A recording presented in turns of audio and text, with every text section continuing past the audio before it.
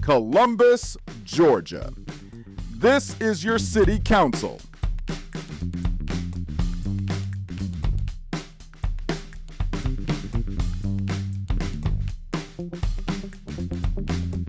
Mayor, Skip Henderson. City Manager, Isaiah Hughley. Byron Hickey, District 1. Glenn Davis, District 2. Bruce Huff. District 3, Toya Tucker. District 4, Charmaine Crabb. District 5, Gary Allen. District 6, Joanne Kogel. District 7, Walker Garrett. District 8, Judy Thomas. District 9, At-Large Council, Travis Chambers. District 10, At-Large Council, Sandra Davis, Clerk of Council. And City Attorney, Clifton Fay. Columbus, Georgia. This is your city council. We survived the technical difficulties the first week. It's the second week when they got us. So I apologize. We'll use this until we get our system up and working. Welcome, everybody, to the council meeting for August 27th. We appreciate you being here. We have a lot to get done today, a lot to cover, a lot of people to hear from. We're excited about the opportunity to do it. We will begin, however, with our invocation offered by Pastor Neal. Is Corey here? Corey Neal? Welcome, my friend. If you would, please come. If you push that button on the, we're rebooting, I'm told, so hang on just 1 second.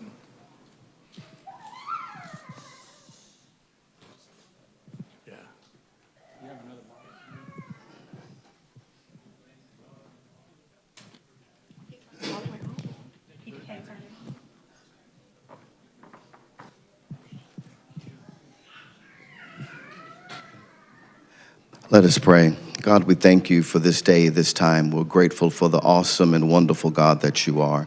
God, we ask that you continue to bless our nation, our state, bless our city. God, bless our mayor and our city officials. Continue to give them wisdom and knowledge and discernment, God, to make the right decision. Allow everything to go according to your will, your way, and your word. So, God, we invite you now into this session, that your spirit can be in this place, God, that everything shall be done, yet decently in order. And, God, we just thank you for our city. Continue to bless our city. Continue to put your hand upon our city. Continue to allow it to go to even greater and higher levels. And, God, if you decide not to answer these prayers in which we've asked, do something even greater, something even better, something we could not even imagine or ask, and we'll be so sure to give you all the glory, all the honor, and all the praise. In your Son, Jesus' name we pray. Amen. Pastor Neal, we thank you, sir, and we thank your parishioners at Greater Peace for all that y'all do within our community. We're very, very grateful. We seem to be functioning, at least partially right now, so we'll continue. We're going to do something a little different. We didn't rehearse this. I know we've pledge. I know that I'm getting that. So we are going to we have a lot of our Youth Advisory Council members that are going to be initiated today.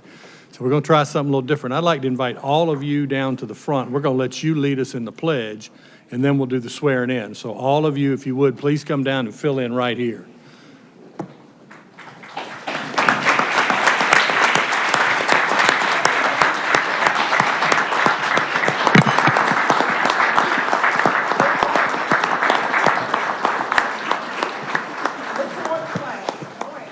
This is a test. Flag's back here. So, and if you would, the rest of you, please stand and join us in a pledge.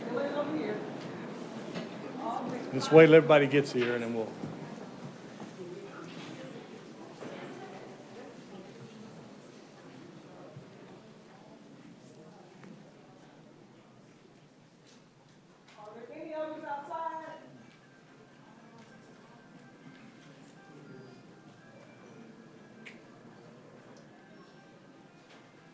Is that it, Lisa? I think so. Okay. All right, I'll turn it over to the yak. We'll let you guys lead us in our pledge.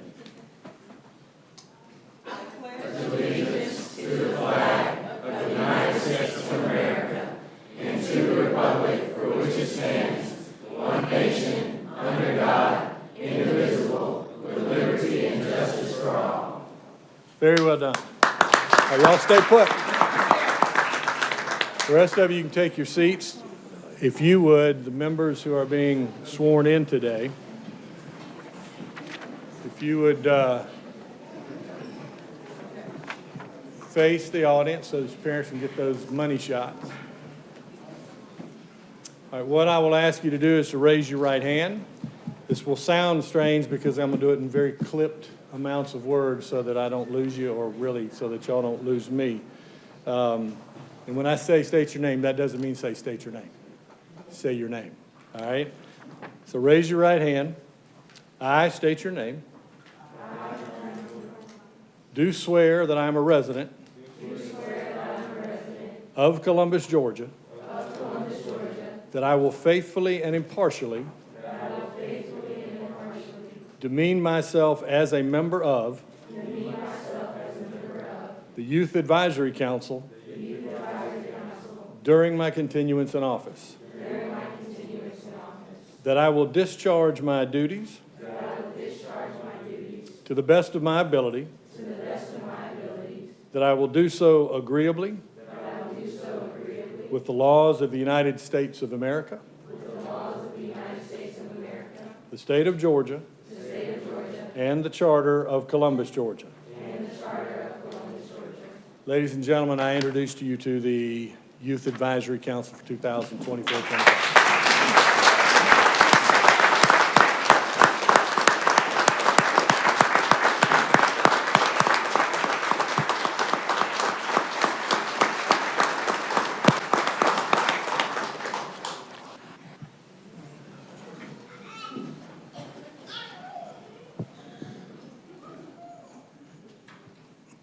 Have we got you? Have you hit the button? It's hit, huh? That's not a good sign. You may need that handheld mic again.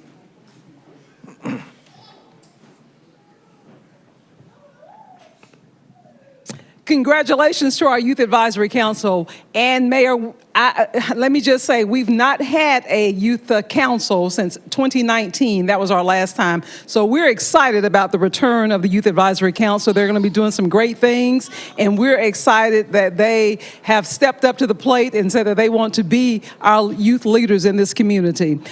So what we will be doing is we're going to take the council and their parents downstairs and have a discussion with them, just kind of share some information, and they start next month. So again, let's give our YAC a round. Thank you so much for being part of it.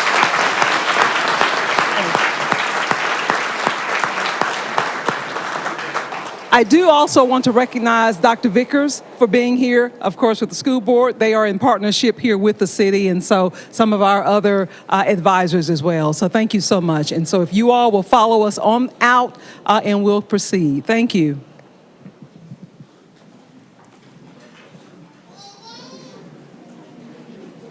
Thank you, Deputy City Manager Goodwin. And as you are exiting, let me tell all the parents how much we appreciate what you've done and what you continue to do to put these children in positions of leadership.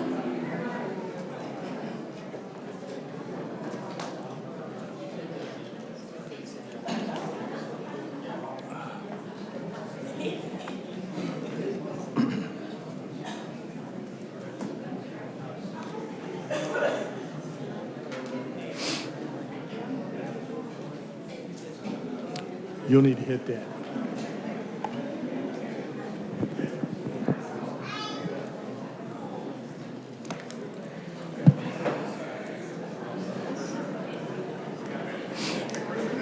Yeah. We'll provide just a minute for our Youth Advisory Council to exit and for some of the people waiting out front to come in and fill these vacated seats.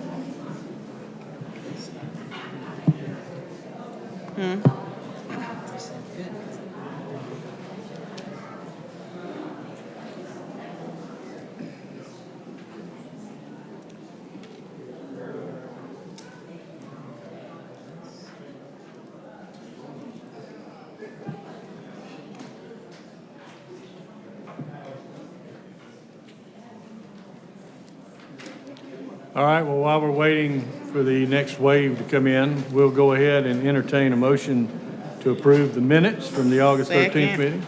Motion and a second to approve them. Are there any edits, any questions, any changes? Hearing none, all in favor say aye. Aye. Any opposed? All right, the minutes are approved. Next is a proclamation on National Passport Awareness Month. Receiving will be our Clerk of Superior Court, Danielle Forte. There she is. You may come up to the podium, ma'am, and Counselor Tucker will make the presentation of the proclamation. Yeah, anybody else in your office, tell them to come on up. And there's some people outside. I don't know if they were able to make it in, but we do have a little bit of a crowd here. Thank you so much.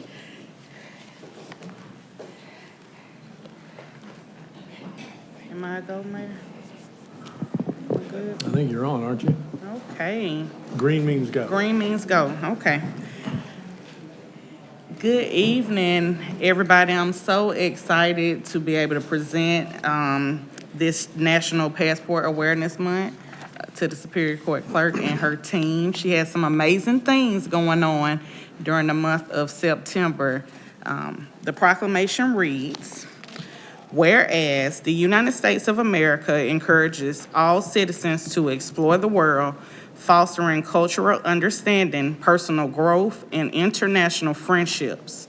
And whereas having a valid U.S. passport is essential for international travel, enabling citizens to experience diverse cultures, conduct business, and represent our nation abroad.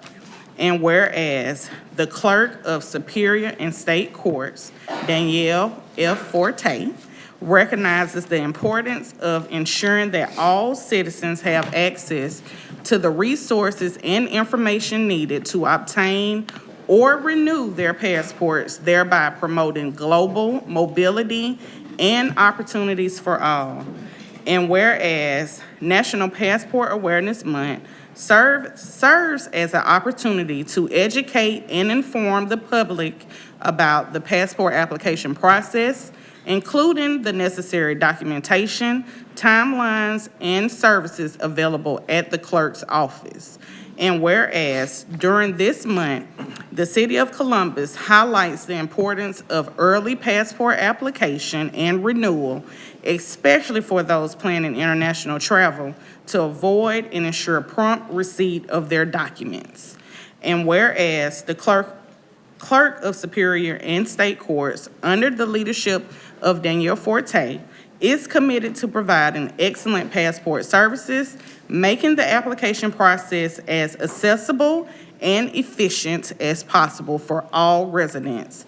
And whereas it is fitting and proper to designate the month of September as National Passport Awareness Month to encourage all citizens to plan for their travel needs and to make sure their passport is up to date and ready for use. Now, therefore, B.H. Skip Henderson III, Mayor of Columbus, Georgia, do hereby proclaim September 2024 as National Passport Awareness Month.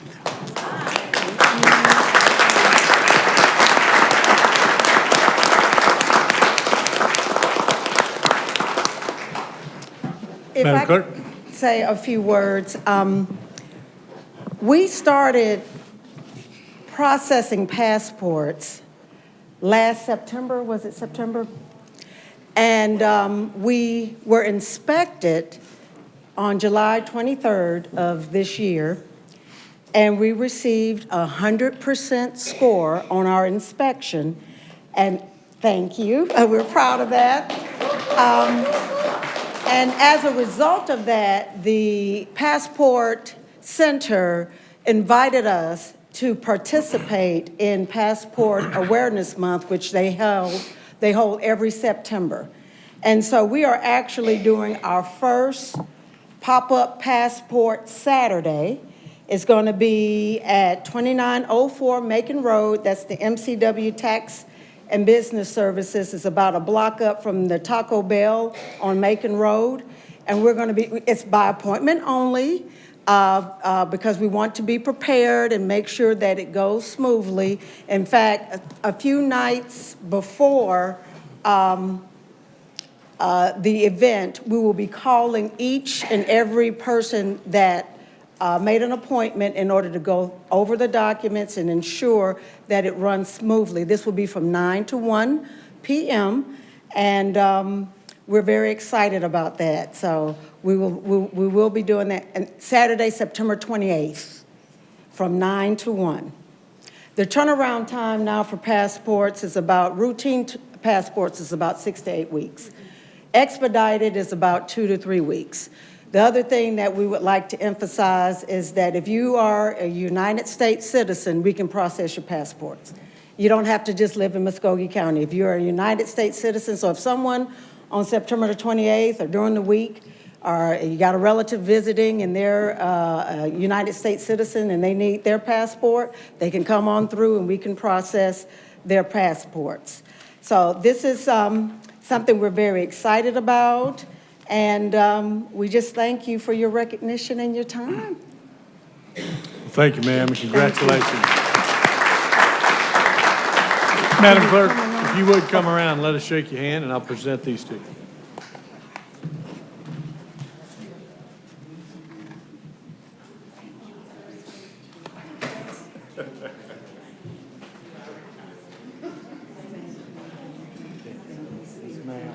Thank you. If you need more, just let me know in the office.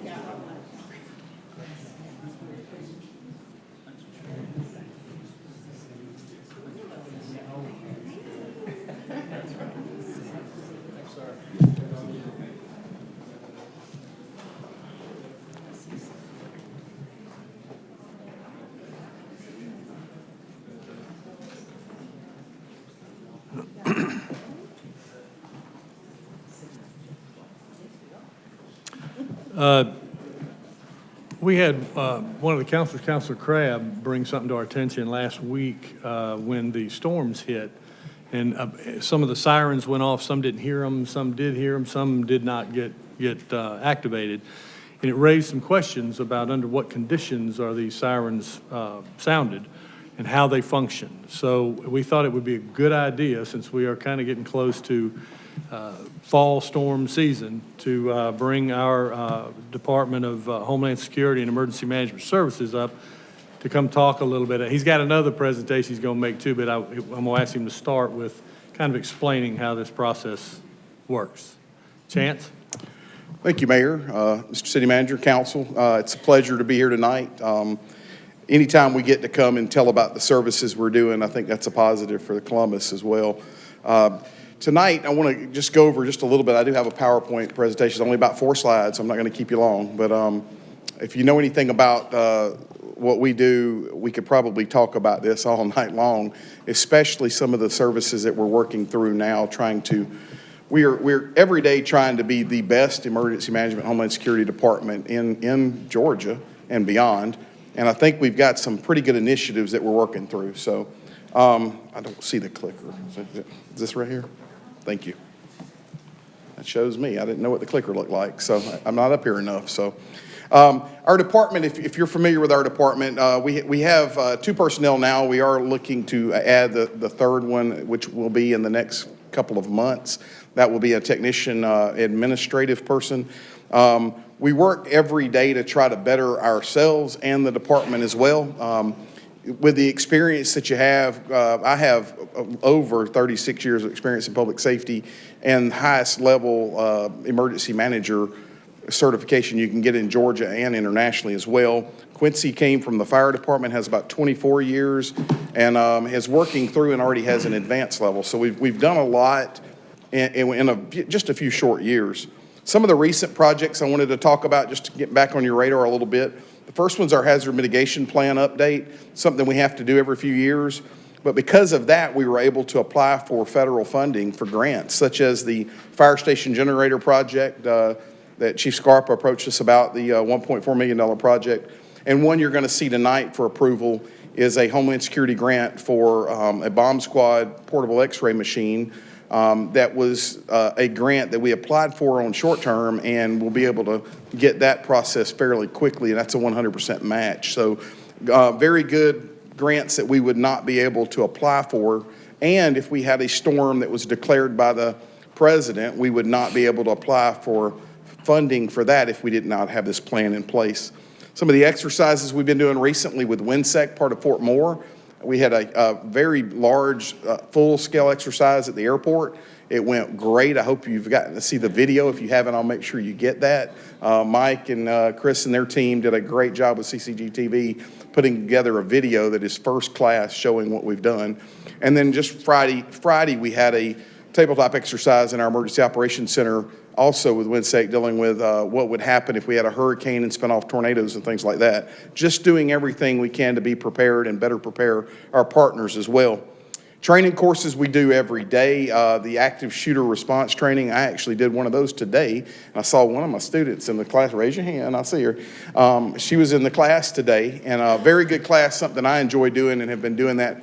I've taught about 60,000 people that class, and we love doing that and would do as many as we could. CERT training, if you're not familiar with CERT, it's something that came about even before 9/11, but after 9/11, President Bush came up with a way to train citizens. We have been doing a lot of CERT training lately with our employees. We've done the City Hall employees, we've done the Trade Center employees, and we're pushing to do even more. We've also partnered with some groups across the city as well. In emergency preparedness training, we want to give it out to anyone that'll take it. We want them to understand how to be better prepared at home, at work, and everywhere they go.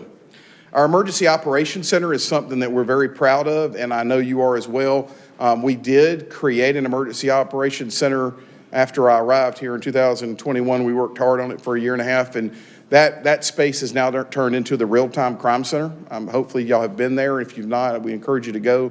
I know Chief Mathis is very, very proud of that. But the space that we're now getting very close to being able to do an open house ribbon cutting on is in the basement of City Hall. And we are very proud of it. I had someone stop by the other day and said they had been all over the state, and this was one of the nicest ones they had seen. And we're still about 85, 90% waiting on the AV. So I feel like in the next couple of weeks, we'll be able to get on your calendars so that we have you down and do an open house. And hopefully you're as proud as we are of what we have accomplished and what we have for Columbus, Muskogee County. Our Unified Mobile Command Vehicle is something you probably remember us talking about a year ago. We are within a week or two of being able to receive that now.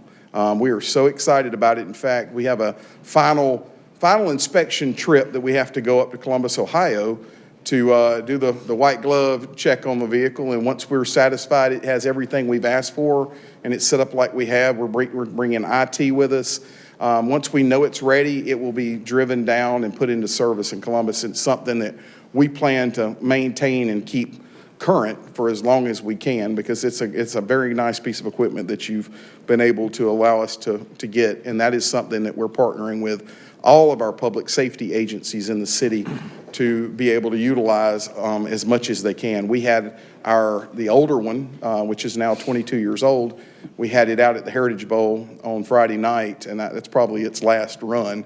But it's still, the air conditioner worked really good in it, so we can't wait to get the new one in service.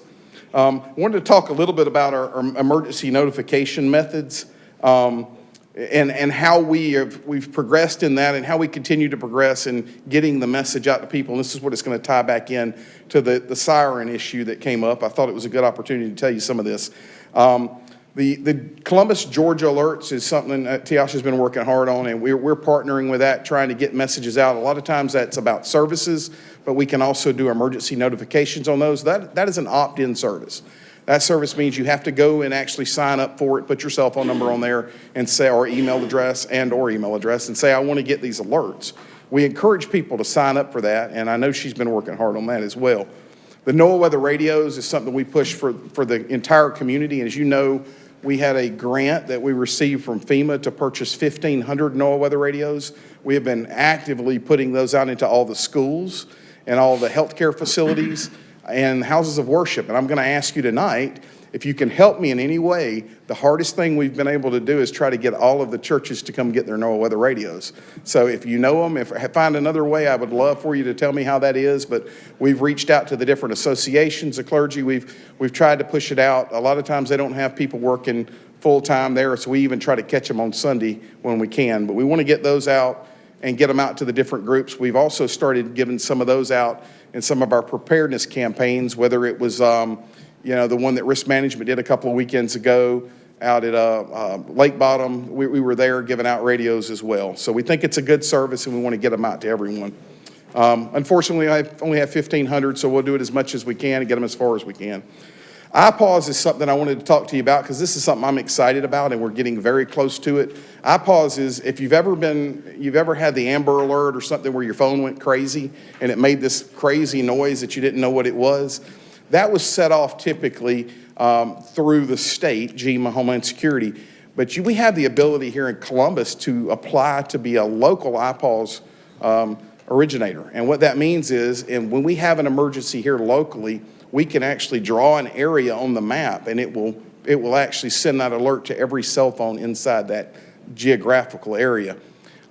Currently, and I don't see this changing, anytime it's a weather issue, if it's a tornado warning, the National Weather Service is tasked with being the one to set those off in the iPause messages. But if we had a missing child, a missing adult, if we had some type of hazardous materials incident, whatever that was, some type of emergency going on that people needed to know. I'll use an example. We were at the National Homeland Security Conference in Chicago last year, and they had a big demonstration downtown on the river, and they wanted to let people know that this is just a demonstration. And they sent that iPause message 1 hour before the event happened, and every one of our phones started going off in the conference. It was a great service. We're going to have that in Columbus. We are very close. We've asked for the MOU now with FEMA, and we're going to have that here pretty quickly. So we're excited about that. Now, I want to get to the outdoor warning sirens, Councilor Crabb, and I actually heard from Councilor Garrett has also asked about one that we had a service issue on. We're proud of the system we have. I will say that Council invested back in 2002 in the current outdoor warning siren system. We have 47 sirens in Columbus. Okay, all 47 have been updated in the last few years, and we do have a maintenance contract with a company that's local that actually goes and does any maintenance issues that we have. And typically their response is within a week or two because typically the technicians are coming from out of town. These 47 sirens are activated when we have a tornado warning. We have done some research and making sure that we're doing best practices. GEMA and the National Weather Service did a report last year, and we're ingesting it now, that said there are certain situations in severe thunderstorm warnings that you should consider that. But typically they're saying it's 80-mile-an-hour winds or above. We don't get many of those, okay? And in fact, the biggest problem you have for us, because we're the ones monitoring the weather and watching it and sending alerts, is knowing when there's an 80-mile-an-hour wind, because that's just something that pops up typically. The Weather Service has assured me that the alerts they will be given will actually say devastating severe thunderstorm warning, and we believe that once that is set up in our system, our sirens can activate automatically, because in the last couple of years, we upgraded the system now that when we have a tornado warning in Muskogee County, not every siren goes off. Only the sirens in the impacted area, based on what the National Weather Service has placed down on a polygon, will actually activate. We're very proud of that, so that if you're living down off Oakland Park and there's a tornado barely skirting North Columbus, you're not going to get that warning. We're not going to get you out and put you in your bathtub or wherever your safe place is for nothing. We're only going to do that when there's actually an emergency. So these 47 sirens they're being kept up, I believe, in a very good manner. I think we have still cutting-edge technology in Columbus in the sense that you drive anywhere over Georgia, you're probably going to run into communities, if they even have outdoor warning sirens, you're going to find the ones that just make the noise. Ours have voice with them. They tell you what the emergency is. You stop for just a second. But one thing I want to urge the public and for you to know as well is I keep using the word outdoor, and that's important because sirens are not made for people to hear indoors. We get calls all the time. I didn't really hear it. Well, what were you doing? I was sitting on the couch watching TV. Well, that's not what they're intended for you when you're out at the park or in a sporting event or outdoors, for you to stop what you're doing and take shelter because we believe that the weather is severe enough for you to do so. So again, we are monitoring this. I will say our capabilities are far-reaching. We not only have the ability for the system to go off automatically, we have redundancy in our Emergency Operations Center. We can set them off manually. 911 has the ability. There are 24-hour warning points. Somebody's always there.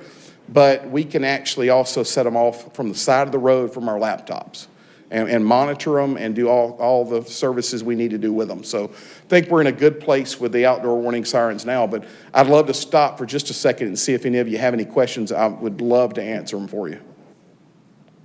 All right, I'm gonna keep moving then because I have one more thing to tell you. Something we're very proud of. You should have a flyer in front of you.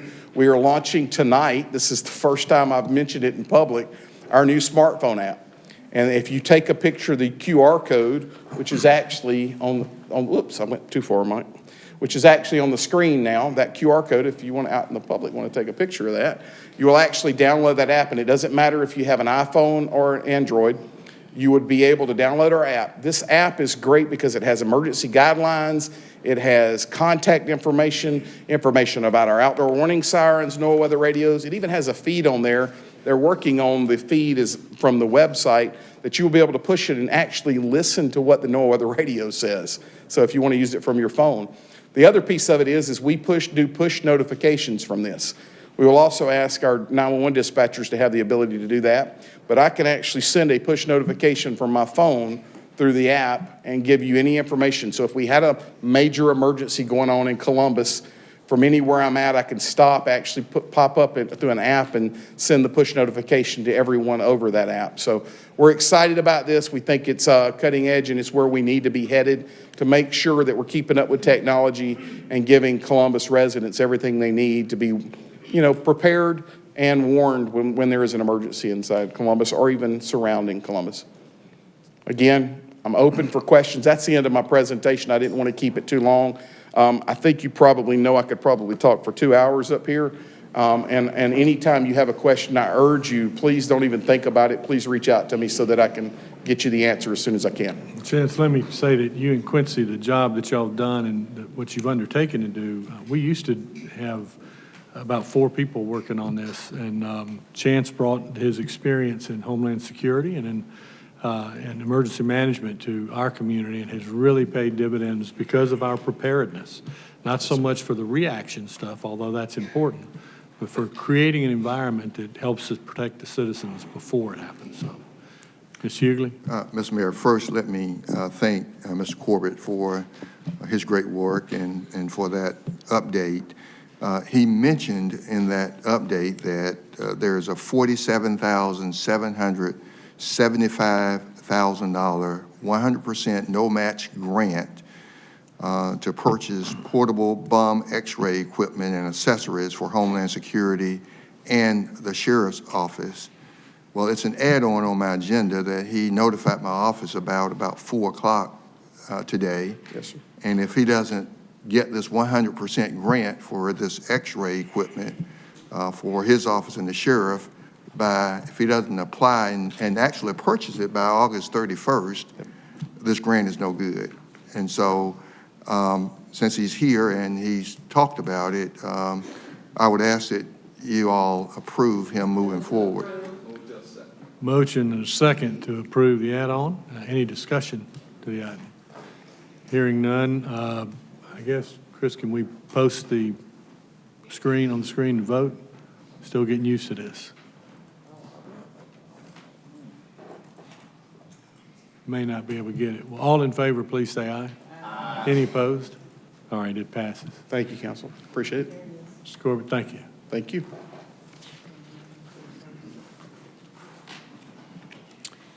All right, 2 more items before we move on to Mr. Brown.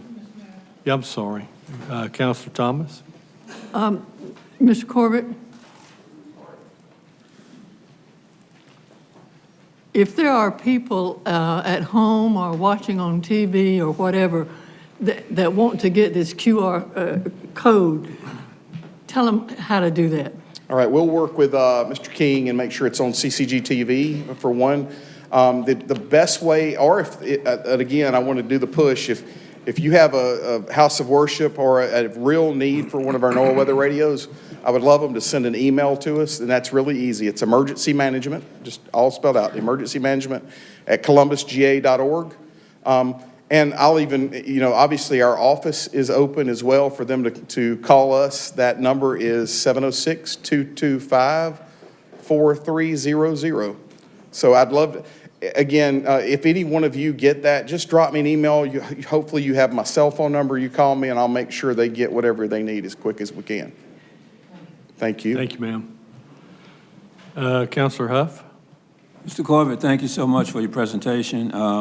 When did you say the mobile unit will be coming in? The Unified Mobile Command Unit, which we're excited about, we're believing it could be here as early as, I hate to say it, but I'm going to say within 2 or 3 weeks.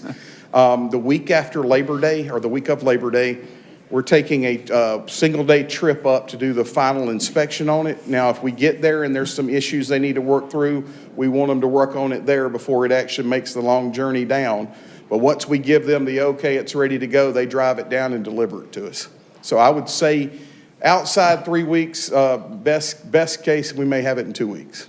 Okay. We are looking forward to actually doing some type of ribbon cutting, opening house for it and the Emergency Operations Center. Okay, and I'll send a text now over to my church and check and see. Please do. If they've done it. You'll hear from them by tomorrow. Awesome. Thank you so much. Councilor Hickey? Yeah, Mr. Corbett, thank you, Mr. Mayor. Mr. Corbett, just want to tell you thank you. You know, I worked with you for over the years. You did. Long time, and you're doing a great job, and we really appreciate all that you're doing. Yes, sir. Thank you very much. Thank you, sir. I appreciate that. Thank you, sir. Councilor Tucker?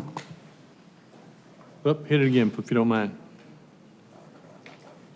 There you go. Yes.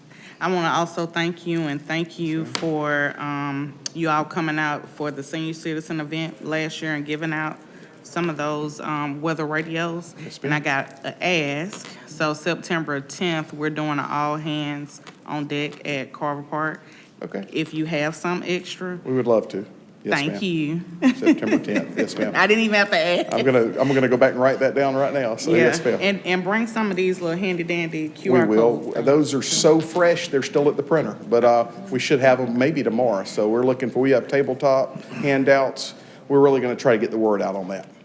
Thank you. Yes, ma'am. Great. Chance, thank you. Thank you, Mayor.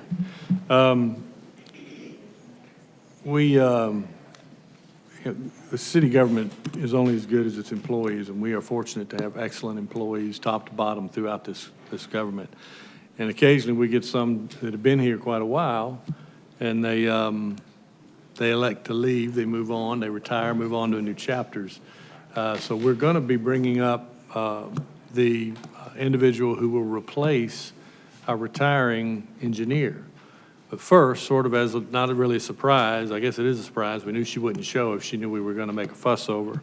But I'm going to ask Donna Newman to come to the podium so that we can publicly acknowledge the great job she's done throughout the years. And Mayor Pro Tem has a proclamation for her. Is she in the back, or is she bolting for the garage?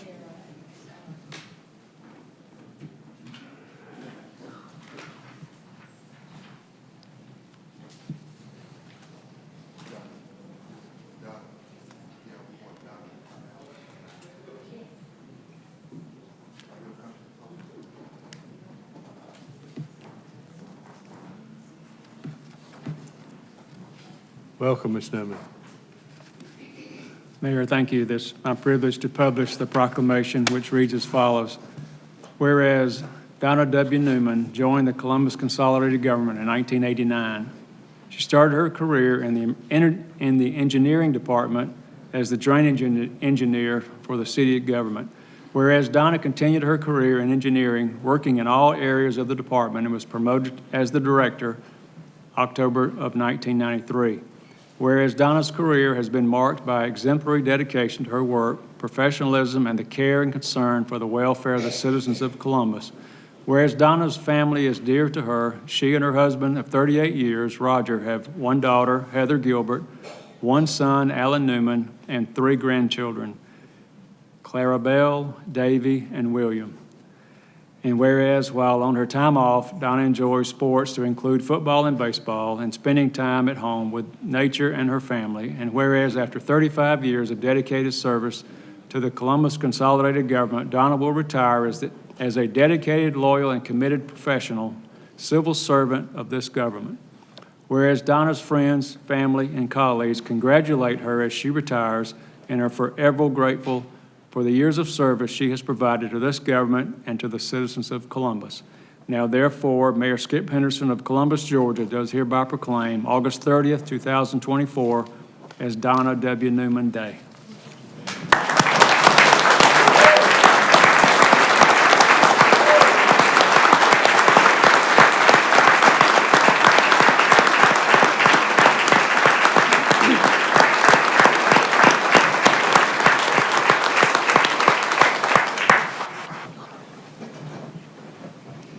Well, Donna, can we talk you into sticking around? No?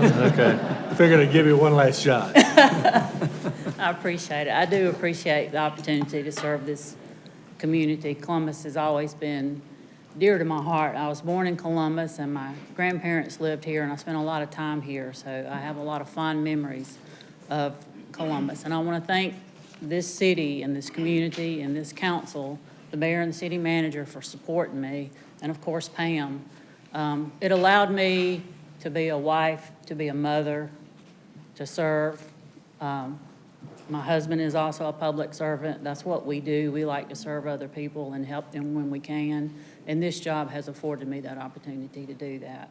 I also want to thank my staff. Couldn't do it without them. They're the ones out there every day getting the work done. And I couldn't do it without their support as well. Thank you. Well, Donna, we've got a few folks that want to make a few comments. Councilor Huff? Director Newman, for the last time, congratulations on a job well done. Didn't seem like time passes like it does so fast. You've completed 35 years, but when I met you, I think you were at year 21. I've been here about 14 years now.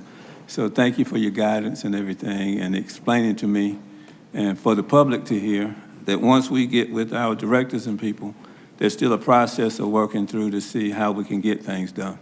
And she explained to me so many times how I got so much done in District 3, but she had to move around all the districts and then get back to me a little bit later.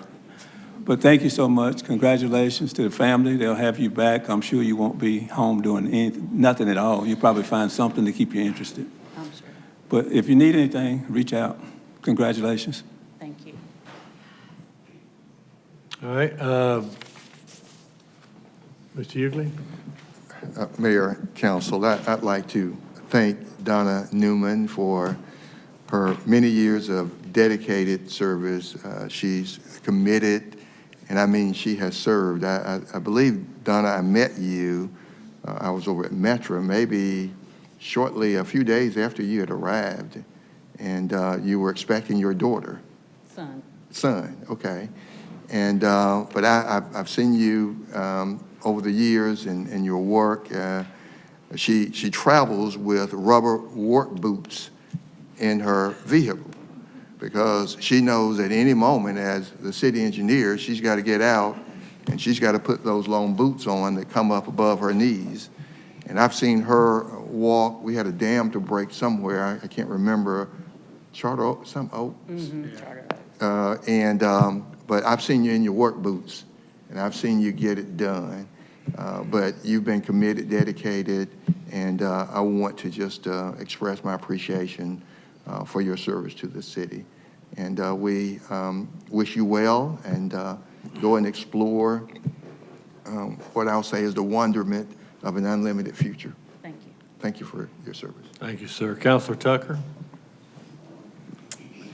To my special friend, I just want to thank you. In 2017, when I moved over to District 4, I think I called you so often about Steam Mill Road, sat down with you, and you were so patient with me and trying to develop a plan to put some more sidewalks and to address some of the issues that we was having with the traffic and kids walking. But you were so patient, and you are still patient with me and very helpful. And I know I asked for a lot, but I told you, my mom, I look at what you do and what all of you do is something that I grew up with. You know, my mom did exactly what you did for the city of Atlanta, went on to GDOT and went on to the Corps of Engineers. So I feel that connection, and that's why I always just leaned on you. So I just want to show my appreciation to you for just being patient with me, even as just a regular citizen. And then when I came on council, we sat down immediately and started working on a plan. So thank you. Godspeed. Get some rest. Cut the phone off. Go to the beach and enjoy your retirement. Thank you. Councilor Davis? Thank you, Mayor Donna. I just really want to express my gratitude for your service to our community, to our city, your work ethic. We've worked together for a long time, and I just want to thank you for putting up with me, number one. But thank you for always being there, because you've always answered my calls, you've always returned my calls, and at times it may not be the answer that I wanted, but it was a reasonable answer. But you tried hard to get things done, you did. And people don't realize the complexity of your office and what you deal with. Things don't move at the speed of light in your office. And there's so many things you have to, the hoops that you have to go through to get things done, the projects you do, and the complexity of the projects, which certainly there's been a number of them. We appreciate you, and I think a lot of people don't see what goes on behind the scenes, but again, thank you for always being there, and you've always been there to help the citizens of District 2 when I called you, like I said, and tried your hardest. It didn't always, you had to balance it with everything else that was going on, and certainly your budget and the needs of the community, but you did it, and you did it well. I can't imagine over the course of years how many projects you've been involved in, but I think now, if you don't find another project, you're going to go stir crazy. So, as I always say, there's no definition for retirement, but I know you'll find a project in whatever you do, and we wish you the best. Thank you for everything. Thank you. Thank you, sir. Councilor Crabb? Congratulations on retirement, and you're still healthy. I think you have 3 projects at home, right? 3 grandchildren? Yes. So Yes. I think they'll keep you very busy. I'm sure they will. So congratulations and enjoy. Thank you so much. Mr. City Attorney Fay? Whoop, did I hit it? Try it again. Hit it one more time. These are on me. These are user errors. I apologize. Well, you broke it.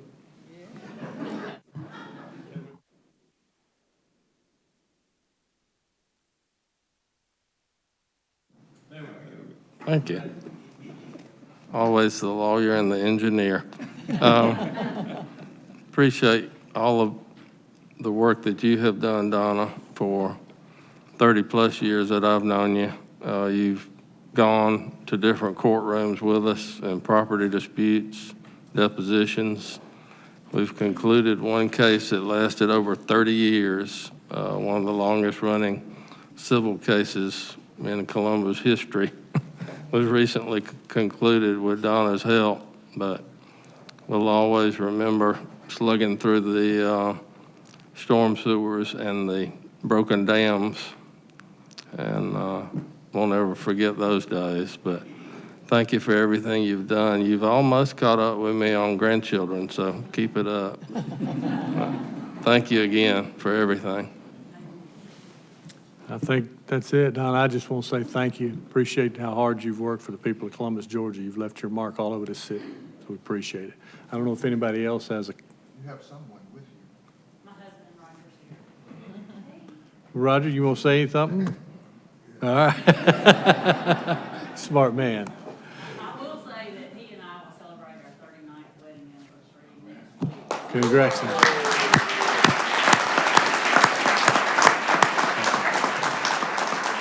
Don, can you come around and let us kind of shake your hand and just thank you again for your service?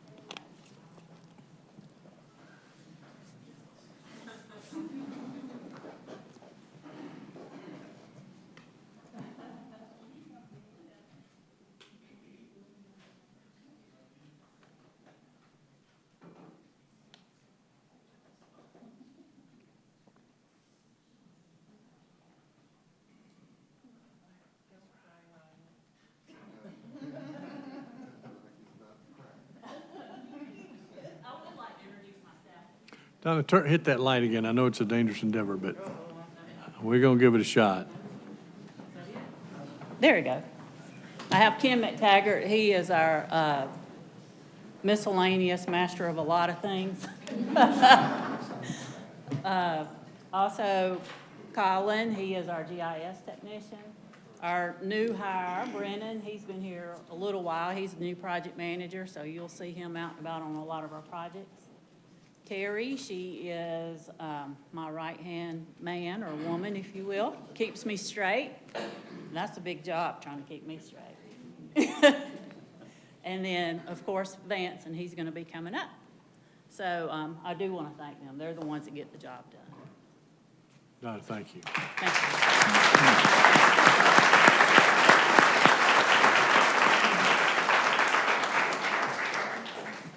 Well, as we say farewell and good luck to Donna, and we hope she does enjoy her retirement. I think she's earned it.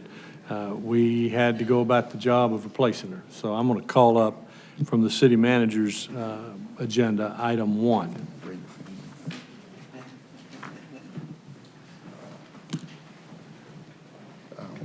Good evening. You can stand with me. Yeah. Mayor and council, I'm pleased to present for your consideration and confirmation my candidate for engineering director to replace Director Donna Newman, who we've just heard from, retiring on August 31st after more than 35 years of service to this great city. She went out and recruited a few years ago this assistant director. Ronald Vance, as we know him, Beck, is the current assistant director of engineering. He has been vetted by my selection team and was the unanimous choice by the team for this position. Mr. Beck began his career with Alabama Department of Transportation, ADOT, where he worked on various large-scale projects for more than 30 years. During his 30-plus years with Alabama Department of Transportation, Mr. Vance advanced through the ranks from project engineer, district administrator, operations administrator, to area maintenance engineer. Since joining the city of Columbus in 2021 as the assistant director of engineering, Vance has led significant road improvements and construction projects and provided valuable engineering assistance to city departments, home builders, and contractors. I believe we are fortunate to have someone of Vance's caliber already in-house and ready to go to work. This is a critical role for the community and city departments that rely on the engineering director's expertise and guidance.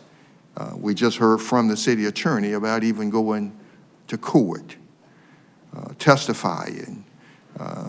Vance holds a civil engineering degree from Auburn University and a math, physical science, and business administration degree from Troy University.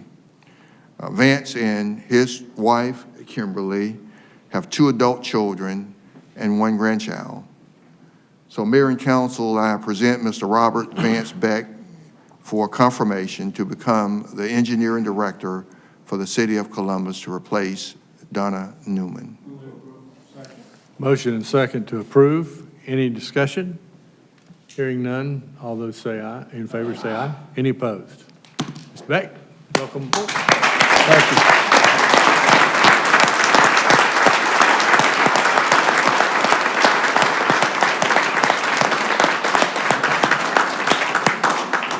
Thank you. I am excited and thankful for the opportunity to work with you, all of you, and those other city departments to provide great service to the community and betterment for the taxpayers. So looking forward to continuing on in my new role. And again, thanks for your support. Vince, we look forward to it. Welcome. In that role.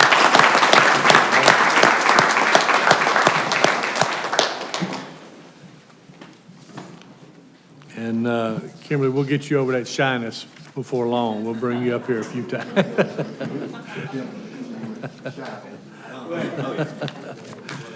All right. Moving on to the agenda. Next, one of the most important things I think that this community does to try to have a positive impact on some of the crime that takes place throughout the country, really, is to meet it on the front end, and that is to try to provide funding and resources to prevent those things from happening in the first place. And so with that in mind, Director Seth Brown from the Crime Prevention Department is going to be making his recommendations to council for their grants. Mr. Brown? Mayor, before I start that, I want to introduce my board. Well, first, let me introduce Natrielle Payne, who's been working with our office, also with the mayor's office. She's been instrumental. Natrielle, come out here. Has been instrumental in helping me. There's a lot of paperwork now that goes along with this office, and she has helped me keep that straight. Sometimes she just helps me read over the contracts, the resolutions, so I can get a second set of eyes on them, because I tend to make mistakes, as Sandra will probably tell you. The rest of my board, Dr. Rocky Marsh, Lane Jimerson, Danny Arancibia, Chief Fitzpatrick. Danny is the chair of the board. I wanted to introduce them. Dr. Vickers was here, and I think she had to teach a class tonight, so she left. The other thing I wanted to say is this past year, our program, or the program that y'all created, treated over 10,000 people. Probably 70% of those would have been juveniles. That's about an average of $75 per person. Now, some of them obviously have a higher cost per individual, but those are the more intensive programs that we work with. But the biggest thing that, as I was going through the numbers for the end of this year, that I noticed, one of the things we did 10 years ago was we said, or I should say it was I was the only one there then, Natrielle wasn't with me. I said, you know, one of the things that we ought to be able to harness is the fraternities in this city. We have strong African-American male fraternities that are already working in our community. And I didn't know how to harness that. So with the help of some individuals, we now have 3 programs that have applied for funding that are fraternities. We're still looking for the alphas. They have never applied. So just letting you know, you're the only one left, Councilor Huff, your group. The other thing I would say is that this year we had over 500 volunteers within these programs, a lot of those being men. We know that our issues come from 31907, 31906, and 31903. Our problems or our issues, unfortunately, come from young African-American males that are still in the school system, some that are not in the school system. And so what we've done is we try to target those individuals specifically. Now, we have some programs like Girls Inc. that deal with young girls, but a lot of our programs are trying to go after that hotspot. The mayor talked to me probably 5 years ago and said, you know, I really want you to learn where the areas are that we're having the most issues, what are our resources, and how do we go after those? And I feel like we've done that and we're doing that. Twyla Cook, who is in the audience somewhere back in the back, Twyla is one of the programs through LifeBridge who has been instrumental in helping me with try to combine these programs together. She gives me stuff all the time, ideas, information. And we had a meet and greet where the programs came and we ate lunch together and we discussed ideas and we tried to build those bridges between the programs. Because if y'all know Columbus, there's a lot of silos in Columbus. There's a lot of programs that that's their baby, so they don't tend to want to share. So we're trying to break those barriers down. One last thing, the things that we did different this year was we had an online application for the programs, which made it much easier for them. It also made it much easier to upload those and create PDFs for every application within the system and to store those.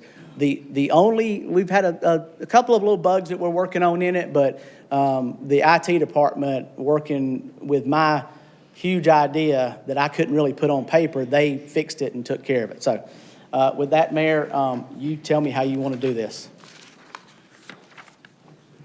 Well, I mean, we've done it a couple of different ways in the past. We've gone over the individual grants, and we've also just taken them as a whole. And if anybody had any questions or comments regarding them. All right, there's a motion to approve all of the, we'll hear to the motion, but there's a motion and a second to approve all the items as presented. Councilor Chambers? Yes, I need to recuse myself from two of the Columbus Technical College as well as Omega Lamp Lighters, because I am a part of Omega. Even though I believe in the work that they do, I've served on the Columbus Technical College board for quite a while, past chair of the board, so they're doing great things in the community as well as the Omega Lamp Lighters. And my affiliation through mentorship programs, a numerous amount of community service hours, and the list goes on and on and on. But I just think for transparency purposes, it just makes sense for me to remove myself from those two organizations. Is there a motion to allow? Motion? All right, there's a motion and a second to allow Councilor Chambers to recuse. Can you hold those two separate and allow him to vote on the others, and then he recuses himself on those and we vote on those? Yeah, we can do that, and we could probably just state publicly that he is recused from those two particular items and he vote for the rest. Can you do that, Mr. City Attorney?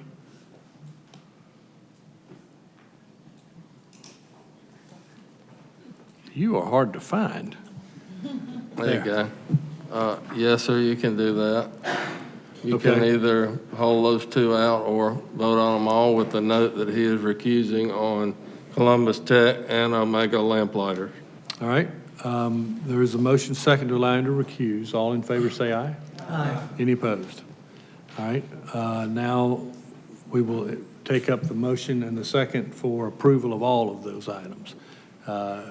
Any discussion to those items? Councilor Thomas, hang on. Mr. Mayor, as we are getting into this, this item on our agenda, I just want to take an opportunity.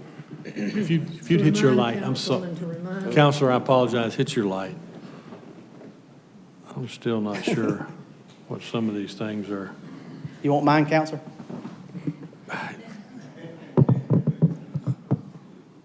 Okay. I just want to take this opportunity to remind the council and those who are watching that this program is the result of the election in 2008 when the city adopted the other local option sales tax. Mayor Jim Weatherington was the one who really pushed this initiative. And he as he looked into how to spend some of that other local option sales tax money, some of that went to the hiring of some of our public service, public safety employees. But he was very adamant about this crime prevention program. And he knew, as a former police chief, that he wasn't going to stop all of the crime, but that he could give, through this program, the opportunity for people who needed some help in not only understanding the better way to do things, but needed to be mentored and so forth. And so this is a direct result of that other local option sales tax vote in 2008. So this program has been around for a number of years, and Seth has done, I think, a terrific job in fashioning the work that has come before us. And I would say to organizations that are out there that may have an idea that they may be, they could use some of this crime prevention money. The criteria is online. Yes, ma'am. And it's very simple. It's not for startups. It's for those organizations that already have a program or something and need some additional funds to do that. I think that this city owes former Mayor Jim Weatherington quite a vote of appreciation because of his foresight in pulling this group together.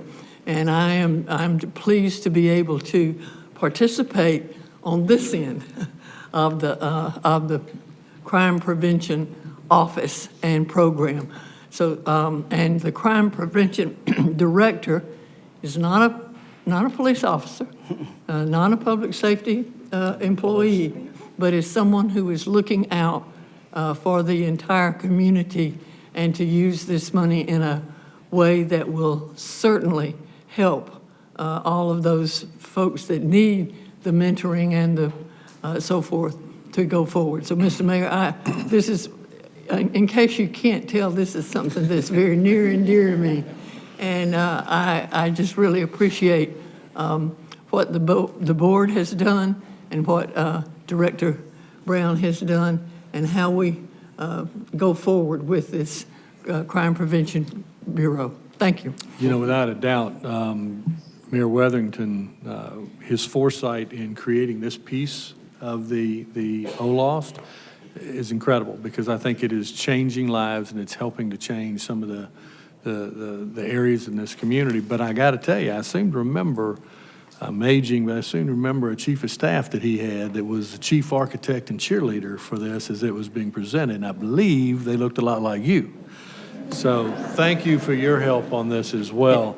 And Mayor, to piggyback off that, I was going to say that Councilor Thomas, when I was first started the job, she had me in her office all the time. She was helping me, put this image together. I mean, this has, it has obviously a lot of Mayor Weatherington's footprint on it, handprint on it, however you want to put it. But it has even more of Councilor Thomas, because she helped me with the vision. But I'll tell you one last thing, I'll never forget it, and I do this every time we go through these, I think of his voice. He called me in his office one day, Mayor Weatherington did, and he said, okay, now we're gonna get, that's right, we're gonna get to work. And he always had that crooked finger. He said, we're gonna get to work. He said, but don't you let that money go to waste. And I said, yes, sir. And from that point forward, every time we look at applications, I think, okay, would Mayor Weatherington approve of this program? And so that's always been stuck in my head, and it always will be. So thank you. All right, well, we need to take the vote. So all those in favor, please. Oh, we got one more. I'm sorry. What in the world? Hit that button one more time. There we go. Maybe my fingers are too fat. There we go. Councilor Kogel. Seth, thank you for all the work that you're doing out in the community. I knew you were out in Oakland Park with me last night, and you're making a big impact in our community. I did also want to mention to City Attorney, I need to recuse myself from the Hope Harbor. I sit on that board as well, so I'd like to make sure that I recuse myself from the Hope Harbor. Sure. Motion second to recuse Councilor Kogel from Hope Harbor. All in favor say aye. Aye. All opposed. All right, she is recused, so the same scenario applies as applied to Councilor Chambers. As we call the vote, except for those items mentioned for those councilors who have recused themselves, all in favor say aye. Aye. Any opposed? All right. Great work by the board, Seth. Great work by you. Thank you, we sir. appreciate the changes and the difference you're making in Columbus. Thank you all. Mayor, with your permission, my board chair would like to say a word. Yes, absolutely. Good evening, leaders. My name is Danny Arancibia, chair of this board. I just want y'all to know how very, very proud I am of this board. Hours go into this. Every application gets looked upon with great scrutiny. And thank you for the reminder of Mayor Weatherson's vision for this money, Councilor Thomas, because he knew that law enforcement are here to apprehend a criminal once a crime's been committed. He knew that it took a whole lot to happen before that crime was committed. And a lot of these programs, and with your permission, leaders, I would just love to ask, if you're here because you've been doing the groundwork, you've been doing all the work in the community, I would love for our council members just to see your faces. And if you don't mind, if you could at least just stand up. Thank you so much. Thank you.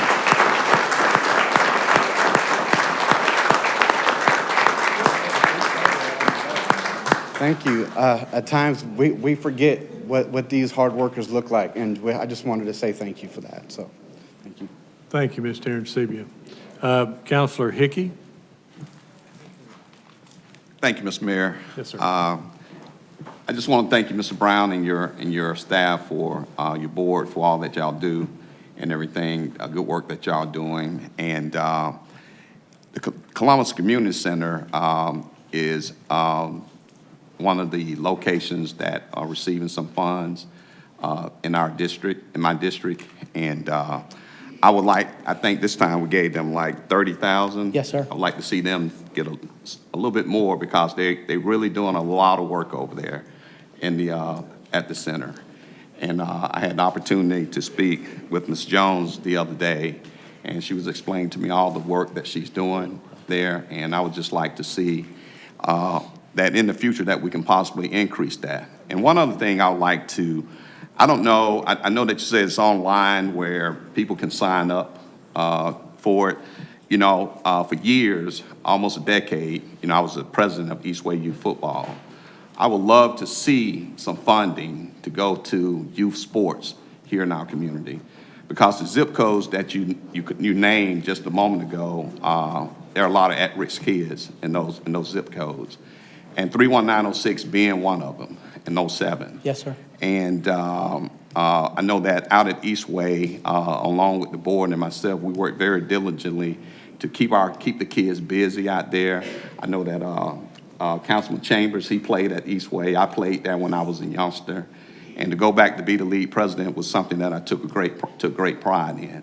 And I would just like to see programs like, you know, Columbus Youth Football, Little League Baseball, the youth soccer sports receive some funds to where they can help pay for registration fee to ease that burden off the parents, and then also to help with officials. A lot of them have to pay for the officials that are participating, and also security, you know. So I would like to see, so hopefully, I hope that some people are listening to me out there with these youth sports programs, and they can reach out to you all, because I know that they provide a great service in keeping kids off the streets, and it'll be a great help to the parents, especially with the way inflation is now. So, yes, sir. Thank you once again very much for what you do. Councilor Hickey, what I'll tell you that we do sponsor right now some sports programs. Okay. There's the East Carver soccer program that Greg runs. We have Wright Boxing, which is that's his wife back there. We also have a Focus program. Oh, Corda. I almost forgot Corda, I'm sorry. Okay. Corda has like 200 and some odd kids that are in there. So we do have some. We've never had a football, baseball, any of the, I say normal, my son played football for 15 years. So that's considered in the realm, you know, of normal to me. But I don't ever turn down any application, as long as they've got their stuff. They have to have 501, a board, and all that kind of stuff. Right. And then the board gets it, and then they determine, yeah, this is a worthy program, or it's not, or whatever. Now, I will say, when those programs meet with me, one of the things that you'll find that are consistent with Corda or Focus or Wright, it's not just sports. What they do is the kids have to go, the athletes have to go through something in the form of conflict resolutions, homework tutoring. It's a combined kind of thing that they do. It's not just a sports program. It's an overall kind of thing. But I can work with any program and help them. What I try to do is I try to get the programs to come into me and say, look, let's you and I go over your program first. And let me tell you if this is a viable option or if it's not. I said, because I kind of feel like I know what the board's going to look at and say, this is not going to work. Or it's really good, but it doesn't hit enough kids, or it's too much per person, or whatever the case is. I don't get many take me up on that, but I always tell them, come see me, we'll talk, and we'll discuss it. Okay, sounds great. Yes, Thank sir. you very much. Thank you. All right. All right. Yeah, Counselor Davis. And if I may, Seth, thank you for all the great work you do and all the wonderful folks you're involved with and how you manage that. And one of the things we learned from last year, you know, when we all. Yes, sir. In our conversation, we learned how much engaged your board was. And that's extremely, extremely important. And like you said, you got applications, everybody or anybody can apply. You don't turn anybody down. You've got a model, you've got a policy and procedure type manual that Yes, you sir. stick by, and your board's real good about that from what I understand. We talked about that last year, you all remember, but what I want to express is the engagement. I was somewhat really impressed last year getting in detail when we were having the conversation about how much engagement that your board actually gets involved in what they do. And it's my understanding you give them some paperwork, right? A lot. Maybe, yeah, and they take it home and they go through it and they vet these things. And, you know, Mayor, we've always said that we want to try to keep that distance, that arm's length distance, and make sure that we're being accountable. And you know, you talked about Counselor Thomas, and I remember, Bruce, you remember that day we went and sat down and talked with her before we put all this together, and several others. But one of the key people that we left out was Mike Gaiman. And y'all remember Mike Gaiman, he was the first chairman, but Mike was very astute, and he helped put the accountability, responsibility structure in place. And it's a good one. You can always add to it, but it's a good one. But I think that the key thing that I wanted to say again is how engaged your board is and the people and what they do. They put a lot of time in it. So Yes, sir. I want to make that point. And you got some good people there, so thank you. I do. I always say I have the hardest working board in the city of Columbus, and somebody might argue with that. But from about February all the way up until about July, they're meeting every other week probably. They get, lately it's been, they get 3 batches of applications because we have so many, and those applications are about that thick. Now, some of them are thin, but a lot of them, they want to prove their program, so they'll have all kind of information in there and past programming or whatever. This year, it made it a little bit easier because it's online, and I could send electronic files to them. They had logins to the system, and they could pull the PDF, so we didn't have to kill so many trees this year, which was our goal. So yeah, they're very involved. I also have board members that visit the programs. What I've always told them is it's hard to look at an application in black and white paper and really understand what that program might be doing. And so if they don't get it, they go out and visit. Or we invite the person to the actual board meeting so they can ask them questions so they can kind of gather it better. So yeah, I am blessed with an incredible board. So. Thank you, sir. Yes, sir. Seth, thank you. And by the way, I got to say, I think it was a great idea to send out just a few of the programs in incremental basis so that council could digest it instead of just trying to read through 40 programs paperwork. So Well, and I think it worked well. I need to commend Mike King and Chris for helping me with the videos and the interviews that we did. That was Mike's idea, and we plan to continue to do that. Those will all be uploaded to our website so that when people say, well, what are they funding? All you got to do is go in and watch a little 3, 4, 5-minute video, and they can get the explanation of what the program is, what they're doing. And if they want more information, we're going to put links of the program itself. Like they can go there and go, well, that looks like something my kid might want to go to, and click on it. And so it's a learning process. I'm not the brightest individual, but I work with a lot of bright people. So thank you. Thank you. Councilor Chambers. Yeah, I just want to add, Seth, thank you for your leadership. Thank you for your passion. Yes, sir. And wanting to do the right thing. And thanks to your board of directors as well. Thank you, sir. Thank you. Thank you. Good job. Thank you, sir. All right. Next is the city attorney's agenda. Mr. City Attorney.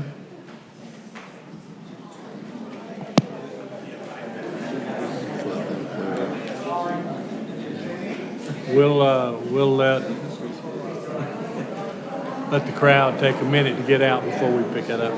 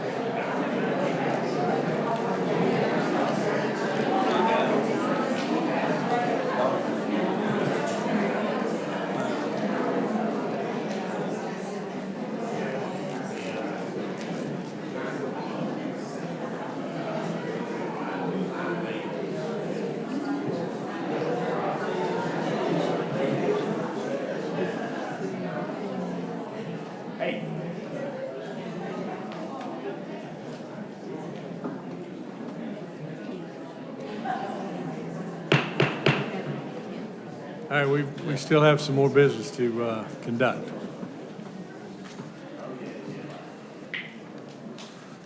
Mr. City Attorney?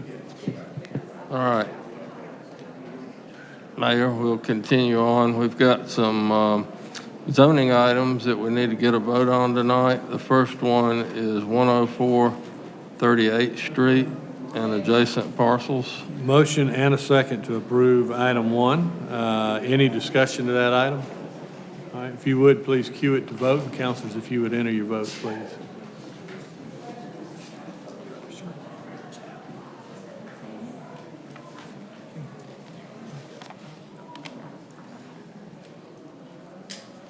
Need, there you go. Get her queued up.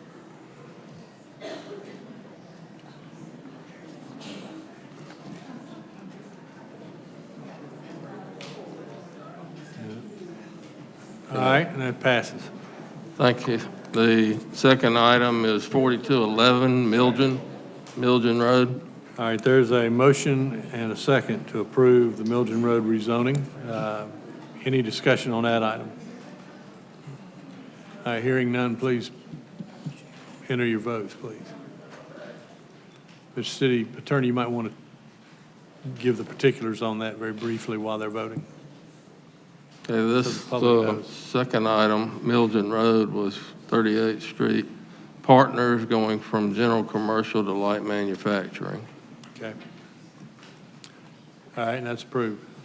Okay, those two were Mr. Price's. They have passed if he's here tonight.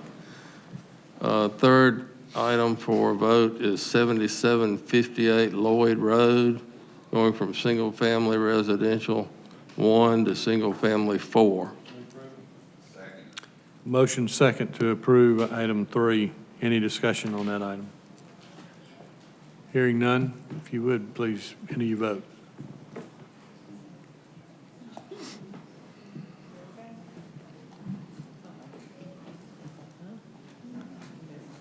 Okay. All right, and that's approved.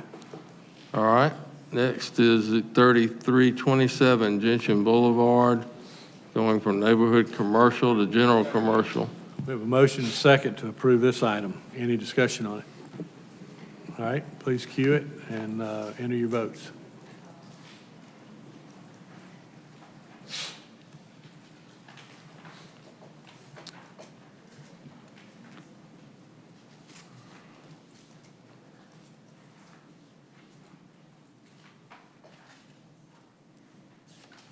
That's approved. Everybody? Okay, the fifth item is 6007 Veterans Parkway, going from light manufacturing to general commercial. Motion second to approve item 5. Any discussion?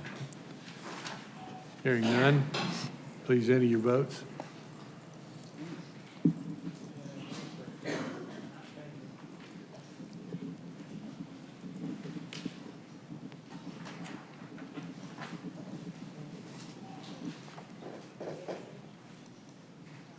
That passes unanimously. All right. The next item is, had some discussion before, 1953 7th Avenue. It's at Talbotton Road. We're gonna let Councilor Kogel make a motion to place this item back on first reading and substitute the new ordinance that's on your electric agenda with the new condition number 6, 24 prohibited uses. Councilor Kogel, you want to make that motion and comment? I'm going to make exactly the same motion that you just said, so. All right. All right, there's a motion to for substitute motion and to continue on first reading. Correct, and I think there's some people here that want to Okay. be heard. All right. Any discussion on that item? First reading, Substitute. place it on first reading that's first right. and substitute the new ordinance with condition 6. All right, but we still have to vote on the substitute and move this out of there, right? Well, Okay. All right. we're just going to vote to put it on the table on first reading, the substitute. Okay. Right. So all those in favor of putting it on as a substitute will need to enter, well, just all those in favor, please say aye. Any opposed? Huh? All right, that's approved. It has been substituted, and we have a few folks that are here. Counselor Kogel? Yeah, there's a couple people here from the neighborhood that would like to be heard, so I think Aaron.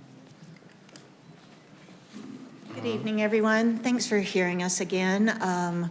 We are here, I'm Erin Bouthillier, Bouthillier, 2029 Fifth Avenue. I own a business at that location and have been part of a neighborhood stakeholders group trying to secure our neighborhood in terms of safety, integrity, and cohesiveness. The city has been instrumental in helping us with that process between the sheriff and the police and Councilwoman Kogel, all the departments, Public Works, Inspections and Codes, everyone has been so helpful. And we've fought really hard and have made a difference. We're still fighting, but we've definitely made a difference. I'm here to speak in opposition of the rezoning, to go from residential office to general commercial. It's not a general commercial community. We appreciate that the city met with us, the owner's representative met with us, and we tried to come up with ideas that would work. But in the end result is the general commercial is on the north end of Hamilton, general commercial along Veterans. But if you look at around the hospital area at Talbotton and Hamilton, or doctor's offices, Ronald McDonald House, residential office, there's not general commercial. And we are against general commercial coming in. Previously, you heard us talk about homelessness in the safe house. Those have been issues and they're still there.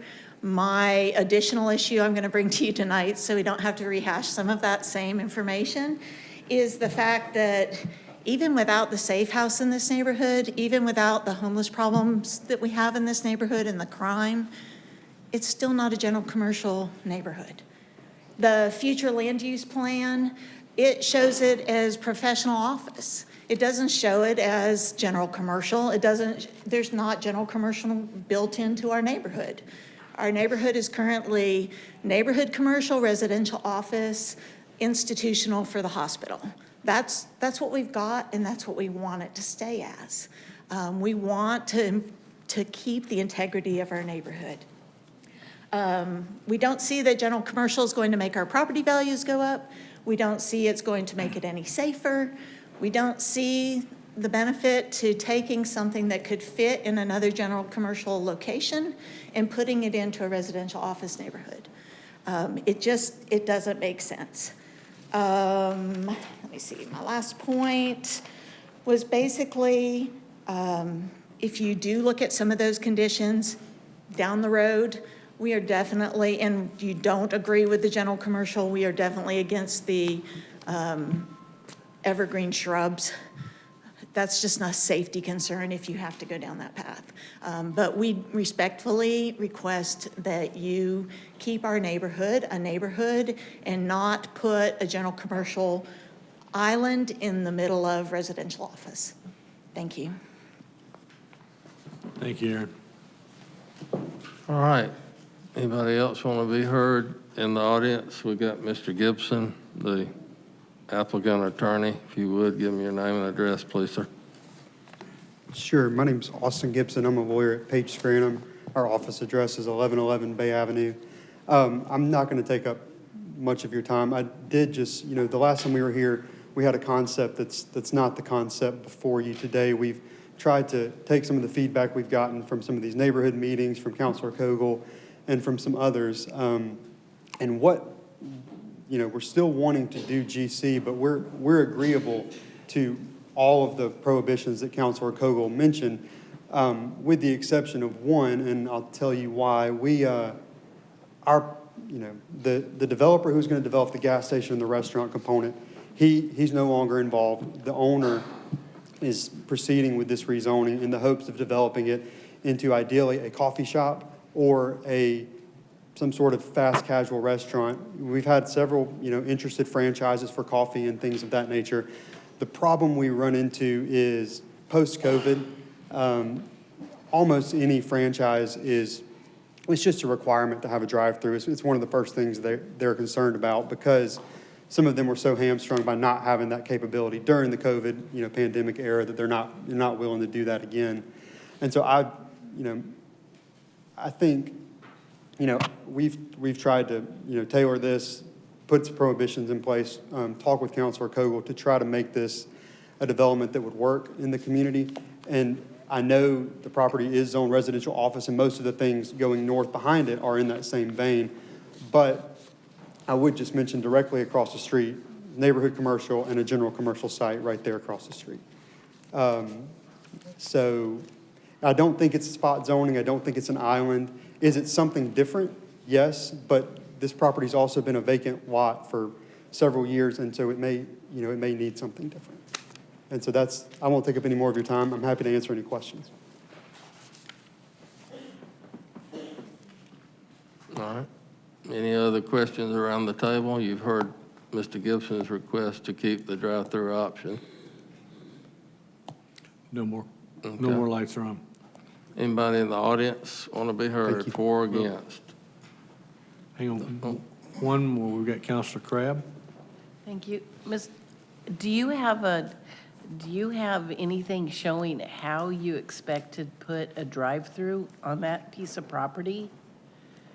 I mean, As far as engineered plans, no, ma'am, we don't have that yet.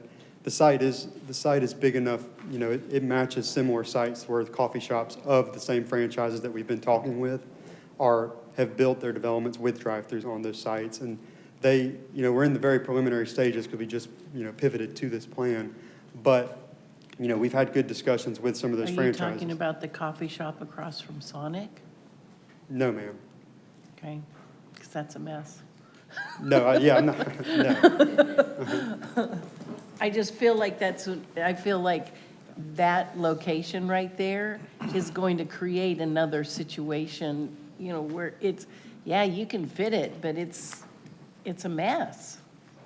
It's a mess for traffic, it's a mess getting in, getting out. So. Sure. The access point is off 20th, so it won't be direct onto Hamilton or Tobleton, but your point's well taken. I understand your concern. Thank you. Councilor Kogel. Thank you for coming to our neighborhood watch meeting when we had one, and I do kind of want to consolidate. Aaron brought up some of the points of the neighborhood, but just for my colleagues and for the audience and for those people who are watching, the overall concern here is one, a gathering place for the homeless population that is present right now in Rose Hill. And two, I mean, one of the main concerns that was brought up in the initial discussion when this first came on first reading was the traffic concern of when it was the intended use was for a gas station, was how we were going to mitigate the big large trucks coming in to fill up the gas tanks, and then just the ongoing traffic. And so I think some of the concerns from the neighborhood, once you put a coffee shop of some sort, I can think of the coffee shop that Councilor Crabb is referencing during those peak hours is constant traffic rather than just onesies and twosies. And so that I do understand the concern of that neighborhood for a drive-through of sorts with those peak hours of morning, afternoon, and 3 o'clock and 6 o'clock when everybody drinks coffee. So I do think that is a valid concern going forward. So thank you, ma'am. Councilor Tucker. This question is for City Attorney Faye. With these conversations about gas stations, I wanted to ask on behalf of some of the citizens over in District 4, Do we have any limitations of how many gas stations that can be put in a certain radius? Do we have any type of limitations? Well, that's something that planning would have to study. You might be able to do a certain number within a quarter-mile radius, but I have not seen that in a zoning ordinance. Can you comment, Mr. Johnson? We brought forward some recommendations to you all, I don't know, 9 months ago maybe, on gas stations for council to look over and see how y'all wanted us to proceed with those recommendations on gas stations. Okay. So we're still, Can you resend that? Because one of the, and I appreciate the phone call with the heads up. I'm gonna say in reference to a corridor is Forest Road and that Floyd, Woodruff. We have like 3 already there, and this particular individual wanted to put another possible gas station. And, you know, of course, my first answer was no, because I know that my phone would be ringing off the hook. So definitely, can we start back working on yeah, I'll on send that back out to everybody. All right, thank you. Yes, ma'am. Okay, if there are no other motions on this item, we'll bring it back in 2 weeks to substitute and let council take a vote on that. On first reading. It'll be second reading in 2 weeks. I thought, Yeah. okay. It's first reading tonight. Okay, Mr. Gibson, thank you.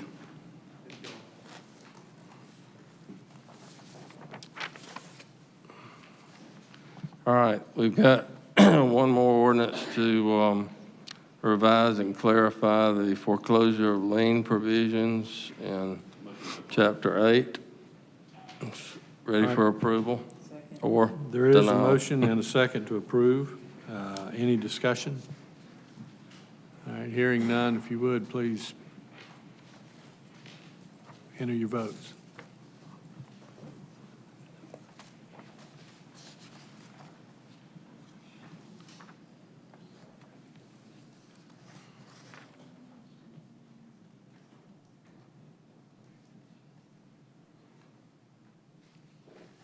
All right. That's a 5-5 vote, and mayor votes in favor. All right. With the mayor's vote in favor, that passes 6-5.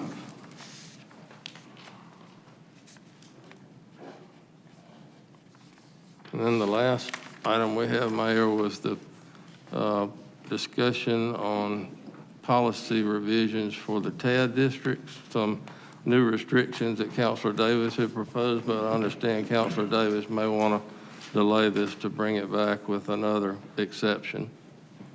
Councilor Davis? Yes, thank you, Mr. City Attorney. I do want to just kind of look at it a little bit more closely. The single-family residential component, I really want to look at that a little bit more. I've got some questions on that, but I just, while it's on first reading, just so council will hear and the citizens can hear, if I may, even though I'm going to pull it back and maybe have some more conversation. And look, I believe that's our job, is to, you know, is to have that conversation, whether we agree or we disagree. I mean, and hopefully we find common ground. That's part of our responsibility. But in light of a concern for the city, we have to stop giving away revenue. And I'm very concerned about that, because realizing that we rely so much on these pennies to support our city, to operate our city, to run our city. And if anything turns, the pennies and sales tax can turn fragile in a hurry. And if that happens, and you are consistently giving away your operating revenue that you can use to run your city, and everybody knows we need revenue to run our city, especially with the new challenges that we've been dealing with. And I think what this addresses, the current, we've got 5 TAD applicants on file right now, and they're all different, okay? And they would be grandfathered, but we need to have an understanding moving forward. And it came to my attention, I'm a developer, and look, part of my job, and I'll tell you as a developer, is to go to a municipality wherever I'm gonna create or invest. I'm gonna go there to see exactly what they're gonna give me and how much they're gonna give me, and I'm gonna push it until they give me everything that I'm looking for to help support the bottom line and the investors that are involved in the project. That's part of my job. That's what I do. It doesn't always work out like that, but that's part of development. There's a box that we all work in understanding, and look, when people are making improvements and you've got entities that are well capitalized, extremely well capitalized, they're involved in these projects and seeking financing, securing financing, and making these happen, the question comes in, how much support do they need from the taxpayers in the local community? And look, I don't mind working these deals out on the front end, and everybody understands what the guidelines and all, but when you come back and you start extending these benefits that are given to developers, or turning around and making a transition through a potential sale of a property where you're taking a tax benefit and turning around and turning it into value to collect value in order to increase your monetary gain, there's something not appropriate with that. There's something not right about that. And I think we really got to look at that real close. And we made a decision not long ago that stimulated my thought on this. And I want to be careful that we don't set precedent as we continue to move forward. And I think on the front end, from here out, it's not saying that we cannot use tax allocation districts as a development tool. And people can still fill out applications, but you do it all on the front end. When you do it all on the front end, you know exactly what's involved, what everybody agrees on, and you agree on it. You cannot come back during the process and start taking those, whether it's a tax benefit, or, which it is, it's a gain, and turning around and turning that into a monetary value, or turning it and transferring it and continue to come back and extending it. There's something wrong about that. We had a conversation many years ago through the Development Authority. There was a concern about we tend to gave away 50% tax abatement for 20 years. And we did that for a long time, and we started letting anybody and everybody take advantage of that. And finally, through conversation and through understanding, people started saying, wait a minute, we can't keep doing that. We've got too many challenges in our city. And at the end of the day, folks, what I'm saying is we have no other place to go for operating revenue to support this city other than raising the millage or expanding the urban service districts. Everybody hears me say that all the time, and that's true. And this year is going to be a key stable year to realize on our finances. The last few years, we've had some serious increased maximization of valuations in our community, okay, with your assessments across the board. The city's been the beneficiary of that because it's collecting a lot of revenue. That's why our reserve looks so healthy, and at the same time, we're not spending a lot of that money on positions, even though we're budgeting. We're not filling all those positions. So we have a tremendous amount of revenue that shows up in the reserves every year. But this is going to be a year where all that's going to stabilize, and you're going to see exactly financially where we're going into the future. That's what I'm looking for. And I know, and I'm seeing that if we keep giving away revenue to development, incentives that developers can turn around and utilize for their own profiteering off of it, it's not a good thing, okay? And that's all I'm saying. So these two adjustments, and the first one basically says, once a development agreement is approved by council and executed, the council will give no further extensions over time for the maximum length of the agreement. It just says what you agree on the front end, that's it. If you choose to walk away from it, sell it, refinance it, whatever you're going to do, and give it to somebody else, the agreement terminates. Excuse me, you cannot get a further extension on it. The second one says, will acknowledge that the sale of a project during the life of the development agreement will terminate the agreement as the end of the calendar year of the sale, and no further payments will be under the agreement will be due to the applicant or the purchaser of the project. In other words, the city will start collecting property taxes. These tax allocation districts, I call it code for 100% tax abatement. That's what I call it, and that's what it is. It's property tax abatement. And they take that, they get to use it. The debt service on most of the models, if not all the models in our community, when they borrow money, and a lot of these projects are well-financed, and they're well-financed on the front end. And when they borrow money, they pay that debt service. All the improvements that they talk about is already in that money that they borrowed from the bank. And they pay it through their operational budget, how they do business. When they sell that property, it all goes into the pocket, goes to the bottom line. When they make these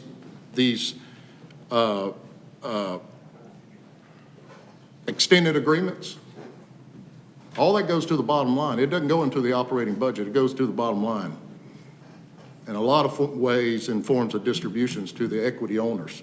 So I think I've said when we started these tax allocation districts as a economic development tool, I'm not against it if it's used right, but I've always said that if we're going to do this, we need something like a loan officer. A loan officer that can come and look at all these structures of these complex deals so we can understand that the taxpayers in the city is being taken care of and represented. And I think that these two amendments to the policies and the guidelines of the tax application that governs the TADs, it would be here on out, like I said, all the current TAD allocation district applicants are grandfathered, but from here on out, everybody will know on the front end what the guidelines are. So I think that's important in that spirit, and that's why I'm bringing this. And I still want to have some more. Some people may disagree with me, but most likely it's probably going to be the people that benefit from it.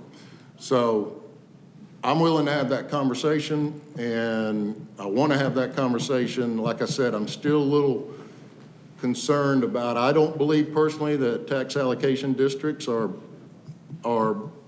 intended to be utilized for single-family residential home developments. But I really got to look at that because you got a lot of individual owners. You know, it's like having 100 businesses in one little project, and then when the projects, all the lots are sold, the developer's gone. So I want to make sure that we can support projects like that, but maybe through vehicles that we can assist and help in a better way. So, Mayor, in having that conversation, I'm going to, if any council members, if you got questions, you got concerns, you can call me if you want to put them out on the table, but that's basically in a nutshell what I'm trying to accomplish here in simple. So are you asking for a delay? Is that? I'm gonna delay it. Okay. Keep it on first reading. Yeah, I'll continue it on first reading until I bring it back. Okay. We can delay it indefinitely if nobody has objection and just bring it back. That's good. You want to move to delay it indefinitely? I'll move to delay I'll it second indefinitely. it. Any further discussion? All in favor, say aye. Aye. All opposed? And it's delayed. All right. That'll be brought back at a later date with some possible amended language. The only other thing we have, Mayor Pro Tem, we need an executive session on personnel and litigation at the appropriate time in the meeting. That's all we have listed. Okay. Thank you, sir. Now we'll move into the public agenda. We have a 5-minute limit on public agenda. When we call you up, the clock will start when you start talking. Please introduce yourself and give us where you live And first on the agenda is Miss Teresa Elliott, neonatal kitten care.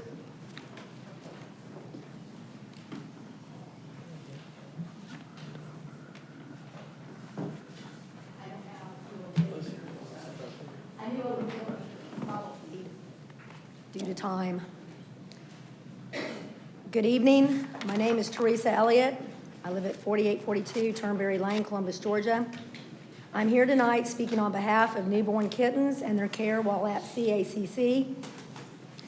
Neonatal kittens range in age from newborn to 4 weeks. They're extremely fragile and require extra special round-the-clock care.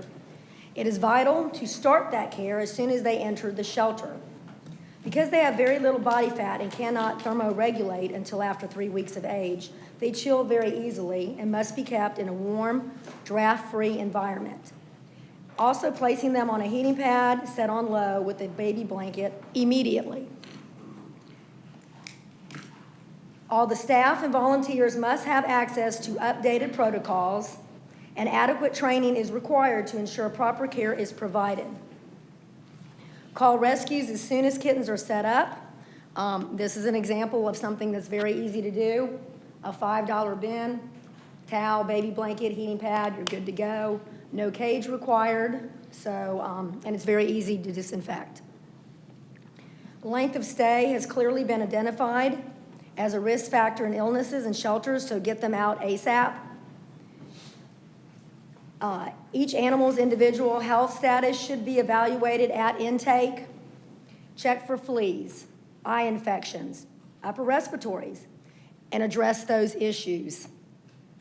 Parasites are easily transmitted and cause disease and suffering and death, which I've personally seen happen for years now at CACC. Kittens cold and alone, left in cages dying. I have walked into CACC and I have witnessed it.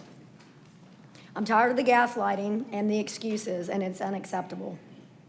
I believe that medical rounds must be conducted daily by a trained, knowledgeable individual. The health and well-being of every animal is a responsibility of the staff and shelter manager. Any decline in animals' health, whether physical or behavioral, constitutes an emergency situation, and a response must be initiated. Decline of animal health and welfare after intake, sick or injured animals languishing without proper treatment, wide-scale disease outbreaks, animals dying as a result of shelter-acquired disease or injury, and frequent disease transmission in the shelter are all indicators of a poor health care program. We demand change. Thank you. Thank you.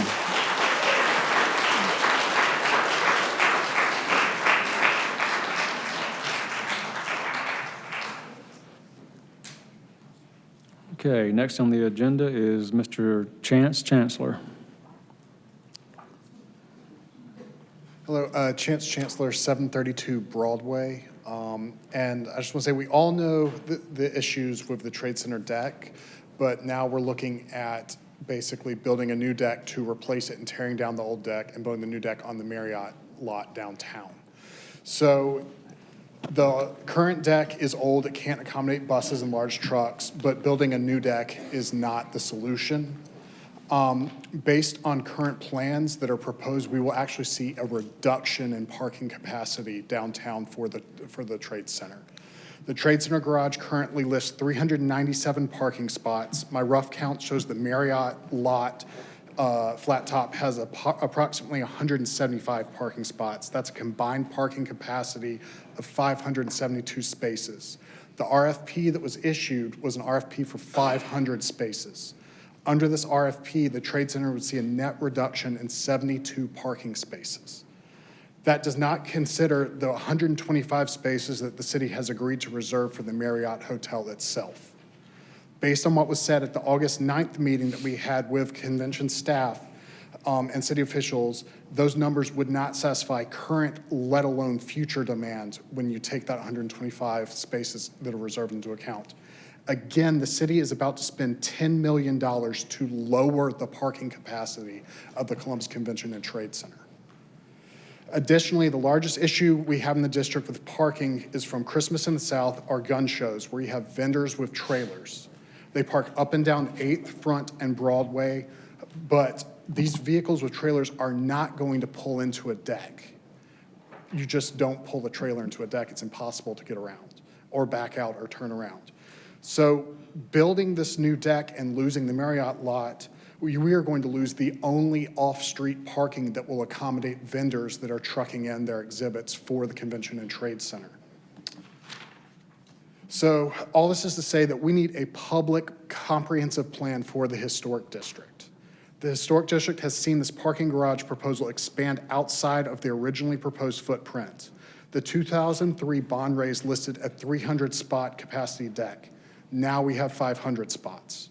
We saw the suddenness of the baseball stadium deal being closed. Now we hear rumors of a second hotel going in next to the Trade Center, a possible connector tram to the baseball stadium, the opening of Broadway to the baseball stadium, the revised 8th Street corridor that would increase traffic through the district, and we've encountered people attached to the baseball stadium project telling us that they're going to modernize our historic district. We need a public, comprehensive plan. At the presentation on August 9th, neither city officials nor staff at the Trade Center knew where the entrance or exit to this new deck would be. A proper traffic study should have indicated this preference in the RFP. Next, when I inquired, none of them mentioned the substantial reduction in parking capacity or the fact that so many of those parking spots would be reserved for the Marriott. They did not know whether the deck would be free or paid, or if Metro would be used to enforce parking in the deck. People aren't going to park in a paid deck unless they're forced to by Metro. These factors require a parking study, a traffic study, and again, a public comprehensive plan. The closest item that I have found to this was the Columbus 2038 Master Plan, published in 2018, revised this October. Item 1A on page 113 calls to enforce historic property preservation guidelines. Item 1D says to discourage non-residential encroachment that does not support the scale, size, or character of the area. This RFP was for a 500-spot parking garage in a federally designated historic district on property that the city has partially zoned HIST, and parking decks cannot be built on HIST property. Additionally, the 8th Street Corridor project will not preserve our marble curbs and also include a roundabout. In my May 2022 conversation with Donna Newman, she mentioned the use of fake bricks on the 8th Street raised sidewalks due to the large amount of traffic that we would experience. Broadway has real brick and has substantial traffic, including heavy commercial traffic, but they get real bricks. How much traffic is the city expecting to come through our historic district? With all these factors, our historic designation would hamper our access to historic loans and other preservation. We would lose our historic designation, which would hamper our access to historic loans and other means to preserve the district from federal or state authorities. Finally, just a quick point on funding for the deck. As Fred brought up at the last council meeting, the 2003 bond indicated construction next to the Marriott. The 2021 $5 million SPLOST that citizens voted on was to improve or increase capacity of the existing deck. Mr. Chancellor, I hate to stop you in the middle of your last point, but we have a counselor that wants to make a comment as well. Sure. Councilor Kogel? Yeah, thanks, Chance, for coming. You bring up thank you for coming to the public meeting as well. You bring up a lot of really good, valid points, and I know that the historic neighborhood is very concerned about this project. And so I know that the RFP that was put out was just to get an idea of what could possibly be placed there, and just an idea of it's basically just to start the, I hate to say start the process, because because it's still up in the air. But the point of the RFP is just to give us a guideline of what can be possible for that footprint. So I do think that you should continue to champion for the historic district and keep bringing up those points, because they are very valid, and there's a lot of concern for some of the neighbors. And I thank you for coming tonight. All right, thank you. Mr. Chancellor, thank you, sir.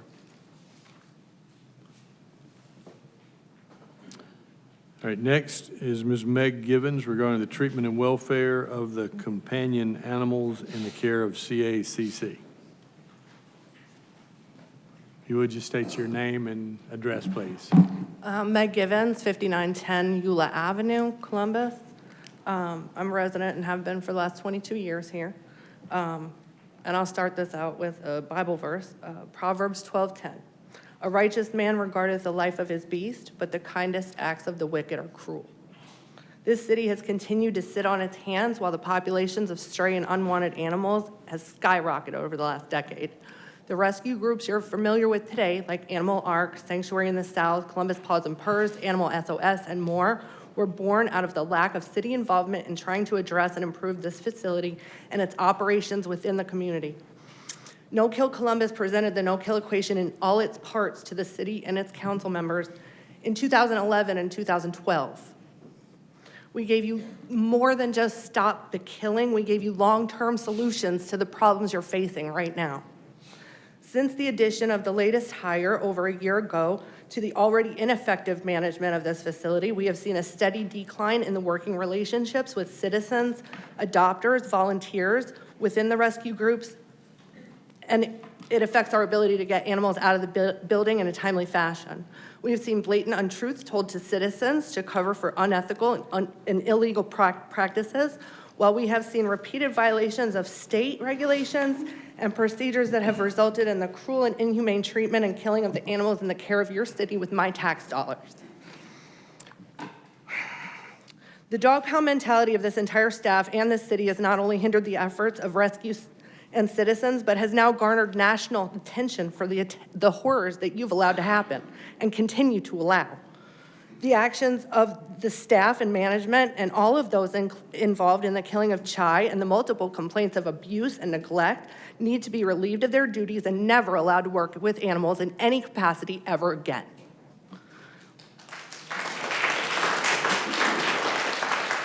What we witnessed with the horrific killing of Chai by untrained, unqualified, and uncaring people on their own closed caption video was the only thing that has advanced this ball in over a decade.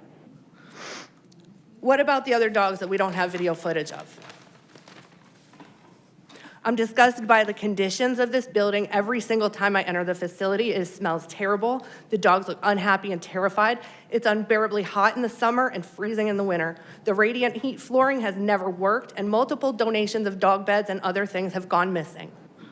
We have seen protocols ignored while parvo and other viruses spread like wildfire, forcing the facility to close completely for a week, where several dogs died or became sick with the virus, again driving up the cost for rescues and their ability to vet and place these medical cases.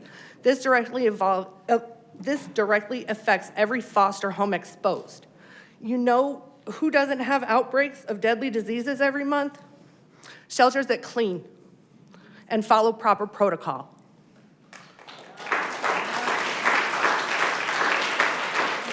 Animals are not being vaccinated on intake. Animals are still leaving the building unaltered. This is over a decade we've been asking you to fix them before you let them go. There's no effective follow-up in place, and there's no screening process for adoptions. We see more returns and animals being dumped because there's no screening to see if the home is appropriate. We've seen dogs go missing from the site with no explanation, animals sitting with horrific injuries for days and weeks before any of the rescues are made aware of the situation, dogs sent to rescues with owners searching for them, dogs killed for aggression, but no temperament test is able to be performed in this building. Scanning for microchips on intake or in the field has not been implemented fully to avoid animals coming into the shelter or leaving in a much faster time. If you have nowhere to put them, stop bringing them in.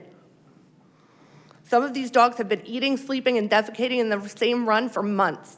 That is cruel and abusive, and you should be held responsible for that. Make no mistake, this falls on every single one of you. You have known about this problem. We have brought it to your attention every single meeting for over a year, and we still see nothing being done and things getting worse and worse. For a city the size of Columbus, we should be leading the charge in shelter reform and setting examples for smaller counties, and we are barely bringing up the rear. We are not going away. We've been here for over a decade, and we'll continue to fight for the change that we deserve. A city that implements real change, not just to the shelter facility itself and the staff it employs, but the mindset and purpose of this department, its budget, and all that entails so that you can effectively manage the crisis that you've been mishandling for over a decade. Best Friends Conference has already taken place for 2024, and we're still waiting to hear about the results of the 2023 conference that we sent this staff to on a Ms. taxpayer Gibbons, dollar. I'm going to have to stop you there. That's fine, that's the end. If it's not the baseball that's the priority, then it's not a big deal, huh? Talk about when you're talking. 5 minutes is 5 minutes.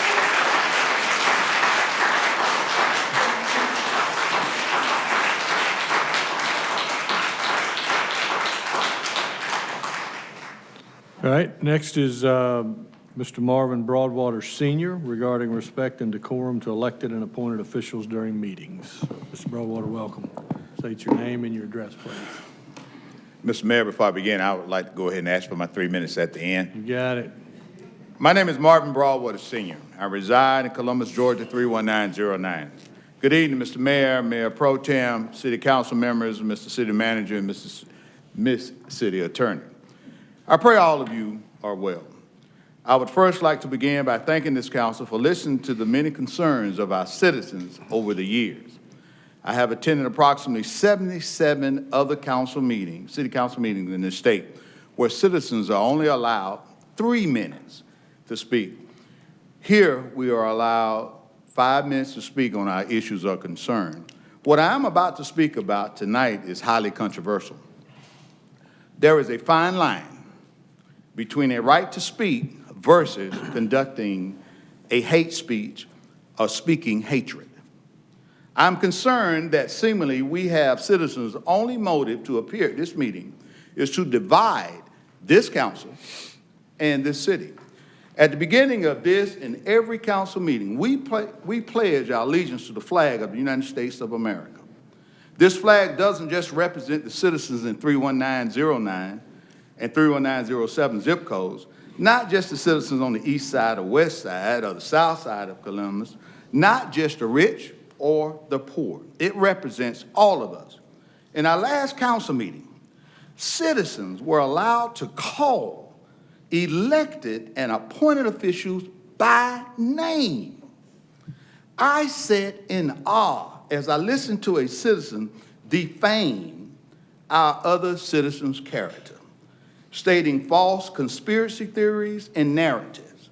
In my humble opinion, while the Constitution allows all of us the right to speak freely, it does not allow me or any other citizens to accuse any elected or appointed citizens on baseless claims and accusatory assertions. Now, while I don't speak for all veterans, I can speak for one veteran. I can tell you this veteran has fought for the right for all to be heard, just like the lady just spoke a minute ago, but not at the expense of bullying others in office or appointed. Our Constitution allows for all citizens to have the right to the prosperity of this nation. When this veteran looks at the flag, I'm talking about myself behind you, he does not regret being shot at, shooting at others, as he hath defended Old Glory, forever walking with a limp and what the flag stands for and what it represents. There are those in this community that will use every opportunity to continue to divide not only this council, but the citizens as well. As long as our citizens see the division of this council, as long as our citizens see the hate-driven speeches from this podium, I surmise that our city will always be divided. I implore you to read between the lines. We are all intelligent people in this chamber. God has given us the ability to discern when someone is trying to further divide us. And when I say us, I'm speaking about the law-abiding citizen. Not only the one, not only, I'm talking about all the citizens, make sure I get that out. I'm speaking about those citizens that are single mothers. I'm speaking about those citizens that mentor our youth. those citizens that help the domestic violence survivors and our veterans that can't come to this meeting. And I want to say this, I want to close with this right here, and before I go, I'll come back with another 3 minutes. I learned an urban term last week called gaslighting. Didn't know what it was, but I've seen people come to this podium and want to gaslight our meetings. And I say our meetings because the meetings are yours for conducting the meeting, but they belong to this public. We see you. We ask you to represent us. If somebody posts something on Facebook or what I call an unauthorized site, don't believe it. Call the person up that they're talking about. Talk to them. I had a conversation with a counselor yesterday, and I won't call that person's name, but I respect them immensely after that conversation. I'm going to ask you, just read between the lines. God bless all of you. Thank you, Mr. Mayor. Thank you, Mr. Broadwater.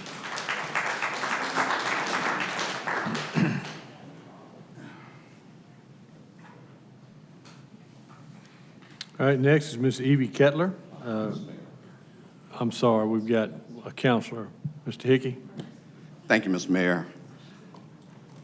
Ms. Broadwater, I can appreciate everything that you said about respect. But I will have to mention that at the last council meeting, I was very disappointed in your actions. We had a citizen to come up to say what they had to say with their 5 minutes, and immediately following that 5 minutes, you followed that person outside of these chambers. For me, I think that your actions was very disrespectful because every citizen that's a taxpayer in this city have a right to come up and have their 5 minutes and their 8 minutes, their last 3, which is a total of 8 minutes, without fear of being bullied, threatened, or intimidated. When I came down and spoke against Chief Freddie Blackman,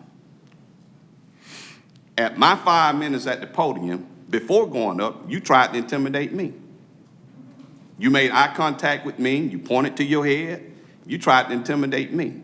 When I stood at the podium, Pastor Chester stood behind me and said, nobody listened to Byron Hickey.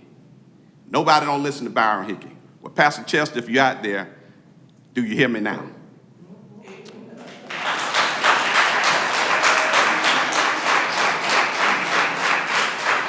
So I'm saying that the respect goes both ways. It goes both ways. If you want it, you got to give it. And no citizen should be afraid to come up here to give their speech of what they got to say, whether we like it or not. They have that right to come and speak. We don't have to agree with them. We don't have to agree with them. But they should be able to do it without being bullied, intimidated, or threatened.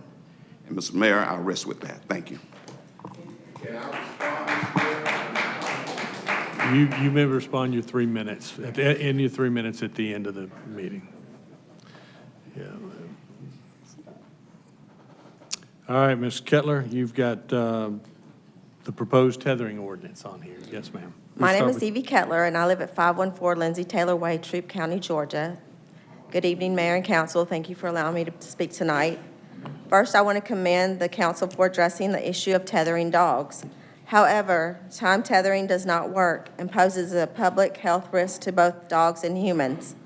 Implementing a supervised tethering ordinance is crucial for public safety and health and ensures a responsible use of taxpayer funds. The Centers for Disease Control advises against keeping a dog tied up outside because of the greater likelihood of dog bites. State Farm Insurance has cautioned that dogs should be supervised at all times by an adult, and children should never be left alone with any dog, including in the family home or yard. They further advocate that responsible pet ownership is the key to reducing dog-related injuries and that includes being present with your dog. Experts have agreed that continuous unattended tethering, whether single point or 2-point, is inhumane and causes significant physical and emotional suffering in dogs. This practice can lead to injuries, strangulation, lack of socialization, and various health issues that I have seen myself. My research shows that cities and counties increasingly enact ordinances against unsupervised tethering rather than time tethering. Criminals involved in dog fighting often leave dogs tethered outside, so prohibiting unattended tethering helps law enforcement identify and address this cruel and illegal activity. Moreover, unaltered tethered female dogs are more likely to become pregnant, contributing to the overpopulation of pets in Georgia's shelters, which incurs additional costs for taxpayers. Tethering also leads to more roaming dogs that will end up at the already overcrowded shelter. You mentioned wanting to give people options when they go to work, but leaving a dog tethered without supervision has already proven dangerous. In Columbus, a woman was attacked after wandering into the territory of a tethered dog, resulting in the loss of her leg, the dog's death, and charges against the owner. This incident clearly illustrates the risk of leaving a dog tethered. I urge you to consider passing an ordinance against unsupervised tethering and seek the assistance from Lisa Milet, a professor at the University of Georgia, who is willing to help with the ordinance. Your current ordinance cannot be enforced. Simply changing the time will not make it enforceable.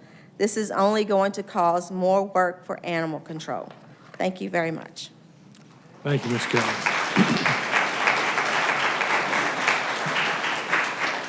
Councilor Huff, would you push your light again?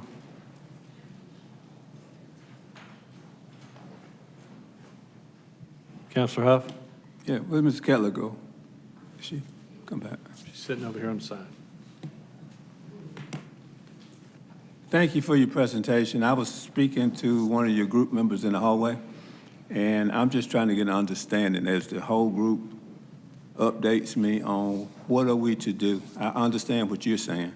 So what is an owner to do during the day while they go to work? How should they be tethered, not tethered, run the yard freely? What are we to consider?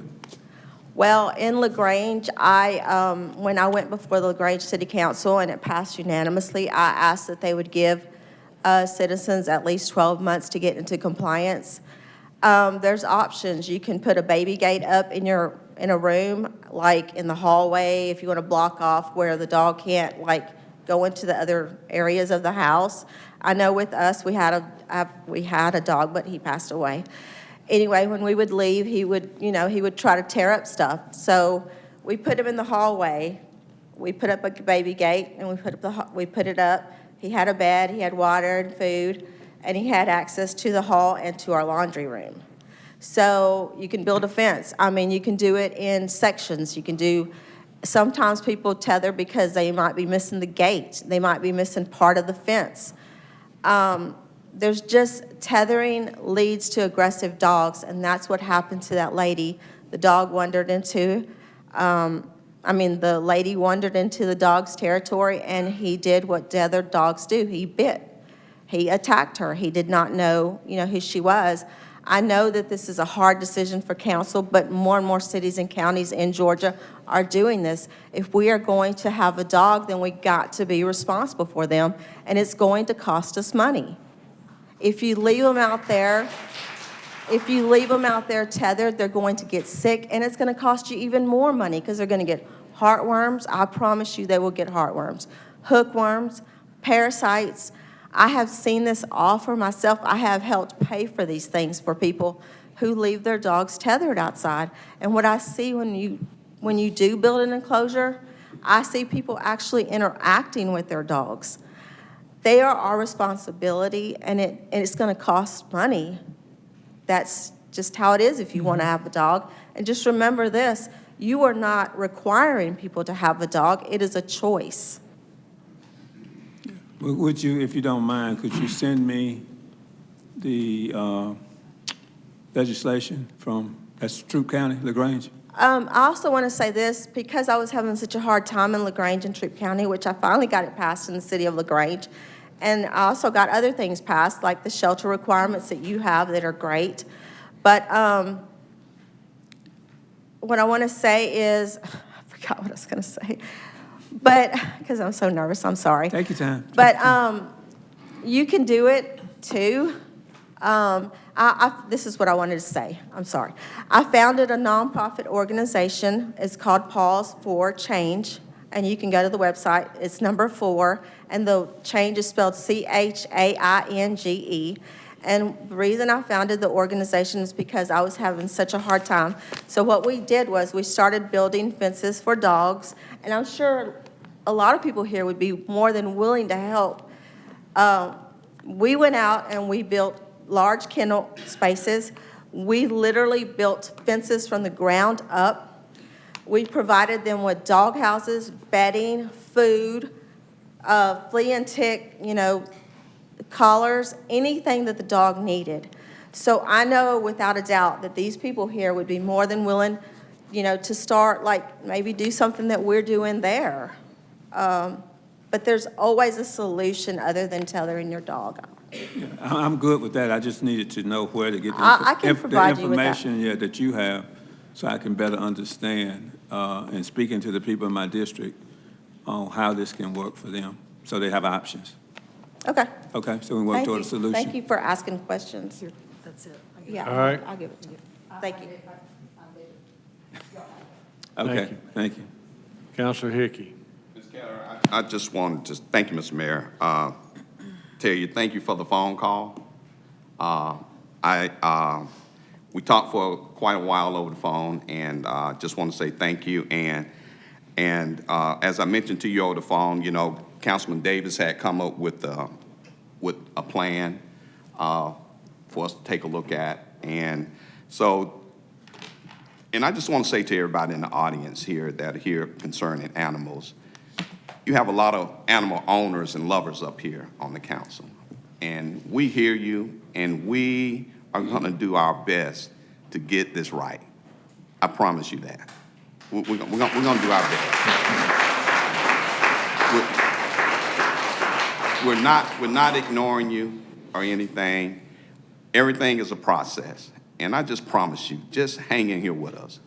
Be prayerful, that we can move forward and get this done and taken care of, because we want to do the right thing. And for those that don't know, she drove all the way down from Troup County to be here today. And I just want to tell you thank you for your presentation, and you did well. Although you say you get nervous, you did well, and I just want to tell you thank you. Thank you, Mr. Mayor. All right.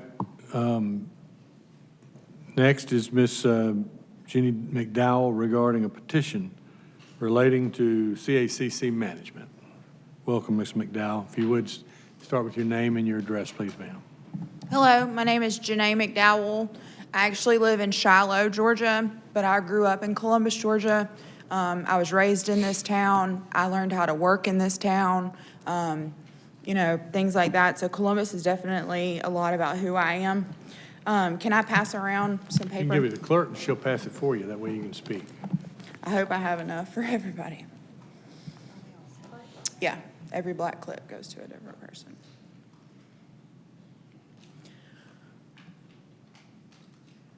So what I have here for you is 2 petitions. These have gone around Columbus, Georgia. Both petitions begin with Chaz's story, which you guys are familiar with. That first one that you see asks you to place all involved parties under administrative leave immediately and start the investigation into Columbus Animal Control. You have done that. We all are aware DEA was out there yesterday, Columbus Police is out there yesterday. We get that this is a process, but this is something that we're not budging on. Kenita Johnson needs to be out of there. She needs to be on administrative leave. She needs to be terminated. Please try to refrain from using names that, if you don't mind. Okay, the division manager of Columbus Animal Control. So you have 18,000 signatures on the first one asking her to be placed on administrative leave. We have almost 1,000 on the second one asking for her to be terminated.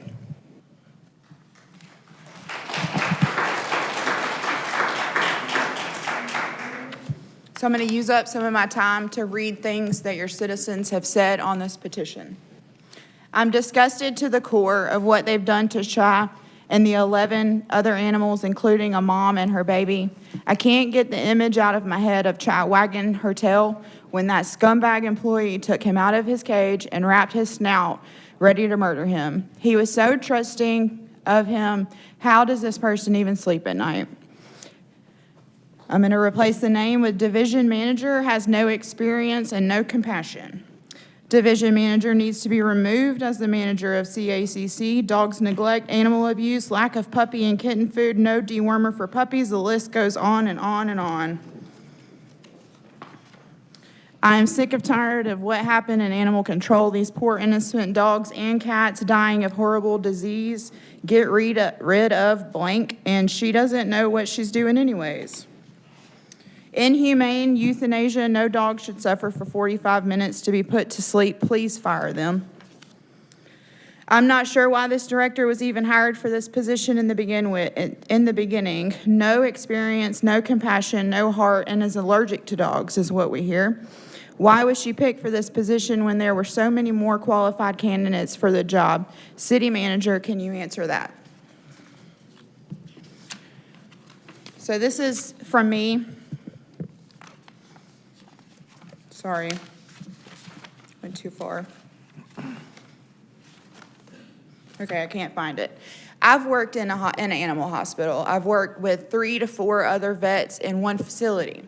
I know that the drugs that are used to euthanize these animals are serious drugs. They have got to be controlled. They have got to be recorded. It has got to be precise. The amount of drug that's used on the animal has to be precise. What's left in the bottle when they're finished has to be precise. And if you guys can't trust her to take care of that drug, she is a liability, 100% a liability.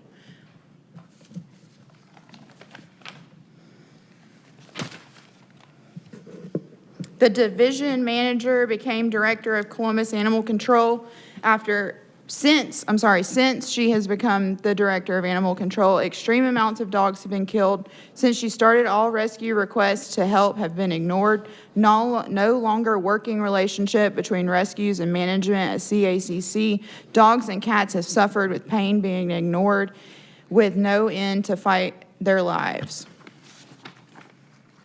So it was like 19,000 signatures you guys are looking at.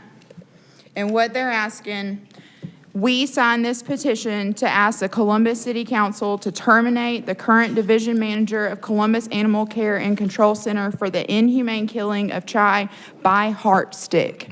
Not euthanasia, not properly, by heart stick. That's how that dog died. I'm done. Thank you.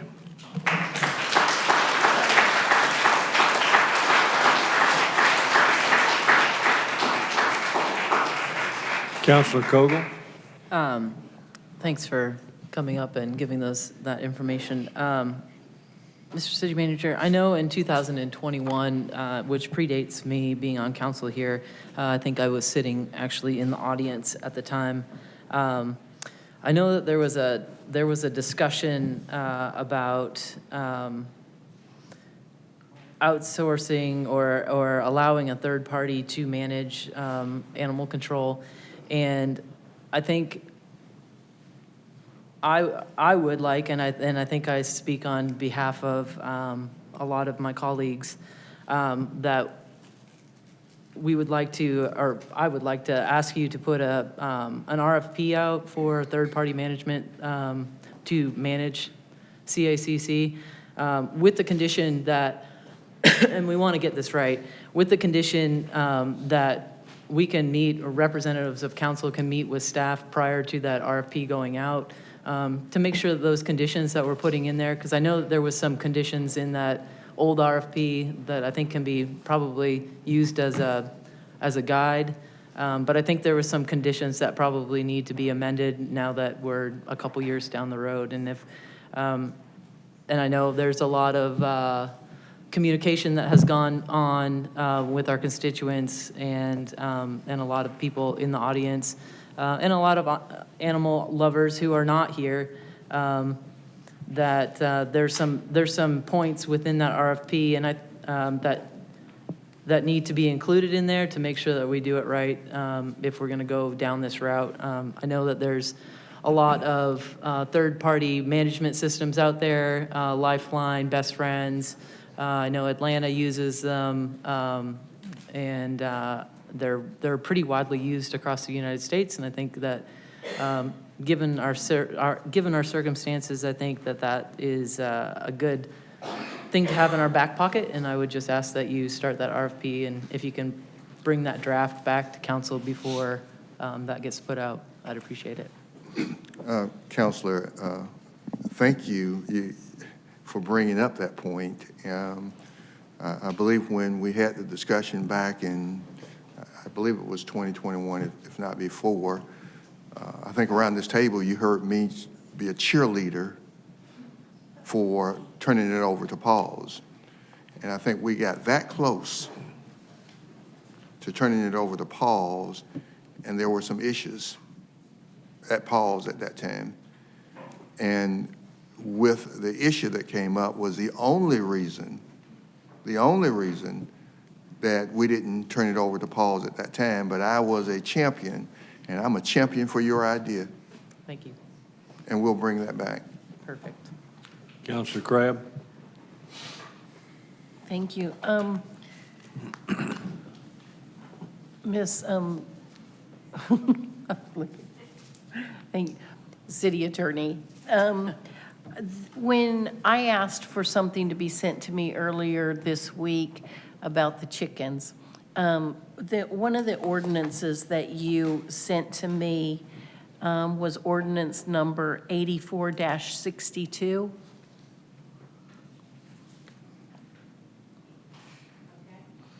And it says that it was adopted by the Council of Columbus on June 21st, 1984, and it goes down. And then it says, on November 16th, 2021, Council approved the award of a contract which will delegate the responsibilities for all animal control activities to a private nonprofit vendor, which I think that is when we were talking about joining PAWS. So does that portion of this ordinance stay? Is it in effect now? Because there's some language in there.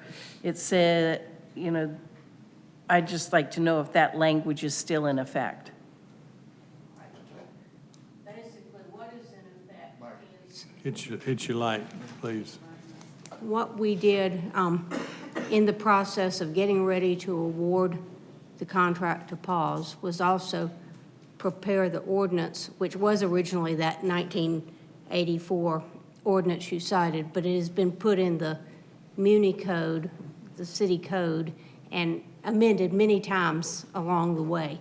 And what we did was make sure that our current Chapter 5 of the Columbus Code that has to do with all things pertaining to animals was revised in a way that could accommodate having the private nonprofit handle most of the animal control obligations. So the terminology was changed so that it didn't have to be certain governmental officials. And then as things went on, the contract negotiations were not able to be satisfactorily concluded, and things changed at PAWS, and so the transition, a contract was never signed and the transition never took place. So is that wording, so I'll just read what I'm asking, if this still applies. Council may from time to time designate the entity responsible for providing the enforcement and services officers with the primary responsibility for enforcing this chapter.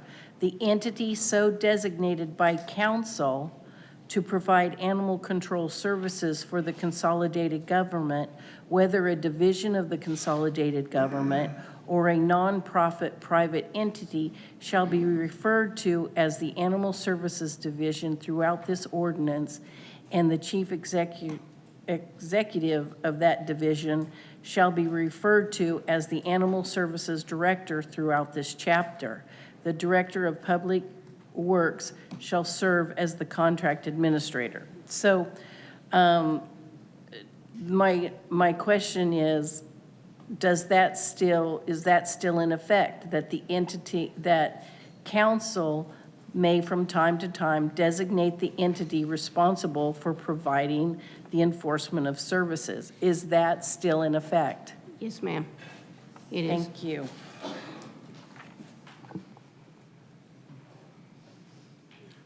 All right, anything else? Sorry. All right. Next on the public agenda is Ms. Jennifer Herback, representing the Columbus Aquatic Club regarding a request for modification of the inclement weather policy. Ms. Herback, welcome. If you would, just start with your name and your address. Jennifer Herbeck, 31 Wellington Court, Midland. I am president of the Columbus Aquatics Club and a USA Swimming meet official. The Columbus Aquatic Club is asking for your help to create distinct inclement weather policies for Columbus's indoor and outdoor aquatic centers. The Columbus Aquatic Club, also known as the Hurricane Swim Team, is a 501c3 dedicated to supporting competitive swimming in the greater Columbus area since 1980, although we do trace our origins back to about 1967. Currently, we serve more than 250 swimmers annually through our year-round competitive program.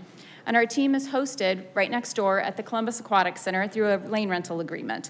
Our swimmers log more than 3,000 hours of practice in the facility each year, and we host 5 to 7 meets throughout the year that bring between 200 and 600 swimmers to the city along with their families for multi-day meet weekends.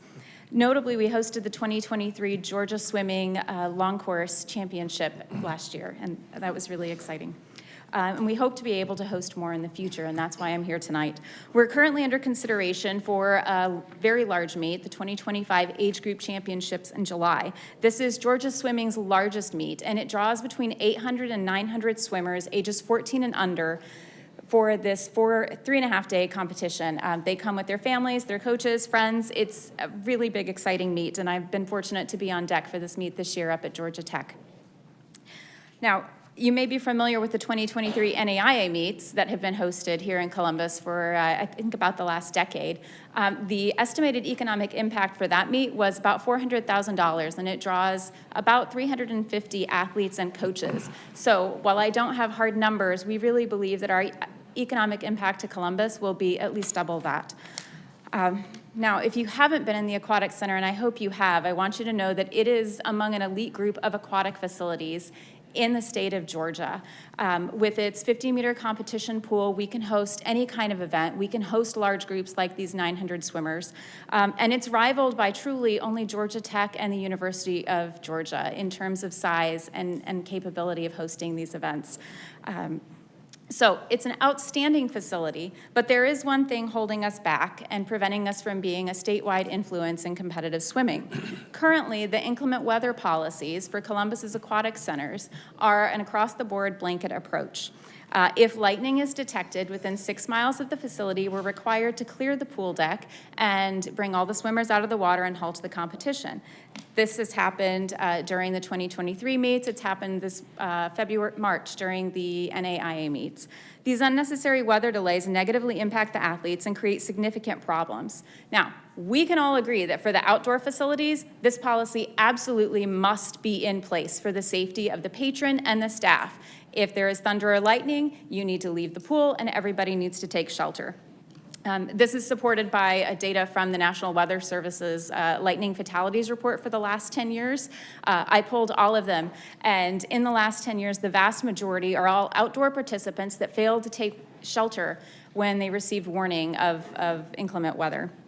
During that same 10-year period, incidentally, there's only one report of anyone that was suffered a fatality by a lightning strike inside any kind of building, much less inside an aquatic facility. There are 0 reports there.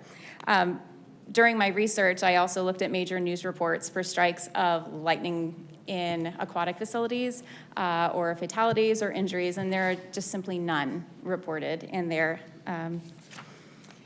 In addition to being a major barrier to these large-scale competitions that we would like to host, I believe it also negatively impacts the facility usage. Patrons will be reluctant to come and pay admissions if they believe the weather is bad. Prior to 2017, state code required this policy in all aquatic facilities. This was removed on January 1st and allows for specific policies for each facility. Now, we understand the National Weather Service's, if thunder roars, go indoors, and that should absolutely remain in place. So please know, I am not advocating for that. But that guidance does not extend to indoor aquatic facilities. Modern requirements for indoor facilities have evolved to require grounding and bonding for unexpected electrical events, and then the modern steel construction also further protects the building's occupants. So we are requesting your action for distinct indoor and outdoor facilities. We've been in discussions with the pool facility, and we have been told that we need to come see you to get some action on this and pave the way. So to inform your decision-making, we did go ahead and survey similarly sized and equipped facilities around the state of Georgia. Ms. Herbeck, I sorry, understand. but there is a counselor, I think, that wants to continue the conversation. If she has a direct question of you, you're welcome to stand up here and respond. Counselor Kogel? Don't worry, I have those facilities. I have those facilities right here. Thank you, Jennifer, for doing the homework on this. I know I brought this up a couple of weeks ago, or a couple of months, maybe a couple of meetings ago, in requesting that council take another look, since this has been an ongoing conversation since 2016 on the weather policy at the Aquatic Center.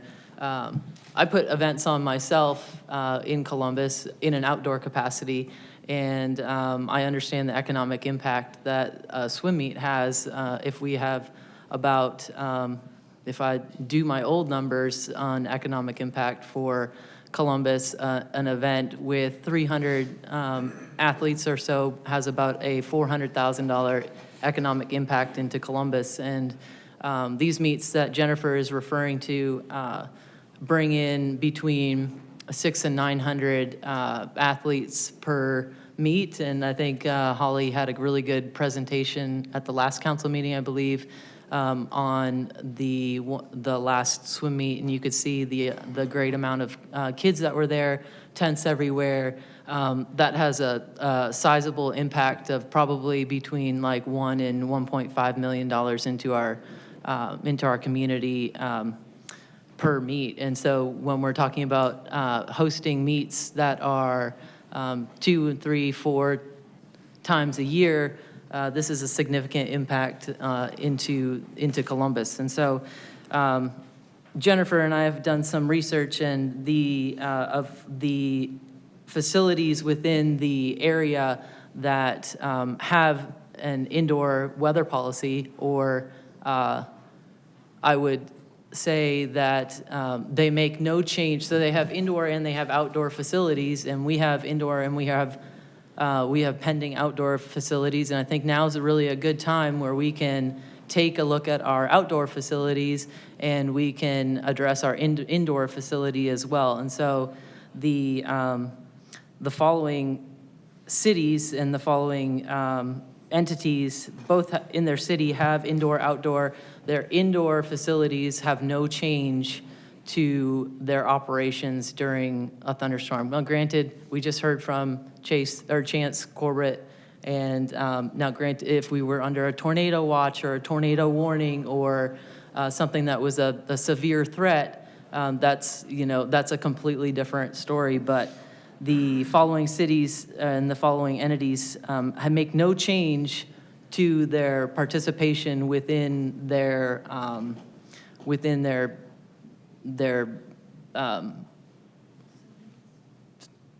actions within for swimmers. And so that's Auburn University makes no changes. Opelika makes no changes. Chatham County Aquatic Center in Savannah makes no changes. Cherokee Aquatic Center in Canton, Georgia makes no changes. UGA makes no changes. Georgia Tech makes no changes. And I think the most important one on this is Fort Moore makes no changes, and they have 2 indoor pools. One Smith Fitness Center, And then recently, they've redone and regrounded their other facility, Bryant Wells Pool. And so they are our closest and probably our biggest model for this. And I think that as a council, we need to amend our policy and make sure that we can continue to have that economic impact in our facility going forward. So, yeah, so I would, I'm going to ask for a motion, I guess. Or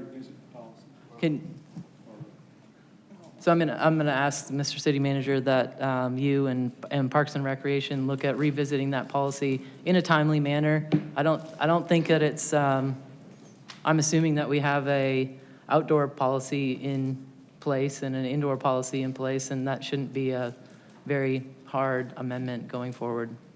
Yeah, we'll certainly take a look, and I don't know why I was thinking that was a health department policy, and that's why we were, am I? Yeah, it's not a health department policy. It's not? No, and I can send you the. It's not a state Once you come around.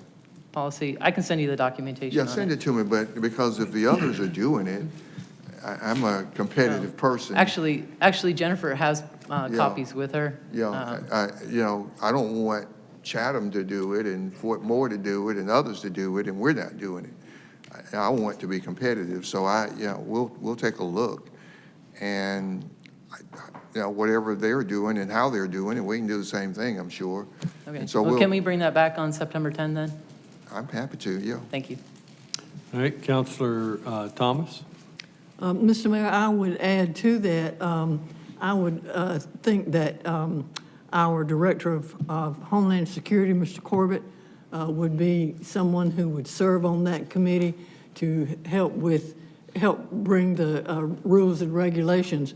It may be that Councilor Kogel would want to be on the committee. I think the Columbus Aquatic Club needs to be in that conversation so that all of the various elements of what happens to the indoor can be taken into consideration. So I would strongly suggest that Mr. Corbett be included in this this work to get us a policy. I think he probably can do both indoor and outdoor, but let's get it going and get it in place as quickly as possible.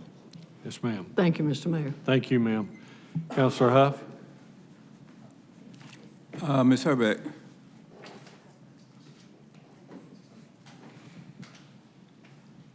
Ms. Herbeck. Yes. I heard from your cheerleader today, your friend, Ms. Turner. Good to see you. Thank you. Yeah, she told me about all your good work. She's a wonderful member of our board. Yeah, I'm for everything. My only deal is with this is who's responsible. No one has ever had an accident. And I started going to the NAIA meets years ago, and I've seen it grow. And this is something we need to do. But even when we started this discussion years ago, no one's ever been able to answer that question for me. I've always been for the meets, bringing the revenue here, but if there's an accident, who's responsible? The Columbus Aquatics Club is insured by USA Swimming. Since we're a member club, we get all of our existence through there. They cover general liability, they have medical payments coverage. As a board, we also have a secondary insurance policy as well, because swimming is in fact a high-risk activity. And first and foremost, as a board, and also I spent the last year traveling Georgia training as a USA Swimming meet referee to run these meets. The referee is the person who has the #1 responsibility for safety for all the swimmers and participants in the meet. Okay, so that excuses us. We don't get caught up in any lawsuits or anything. I know better to give an answer that an attorney would be better qualified for, but I can tell you that we do have dual insurance policies in place to handle anything that would happen. Deputy City Attorney, are we clear? Well, for particular tournaments, Your mic's not on. There it is. there would have to be a contract where the insurance was provided, and they stated that they were responsible for the decisions to swim or not to swim made during that tournament. Okay. Our policies do also include the City of Columbus and the Columbus Aquatic Center as an additional named insured. That's pretty traditional in these types of situations as well. Okay. I'm all for it. I'm just considering the fact, you know, in the outdoor world of baseball, it's delayed just like it would if you had an outdoor swim meet. Every time lightning is in the area, then it's delayed, I guess, for 30 minutes or so to make sure it's clear. But that's been my only concern, just the safety of the children participating, the participants. That's it. Thank you. Thank you. Councilor Davis? The city manager had said several meetings back, I think we were across the street, that I thought we already had that policy in place, but evidently during the conversation, we didn't. But what, in the spirit of the conversation, what does it take? Is it just a contract change? Is it just a contract issue, a policy change, or what? I mean, what needs to happen, whether from your office or through the city attorney's office, to get to implement this and to get it in place? Well, I guess, you know, of course, I'm interested in the list that Councilor Koger has, and I'm interested in whatever you were holding up. I had all of my research, which includes copies of the policies and stated facility guidelines from all of the other facilities. Okay, and certainly, I want to get with the city attorney, assistant city attorney, because I think maybe you've taken a position in the past on this particular matter, but I'm caught up in the cities that you were calling off, and I'm interested in if there's some law or something, how they do it, how are they doing it, and if they're doing it, I just wouldn't want to lose, as I've said to staff, a tournament like what Holly briefed us on last meeting to a Savannah or an Opelika or somewhere else, because, you know, that's not a policy for them, but it is for us. Let me say, the history is, and Holly can jump in and correct me if I'm wrong, but there is a policy required by the State Department of Health that governs, you know, rules you post on pool walls, basically. And several years ago, we filed a formal letter asking them to give us a modification explaining the construction of our building and all that, and they refused to modify the rule. So we would be going at our own risk. Now, if during tournaments, someone else is willing to take the risk of making the rules for whether people are in or out of the water, then that becomes a contract matter. So again, is this a policy change? It would be a policy change for us, because our policy, as I understand it, is consistent with what state Right. If I may health interject. department requires, and Does it happen in her office or your office? How does this work? well, it's, All what I of us want to work do. together, even inspections and codes. Yeah. John Hutchison was working on it. So I want to get the counselor's list, because, I mean, I know the county manager, city manager in Chatham and places like that, and I'd like to call them because somehow they're able to do it. And we should be able to do it in the same way that they're able to do it and not be left out. Well, and I don't mind giving you that time to research it. We have events all over the town, water-related events on the river, all over our community. But if you need us to tell you to change the policy, that's what I'm getting to. Who do we need to, do we tell her or do we tell you? On September 10th, I do need you to tell me that. Okay. All right, thank you. Yeah. All right. Councilor Thomas? Mr. Mayor, this part of this conversation is exactly why I said, let's get Director Chance Corbett involved in this. He knows the law. Yeah. He knows the state law. He knows the health department laws and so forth.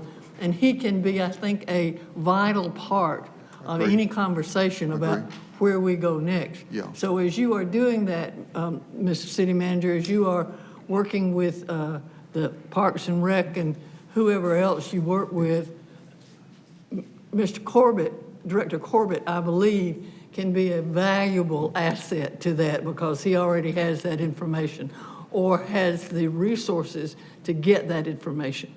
And I agree, and especially considering he worked in Auburn, Opelika, and in a similar capacity as he, and so I'm sure he's has some knowledge of the subject, you know. So we'll definitely involve him.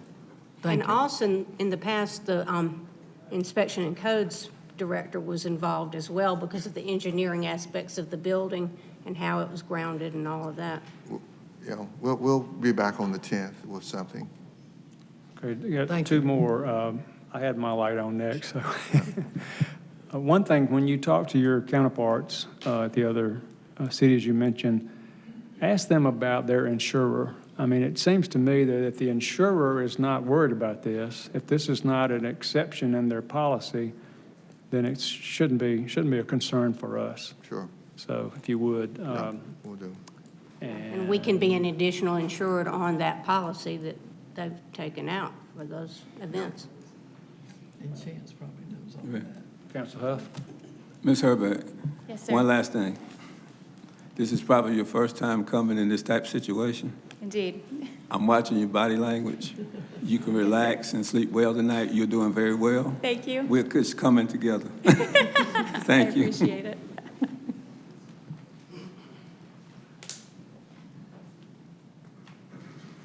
Okay, and that seems to be all for that. The next on the agenda is Mr. Mike Waddell regarding Columbus Animal Care.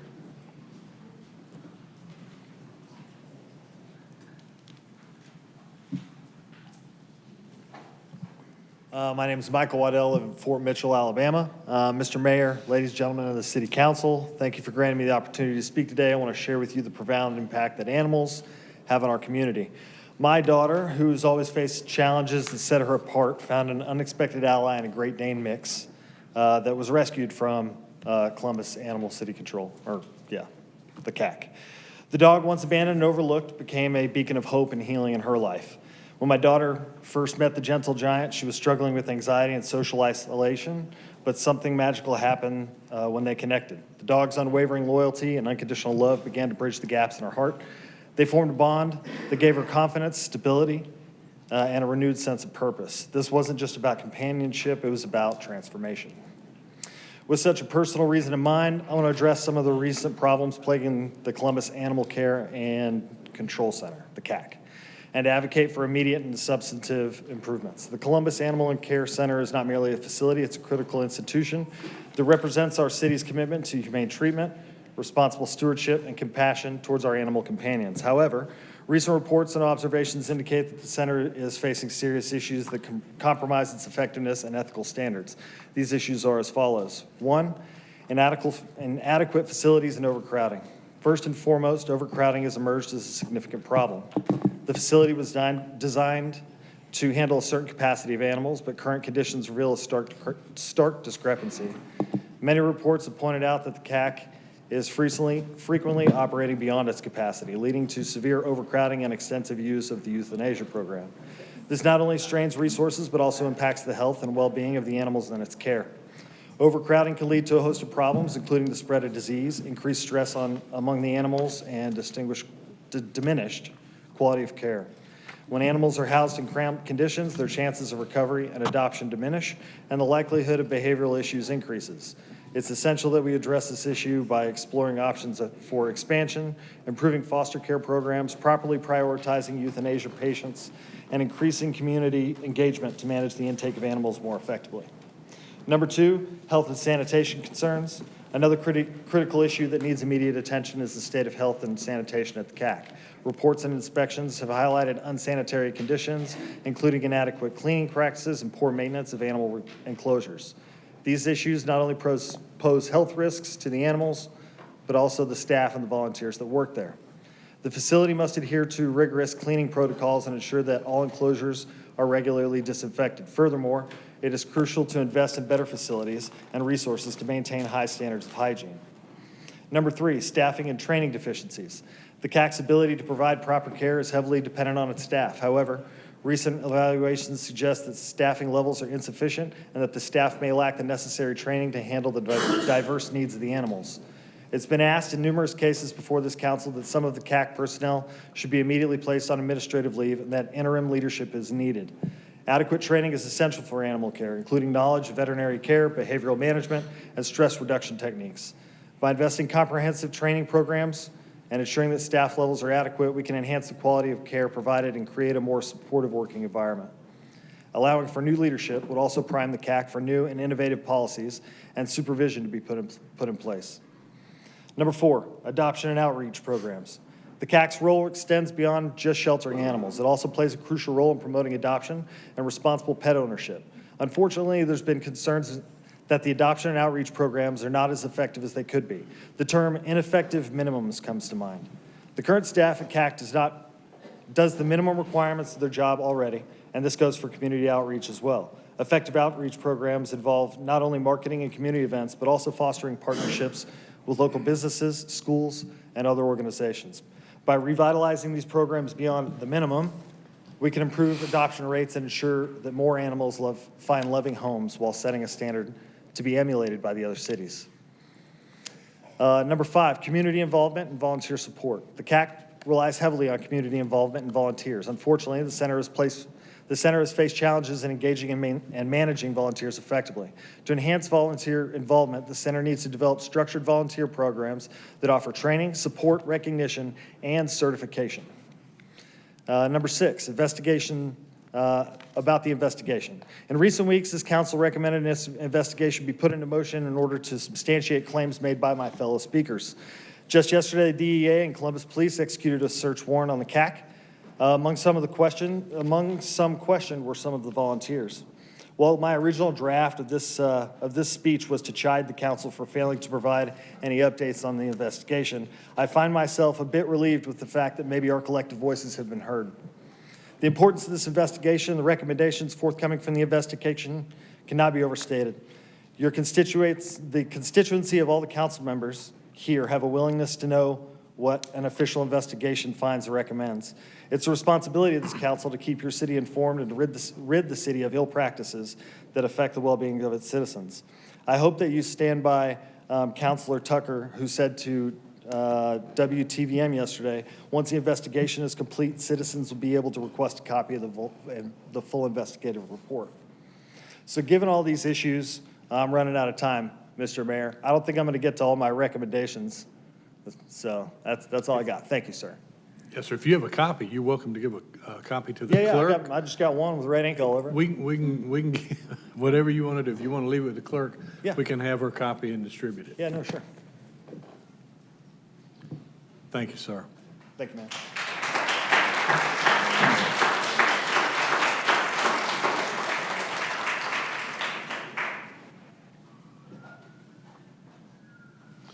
All right, next, Ms. Kathy Tanner, the play yard at CACC.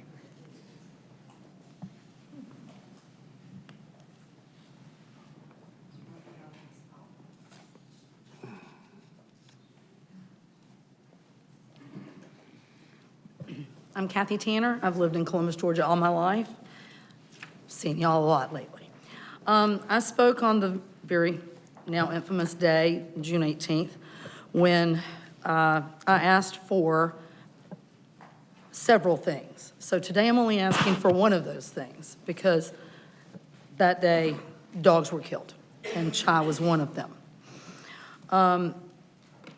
So I think I should just have a smaller scope. I'm talking about parvo cleanup for the play yard. And for inside, the play yard has been closed for over a year, which I brought that up.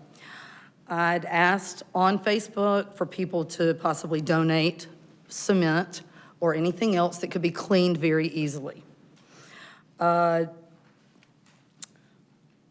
Anderson emailed the Director of Public Works, the Division Manager, and the City Manager on July 20th regarding bringing in a professional from Bibb County, Macon, Georgia, to help detox the play yard, but She has not received a response for that yet.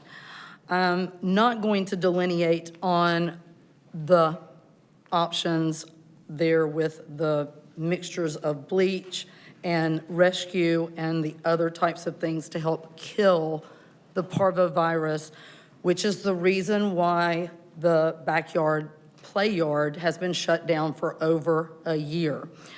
You have a picture of a dog, and just a little, sweet little baby. Sweet little baby. And this is where the sweet little baby gets to play on a leash with a person. It's a sidewalk, as opposed to the large backyard that is fenced in, where these dogs desperately need to go. They sit in a 4x4 concrete run and listen to other dogs bark all day long and cry all day long. And they get in their corners and they hide. Angel Palmer is local, and she's willing to come to do this for CACC. Nancy Anderson is local. I'm banned from CACC. Maybe we could get that lifted, and I'll buy some of it and I'll scrub it down. I have no problem. I have boots. As a matter of fact, that's part of my uniform usually, Doug boots, every day. So we will go and clean it. I have no problem with that. We have pressure washers. We could tear it up and we could put down AstroTurf. Maybe we could get in on some of the baseball action. I don't know, cut us a deal. We can clean that easy too. We can cement the whole thing in, and then you just hose it down with Clorox. And then the dogs can go outside and play. Now, there's parvo inside, and that's, it's our fault, because we brought up the fact that the vet was not giving the rabies shots, the techs were. So, we caused some major problems there, and in retaliation, the division manager said that no shots will be given by anyone except the vet. And the vet is not there all the time. And so some dogs come in and they're there for 5 to 7 days or 10 days or longer, and they're not given a parvo shot or a bordetella shot for that period of time. I'm not a tech, I'm not allowed out there, but I used to have a dog I had to give a shot to every day. I could go out there every day after I get off work and give the shots. It's not a problem. But if the dogs don't get the shot on the day they come in, and it is written in here from the Shelter Medicine School of Veterinary Medicine and the University of Wisconsin-Madison, all cats and dogs must be vaccinated at intake. There's a reason for that. I don't think I have 25 seconds left. I don't think I need to explain any of this to you, because we've done it over and over and we've begged for it. We are all willing to go above and beyond to do anything we can for these dogs. Thank you.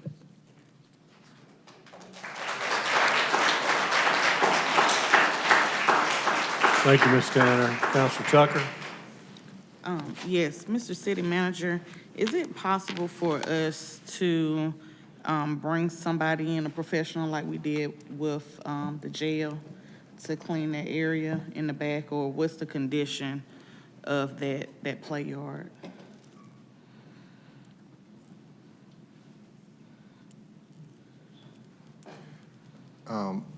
Mayor, I can certainly have staff look into the idea of bringing someone in to do cleaning. So, I mean, it's something we'd have to look into. Or also test it, because what Councilor Hickey just reminded me is that parvo can stay on those surfaces for up to 10 years. And if we can just, whatever the process is, bring somebody out to look at that area. Sure. All right, thank you. Thank you, ma'am.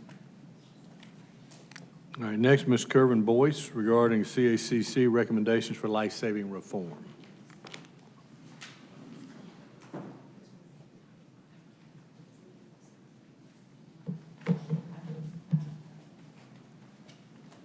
Can we go ahead? Yeah, if you Okay. you can just start with your name and address. All right. Good evening, Mr. Mayor and City Council. My name is Kervin Boyce, and I live in Columbus, Georgia. I'd like to read to you part of a letter from Nathan Winograd, a former animal shelter director, an attorney, director of the No Kill Advocacy Center, and author of 9 books on animal welfare and sheltering. Due to time constraints, I can't read the entire letter, but I brought copies to be distributed to each of you that you're receiving right now, and I'll try to read quickly because of time constraints. Part of the letter reads, Dear Mayor Henderson and councilors, as part of our effort to end the systematic killing of animals in U.S. shelters, the No Kill Advocacy Center has assisted communities nationwide to attain placement rates above 95% and as high as 99%. There is no reason why the Columbus Animal Care and Control Center, CACCC, cannot do the same, and given experience, every reason to believe it can. This is achieved through the no-kill equation, a series of programs and services that include foster care, marketing and promotion, pet retention, and robust adoption campaigns. These programs are humane, readily available, affordable, and when comprehensively implemented to the point that they replace killing entirely, effective. That does not appear to be happening at CACCC, as recently released video and documentation relating to the death of a dog named Chai makes clear. Mr. Winograd goes on to describe the tragic killing of Chai with 6 failed attempts at IV and then a heart stick, which is so painful that Georgia law only allows it to be done when the dog is unconscious. The letter continues, while tragic, none of this is surprising.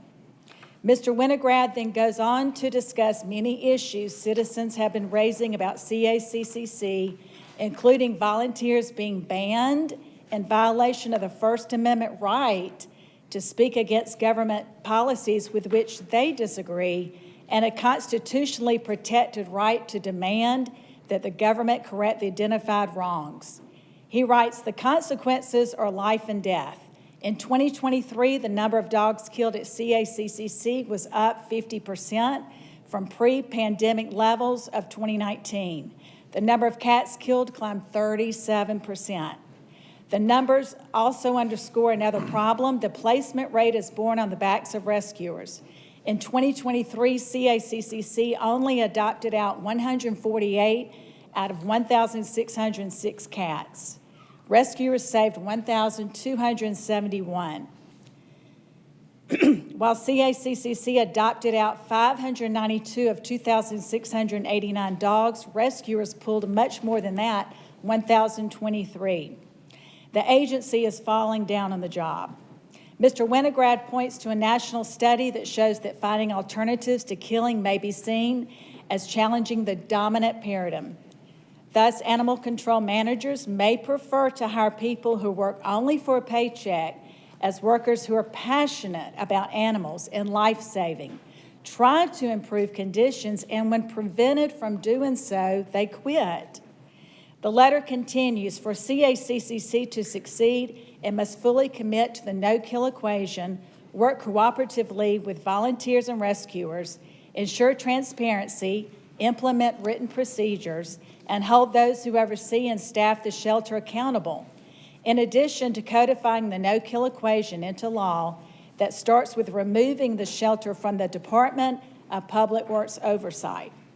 Typically, shelters placed under the auspices of other departments tend to adopt the mission of those parent departments, often to the great detriment of animals. For example, Mr. Winograd states that agencies placed under the control of sanitation departments, animals tend to be viewed as trash, which is what happened to Chai, who was literally tossed in a dumpster and discarded in a landfill. Sadly, we cannot bring Chai back and give her the second chance she was denied, and will forever remember her killing by those who were supposed to protect her, as many things. It's been tragic and it's been heartbreaking. Nothing can alter that, but we can lessen the futility of her death if we learn from it and reform the agency in such a way as to prevent other animals from suffering the same deadly fate. We urge you to take action to do so. Very truly yours, Nathan J. Winograd. Thank you. Thank you, Ms. Boyd.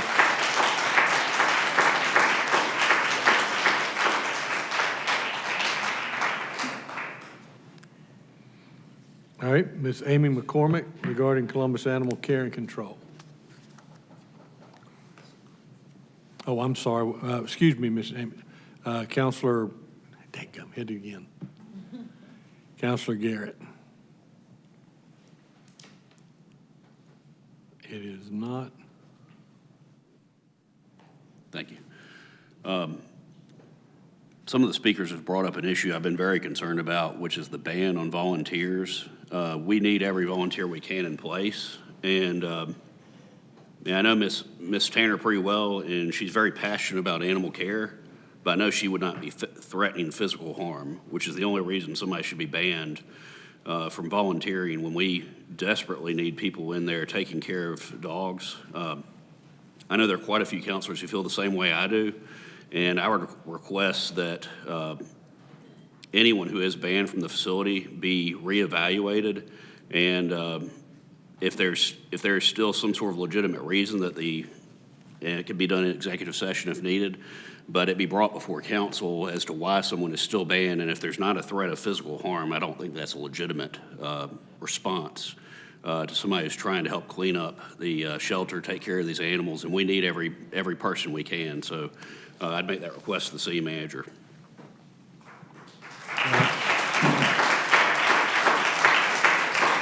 All right, thank you. Thank you, Counselor. Ms. McCormick, I'm sorry. Got you halfway up there. All right, if you would just start with your name and address. Good evening. My name is Amy McCormick. I'm a lifelong resident of Columbus, Georgia. A little over a month ago, you saw the chambers packed to overflowing after a video was released showing the horrible death of a dog named Chai at Columbus Animal Care and Control Center under the leadership of the Public Works Director and the CACC Division Manager. At that meeting, you called for an investigation by the Columbus Police Department, which is underway, and we were told has grown from 2 to 7 detectives. Counselor Byron Hickey also called for those involved to be put on administrative leave during the investigation. That still has not happened. And those involved continue working at CACC with no additional oversight. So I would like to tell you what has happened in the last 2 weeks as a result of those involved not being placed on leave. But first, please note that for well over a year, citizens have been presenting evidence that CACC management does not follow proper cleaning and disinfecting procedures to prevent canine parvovirus and other diseases despite claims to the contrary, and now there is a proof on video. So it's no surprise that last week there was yet another parvovirus outbreak. Several puppies died, and on Monday, August 19th, a dog named Peter died alone overnight on a cold concrete floor. On Tuesday, a sign on the CAC door said, "We are closed until further notice, thanks management." Volunteers were denied access to CACC, and weekend off-site adoption events were canceled. Communication was poor with no press release until Thursday and no social media posts about the situation. A police-hold dog, Kendall, tag 465, also tested positive for parvo. He was impounded on August 12th. The parvo incubation period is 3 to 7 days, so he clearly caught parvo at CACC. He started throwing up blood and having small seizures, according to a staff communication with rescues. The city has a legal obligation to keep animals safe during police or court hold. Yet CACC management's negligence led to Kendall catching this deadly virus. Then they failed to get him the necessary veterinary care, asking overburdened rescues to take on this cost and responsibility. When his condition worsened, they euthanized him. In addition to the parvovirus, here's what also has happened over the past 2 weeks. With the Public Works Department, CACC, under investigation, news broke that a Muskogee County Sheriff's Department investigation and activities in 2 other city departments, Finance and Human Resources, and into the city manager's office has turned criminal. One of the staff members in the Chai video resigned. CACC was already understaffed, and by the way, as of today, they cut their hours. So they will be not open, they'll be open less for dogs to be rescued. Animal care position has been left vacant for 11 months now, despite management receiving many applications. News broke that Dr. Hall resigned. Management did not communicate with the public about this or offer a plan to address this urgent need while the city seeks a full-time veterinarian. Video was released showing the CACC manager in June telling employees that an idea from the mayor and the public works director about a location to house police dogs is asinine.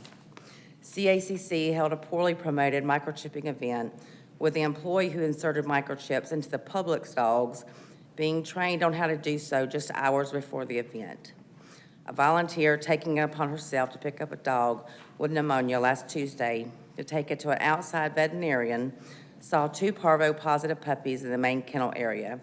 She wrote, "The guy cleaning the pens with a high-pressure hose was spraying the puppies' infected parvo crap all over the concrete and other runs." This was one of the many problems cited in emails from Paul's Humane Management to the CACC manager a year ago when their offers of help were ignored. Finally, yesterday, police and the DEA executed a search warrant on CACC after volunteers had been denied entry for a week due to the parvo outbreak. Unfortunately, management and staff, due to not being placed on administrative leave, had full access to any evidence in that building for over a month.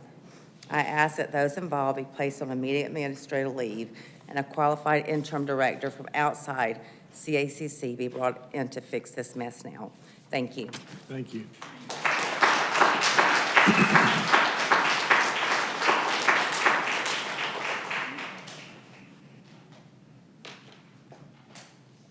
All right, Ms. Reggie Liberato, regarding Columbus Animal Care and Control. Okay, all right, I'm sorry, thank you. All right. Mr. Nathan Smith, regarding good leadership.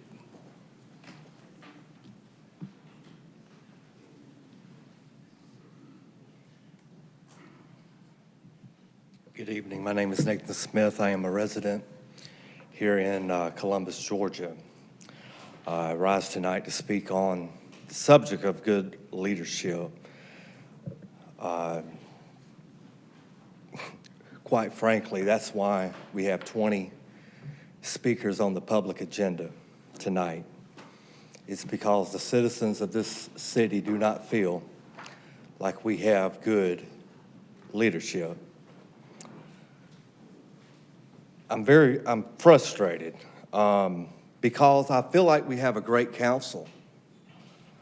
This council has called for audits. You all have called for independent audits. You've made some very tough decisions.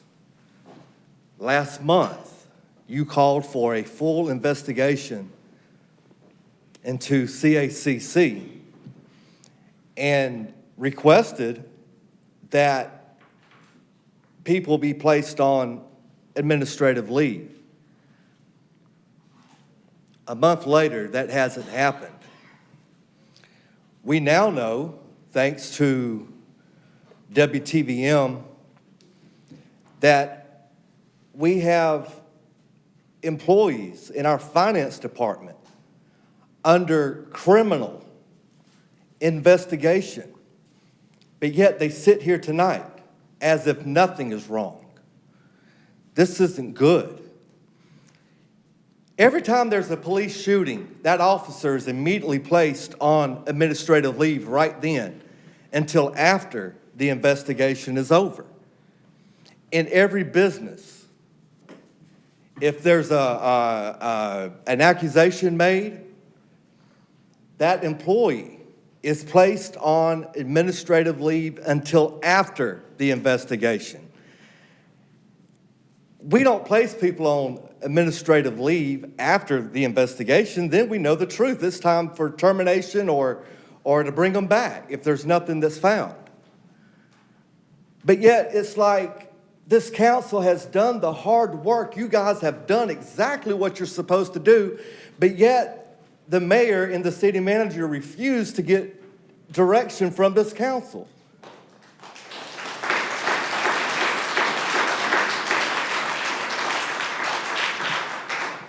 We rejoice, we clap, we applauded when you asked for these things, council. But the city manager has laughed in your face and said, I don't work for you.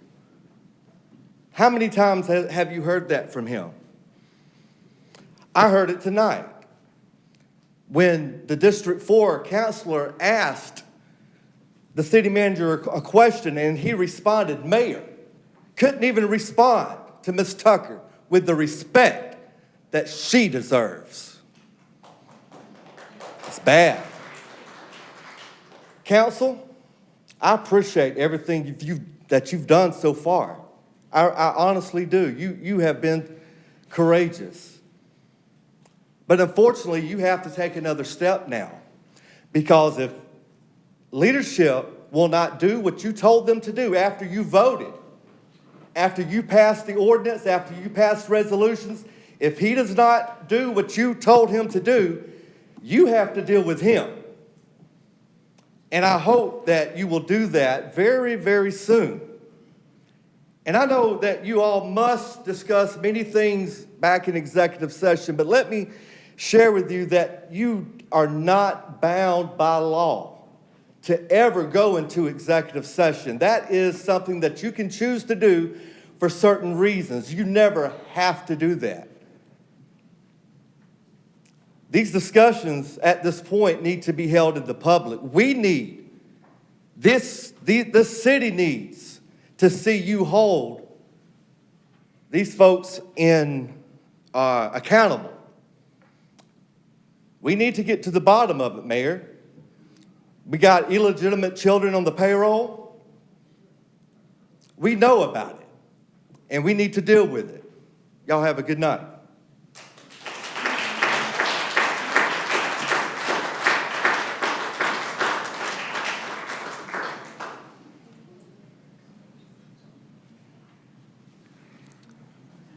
Mr. Melvin Tanner, representing the NAACP regarding the internal audit.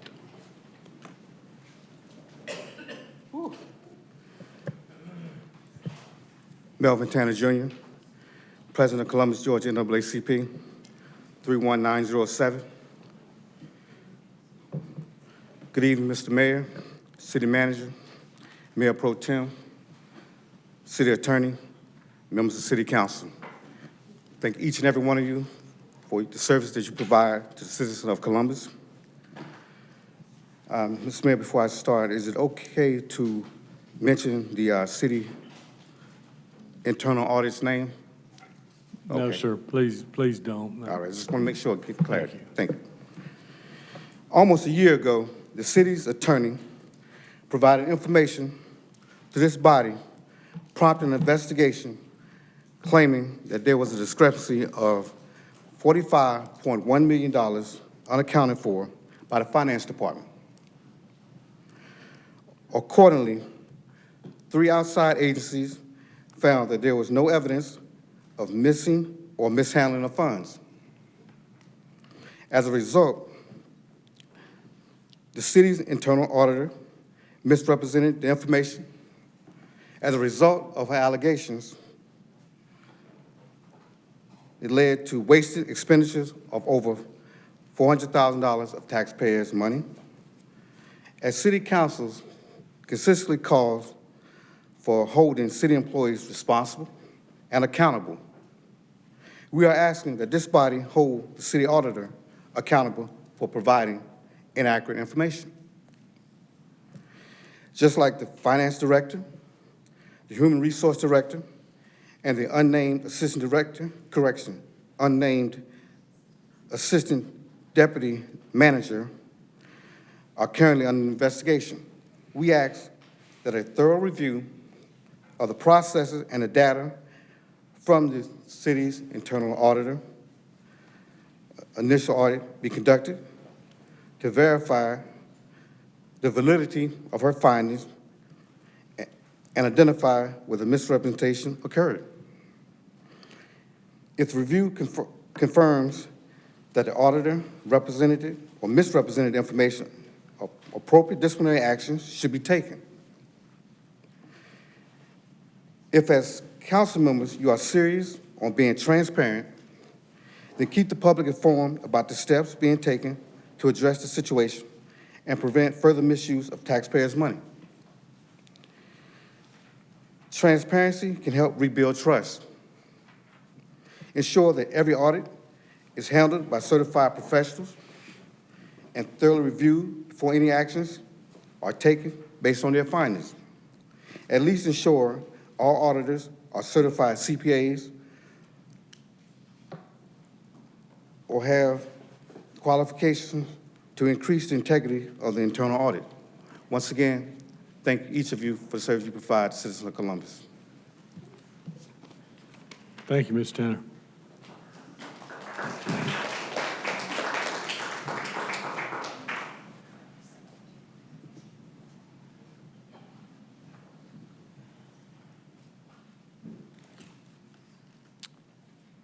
All right, next, Ms. Mimi Steger. Yes, sir. Thank you, Mr. Mayor. I just want to make a comment and hope that the public hear me and understand that when this audit, this investigation was called, it was requested by the mayor, the city manager, and the city attorney's office. That's who called for the investigation. And it's my understanding that Sheriff Greg Countryman asked more than one time not to be involved in the investigation. But it was insisted that he do it. And I had an opportunity to read a letter concerning the investigation.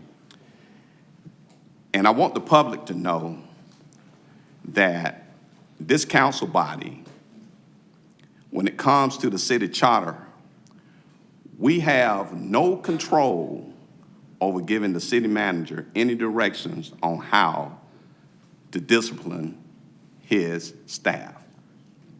The charter won't allow us to do that. We don't have any control over that. And my concerns, once again, is complete transparency. When I policed for over 30 years with the CPD, Columbus Police Department, whenever an officer committed a policy violation or, as someone described earlier, was involved in a shooting, that officer goes on administrative leave with pay immediately, right away. There have been situations in the past that I've witnessed as a city employee that when people file a complaint, far less than being on a criminal investigation, they were placed on administrative leave or administrative assignment with pay. So I can't wrap my brain around it, that if we got people in this body, in this government, the policy should be the same clean across the board. If we're going to treat one group of people one way, we need to be consistent in treating the other group the same way. If general government got an issue where they're on a criminal investigation, they're supposed to be on administrative leave with pay or without pay, in my opinion. If they don't, and you go over into public safety, and these people are placed on administrative leave or administrative leave or assignment with or without pay, they're paying attention to what's going on here. They see the double standard. I've been getting the phone calls. They see the double standards. So I want the public to know that it wasn't this council body that called for this investigation dealing with the finance department. And the sheriff 4 times stated he didn't want to have anything to do with it. But now that the milk is on the floor and the toothpaste is out the tube,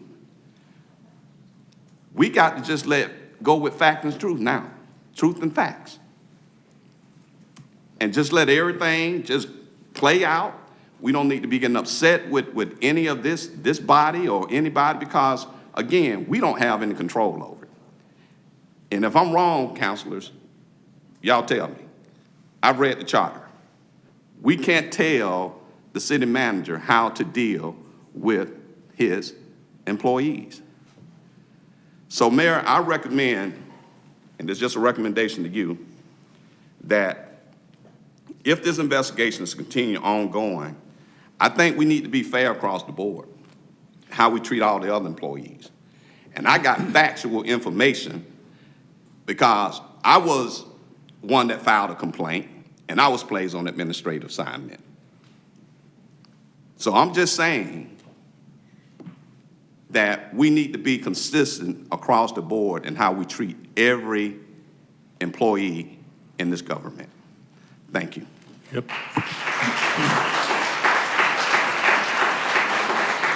Now, Mr. Hickey, what I will tell you is that I think you've mixed up a couple of different investigations because you did make some statements that are flat wrong. And I'll be happy to share those with you. To stand up here, to sit up around this table. No, so this isn't a give and take on this. We're not going back and forth. But I'm going to tell you that you have misrepresented, I believe unintentionally, the facts.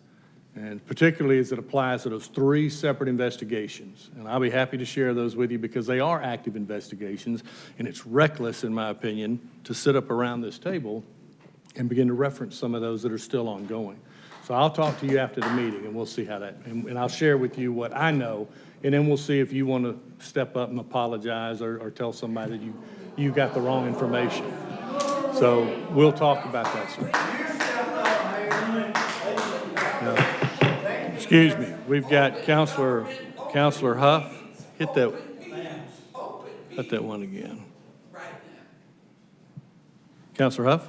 Yes, addressing Mr. Tanner's request, how do we follow up with him and get him the information that he's requesting? Because we did have an audit done. There was $45 million accounted for. There was uncollectible funds that we are now working on collecting, and there were monies uncollected that were out of the purview of our number of years to collect. So how do we get him an update on what's going on and what information was correct and what information was false?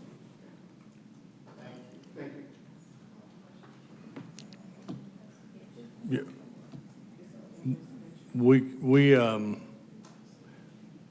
We have gotten that information to the public in the past. Mr.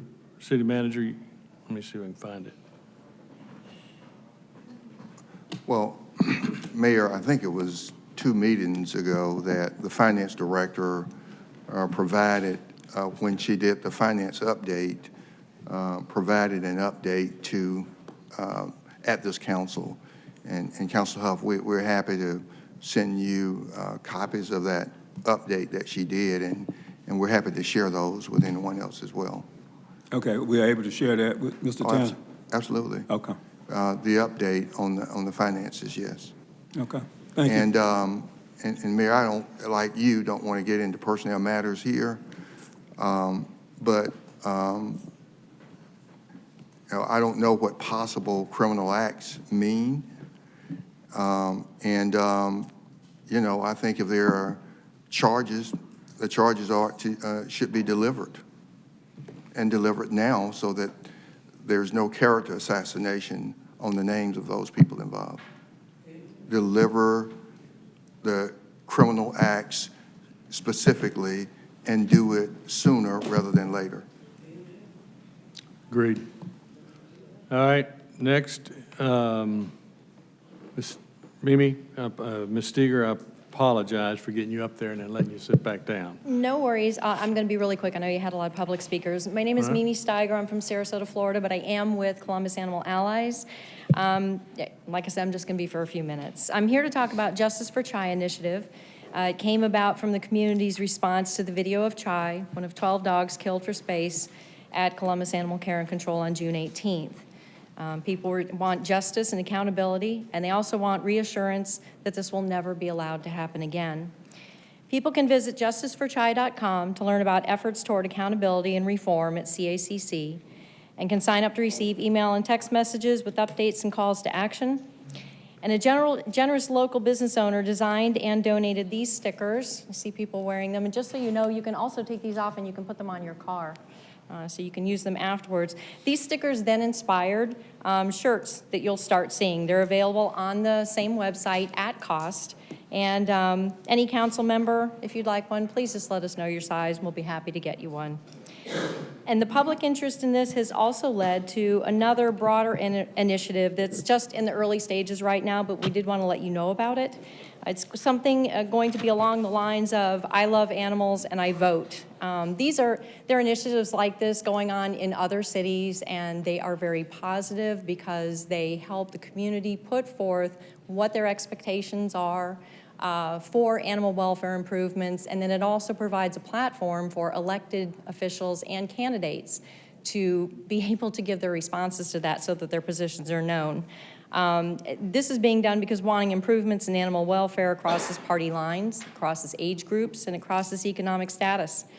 It also affects the quality of life in the community, and we've been hearing from many people that knowing how candidates stand on these issues will influence their votes. That's common in other areas that are doing this too. I'll just wrap up by saying we've also heard back from Nathan Winograd. You heard about that letter before, of the No Kill Advocacy Center, whose article on Chai reached advocates across the nation. He has sent each council member a copy of the No Kill Equation. It's the resource manual on running a humane shelter. And we appreciate him doing this and encourage each of you to read this valuable information so that you can see how no kill isn't a number, it's a principle. Thank you. Thank you, ma'am.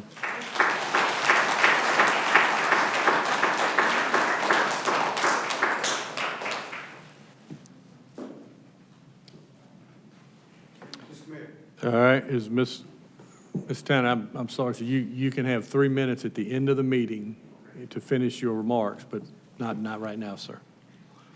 Ms. Sarah Gunnels, Cochran, regarding Columbus Animal Care and Control.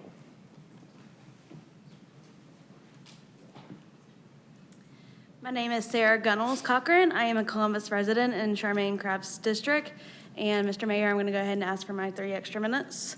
You have them? Well, exciting things have certainly been happening at CAC lately. A month ago, CAC made the national news for killing a dog by inhumane, illegal methods in front of the Dog Pound's expensive new camera system bought with our taxpayer dollars.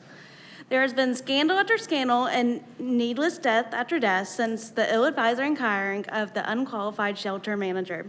And those are just the ones that have been reported to the public. Just yesterday, we had a DEA raid with search warrants and evidence taken off of CAC property.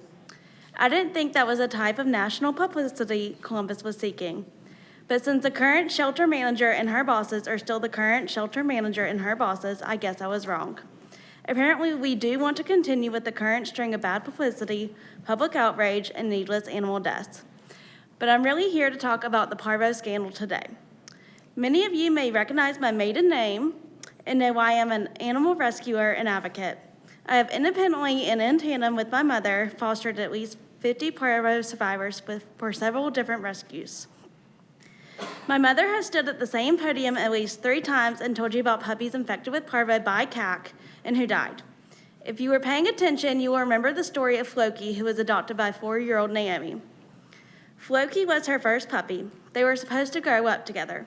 Instead, Floki broke up with Parvo the day he left CAC. According to all literature and Floki's own vet, Floki was inoculated with the parvovirus after incarceration at CAC. After several weeks at Auburn Vet Hospital and $1,000 of vet bills, little Floki died. Naomi still asks her mom when they can go pick up Floki. Just this morning, puppies who have been incarcerated at CAC for over a month broke with parvo. According to CAC, they are lethargic and not eating, so unless a rescue pulls them, add 2 more dogs to CAC's horrendous year-to-date kill total. Dead to incompetence. And there are at least 5 dogs who, as of today, have been incarcerated at CAC for 45 days and have not received any vaccines. CAC has now had their 6th or 7th new parvo outbreak since December. This is clearly due to the shelter managers and many of the staff's incompetence and lack of caring, as demonstrated in the infamous Chai video, and it is still continuing. CAC has been closed for 5 days. It just reopened today, reportedly closed to the continuous parvo outbreaks, but many concerned citizens have put forth other reasons for their closing. That's what happens when you don't put employees under investigation for a heinous act that is clearly seen on the cameras that the shelter manager was so proud of on administrative leave. With their lack of following any type of vetted protocol, if the manager and the majority of the current employees remain employed at CAC, you can continue to expect many needless deaths and salacious scandals. The Director of Public Works and the City Manager, who are protecting these employees, need to transfer them to waste management where they can't cause any more needless deaths. And as other speakers have stated, we are not going anywhere. Thank you. Thank you, ma'am.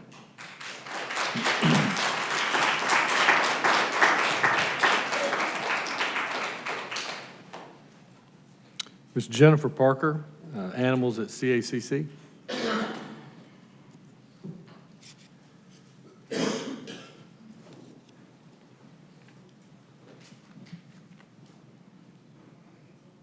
Good evening, Mr. Mayor and City Council. My name is Jennifer Parker. I've been a Columbus resident for about 10 years now. I thank you all for this opportunity because this has been heavy on my heart. And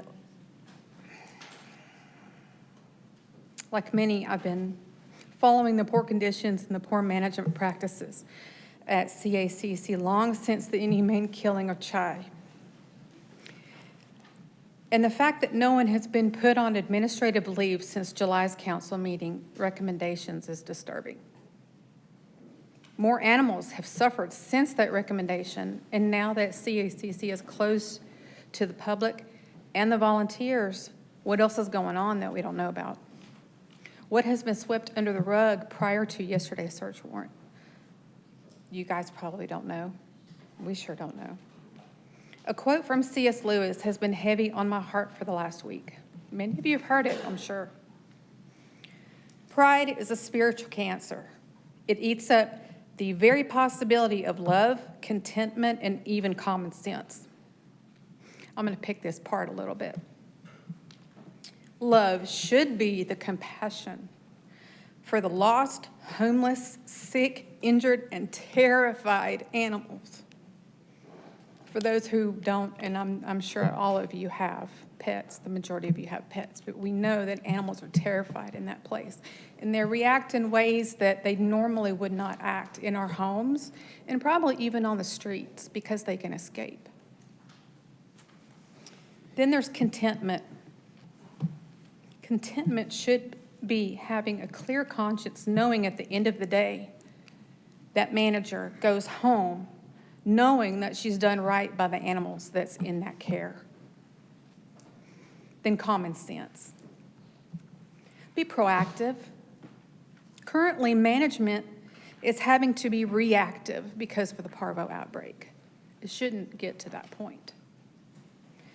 Don't cut corners on carrying out protocols necessary to prevent the parvo and other outbreaks.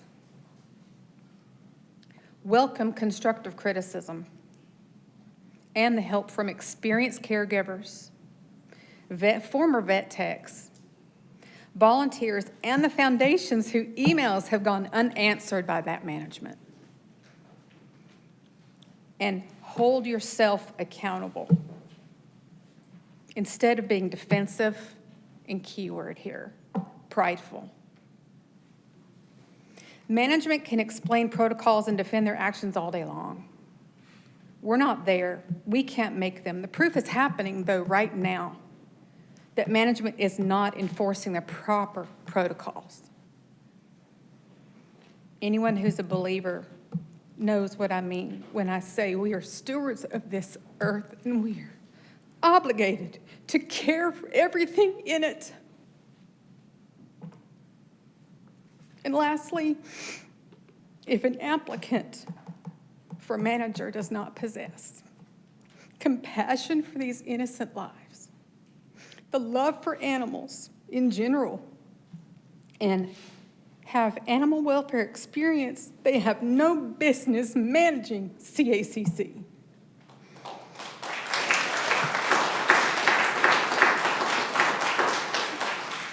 I have read more qualified applicants were not even given the opportunity for an interview.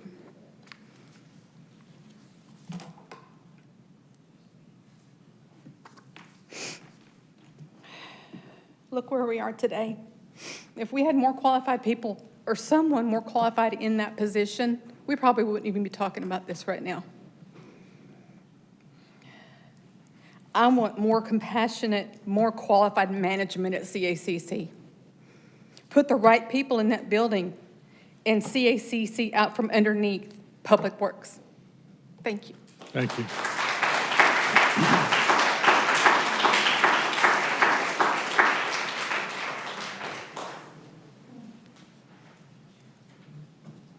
Ms. Becky Carter.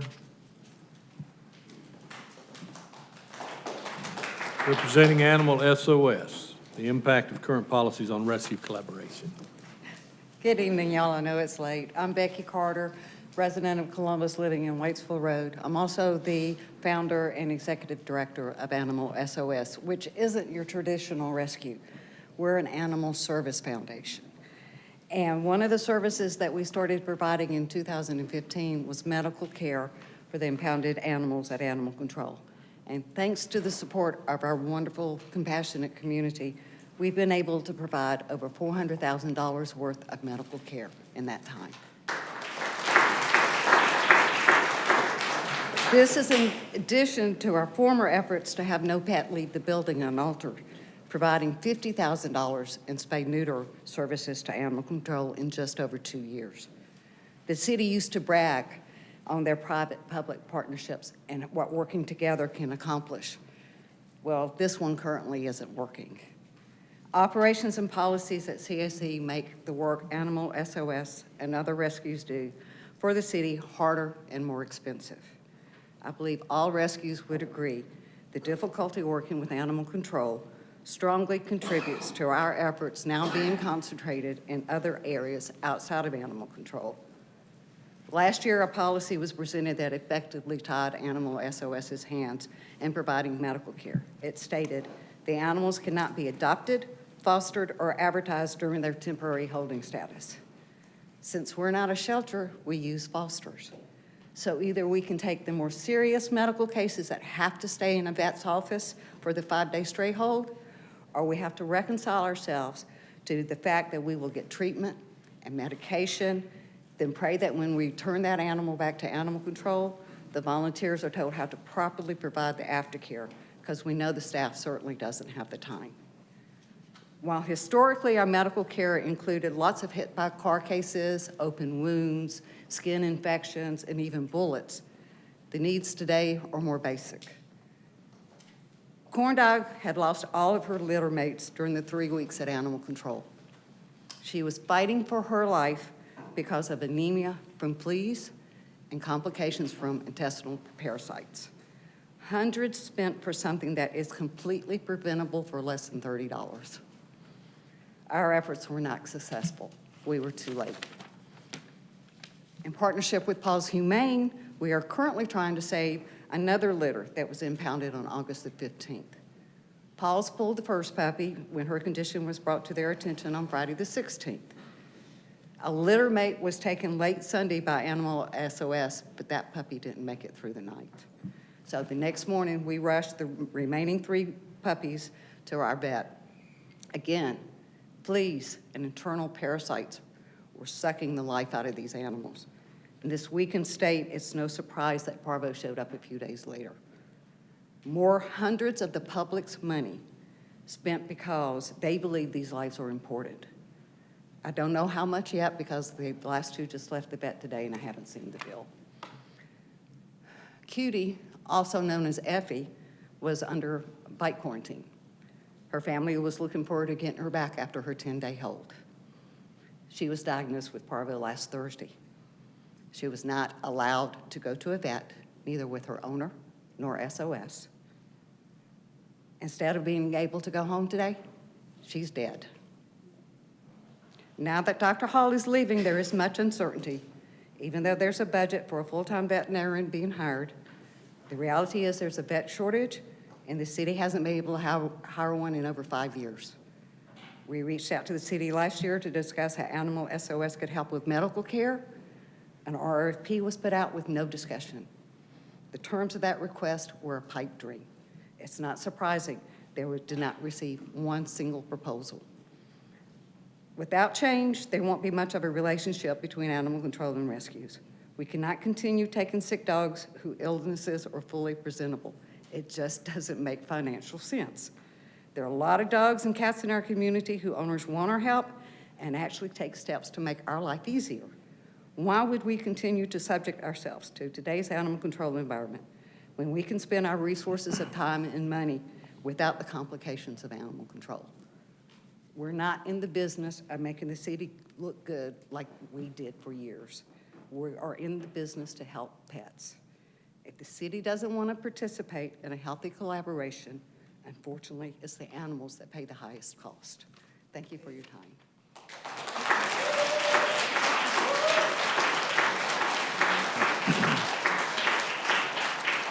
Thank you, Becky. Next, Ms. Anna Claire Daniels regarding Animal Control Advisory Board.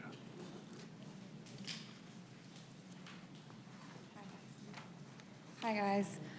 Thank you, guys. I know it's late. It won't take very long.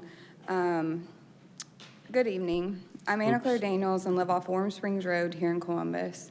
Tonight, you have heard how bad it currently is right now for the animals in our city that end up at CACC. I'm soon to be the newest Animal Control Advisory Board member. I am totally aware of the history and its ineffectiveness, but for myself, I have to try and keep helping with the effort to push forward and do better. The animals deserve it. Our advisory board is a mess. The city website currently shows that I have been a member since April, even though I haven't even been sworn in yet. 3 other positions have been vacant since April and have not been filled because of how the ordinance is written. There's literally no way to fill them. I know of no effort on the part of the city, the clerk's office, city attorney's office, or animal control to correct it, even after it was brought to their attention multiple times. Bylaws approved by the board, first in 2019 and again earlier this year, go ignored. Meetings called according to these bylaws are never set. One example, a meeting that was first requested on July 9th by the chairman at the time. This email and at least 4 other emails about this request went ignored. Historically, this happens when it's a topic CACC does not want to discuss. The chair moved forward and scheduled the meeting. The city finally responded at the end of last week saying it would not be an official meeting because of quorum not being met. If this quorum is not met on the meeting on the 29th this week, it will be because the Public Works Director does not show. That reflects lack of respect the city has to the citizens, giving our time and service to the city. Another example is council had requested for the advisory board to give feedback on the upcoming tethering ordinance set for change for September 10th. 2 weeks later, right now, no effort has been made by Animal Control / Public Works / the city to make this happen. This could be discussed at the meeting this Thursday if quorum is met. After 9 years of following the board meetings, it is obvious to me it's controlled by the city, which means animal control. Meetings aren't set when board members request. Recommendations by the board have no action taken. Example of this, last spring, was brought to the board's attention that the pause position is a non-voting one. The board had voted to have this position changed back to voting since the RFP was no longer relevant. Even though Animal Control Management said that they would make sure this ordinance got changed back, nothing has happened in over a year. Pause is still a non-voting member. So what's the purpose of the advisory board? I used to think that it was necessary for dangerous dog classification appeals, but even that hasn't happened in well over a year. We know of a current case involving 5 dogs that have been at CACC for over 45 days with no vaccinations. They missed their vaccine appointment because they were impounded, and they have yet to receive a single vaccination. The city, the owner wants them back. Well, their bite quarantine was over on day 10. The owner wants them back. The owner can't even get a reply or set an appeal date. The city and animal control management are refusing to be transparent when it comes to this situation. Right now, there are 5 dogs taking up 5 runs, receiving no time outside the kennels, and exposed to all the diseases going through the building, and with no action to move forward with this case. This case should be before the Animal Advisory Board. This board, at minimum, according to our ordinance, is to be the place for dog classification appeals and where citizens come with issues, providing a safety net for pets. This board is not given a chance to do this. The advisory board is failing miserably at helping animals and humans right now. How are we to answer questions posed by our citizens when we are also ignored by animal control management in the city? In the past, the city has not been held accountable for this board. They have been extremely good at playing games. It's time for change.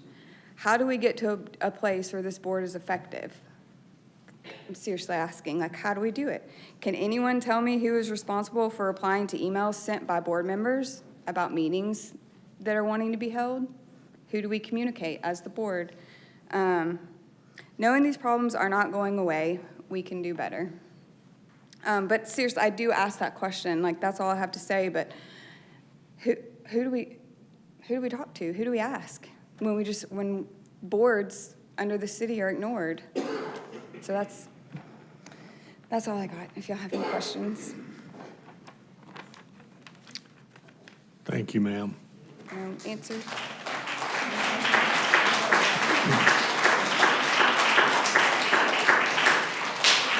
Councilor Crabb? Thank you. Would that be you, Sandra, that they would contact? I'd like an answer to that question myself. Trying to get to you. Councilor Crabb, no, I do not schedule board meetings for the Animal Control Advisory Board. Okay, so do you know the answer to that question? I don't know.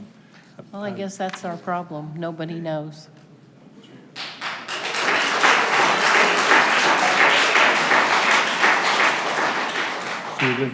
Mayor, for any board, okay, not just for animal control, if it's the civic center, if it's the aquatic center, it would be the liaison, that department director or his or her designated liaison who would deal with the advisory board. And so it's not the clerk, it's not you, it's not me, it would be, for the planning advisory committee. Do you know who the liaison for the Animal Control Advisory Board is? I would I would be looking to the director, Trail Short. If you're gonna, Mayor, I can't hear for all that, but it would be obviously Trail Short. She's the director.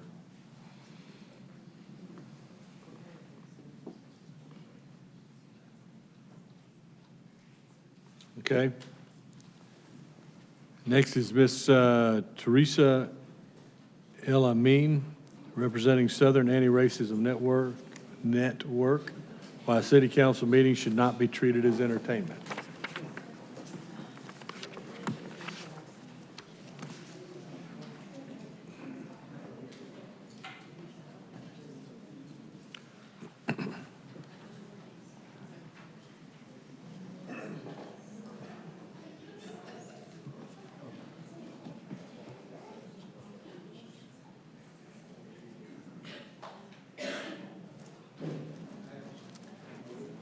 Thank you, Mr. Mayor.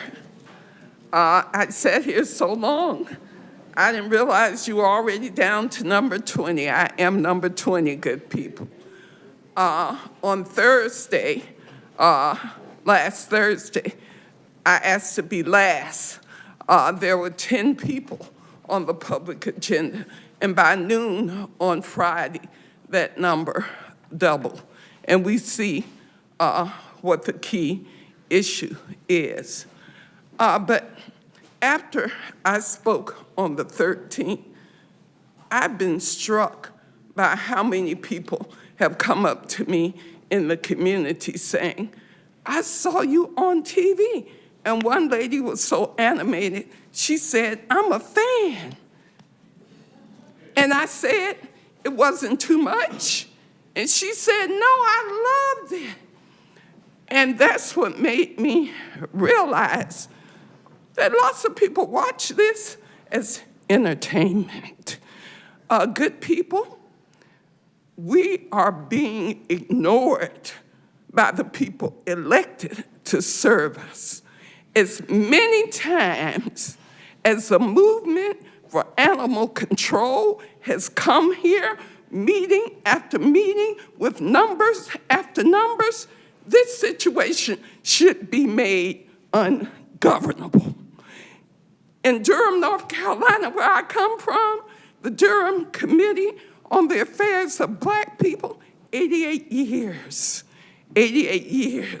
of Black people fighting the Klan in 1935 and fighting for justice. When there was a problem with the superintendent, she had a tight contract. They couldn't get rid of her. And people, civil disobedience. So you have to escalate your tactics, good people, when you have as big a movement as you got in animal control. This should be ungovernable because this is not entertainment. It is painful to watch a city council member ask a question about his understanding of what the city manager can do, and the mayor attacks him as reckless and irresponsible. That happened right here tonight. Instead of answering the councilor's question, we are being blindsided, kept in the dark, treated like mushrooms. You cannot run a government calling it open and do people like you're doing them. Because I send you emails, all of you. I email them a lot about the issue of the animal control, okay? Because it was obvious to me what your demands are. I've said to them, don't treat the experts on animal control like their enemies, work with them, not against them. This should not go on. How long does it take to investigate something with this much information? This is painful. It is painful to watch citizens be ignored. If I email you for a meeting and I call you for a meeting, I expect you to respond. That's the one thing I loved about Pops Barnes. I could not understand how he could always find time to call me back. Even though I knew he disagreed with me, he always found time to call me back. I have emailed, called, text members of this body, ignored. They ignore me too. It's not just you in the animal control movement that is so powerful. Escalate your tactics. Do not allow yourself to be ignored. This should not be entertainment. You want to put on a show, put on a real show.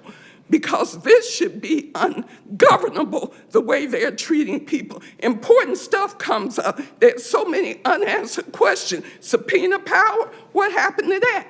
All these investigations, it's really awful.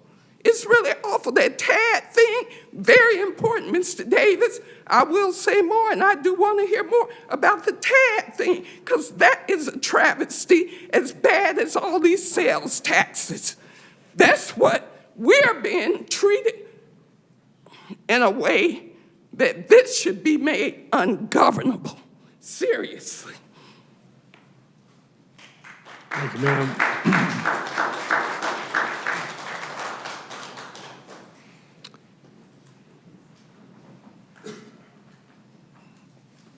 All right, next, city manager's agenda. Mr. Mayor, we've already handled number one. The second thing, Ma'am. sure. Oh, to number one? Yes, ma'am. I'm sorry, I didn't see you. Counselor Thomas, I apologize. Mr. Mayor, we typically call for a transition audit when there's a new director of a department. We have not done that. Do we need to make a motion tonight to have that transition audit done? You can do that. If so, I'll make that motion. Okay. Motion second to issue a request for a transition audit in the engineering department. Any discussion to that? All in favor say aye. Are there any opposed? Okay, well, Okay, Mayor, first I've got recipient agreements for occupational training and retention. This is for our workforce investment program. motion second to the motion, Counselor Tucker. No, it's in reference to the transition audit. Okay, well, let's get through Yeah, this it's vote and fine. I'll come back to you. Counselor Crabb, is that to the motion? Yes. Okay. I see under presentations and updates, F, the ARP Fund Reallocation. And I believe when we were discussing this subrecipient agreement last time, you were planning on using ARP funds. That's correct. So I'd like to bring that presentation up if it has anything to do with this vote. Okay. We can do that now if you'd like. We can delay this until that if you'd like. Okay, that's Okay. fine. So then we'll go to number 3 on my agenda. So street acceptance, Phase 2, Hefferhorn Farm. Second. Motion second to approve street exception. Any discussion on that? If you cue it, councilors, you can enter your votes. I know, right?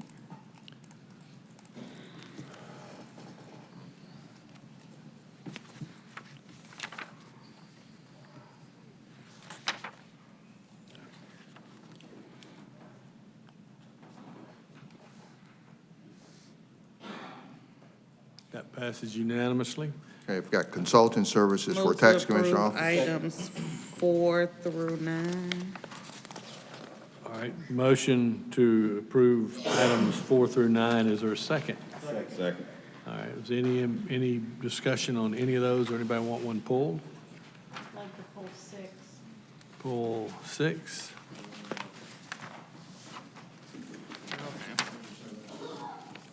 Pull 6, Councilor Crabb wanted to pull number 6. It's 4 through 9 was a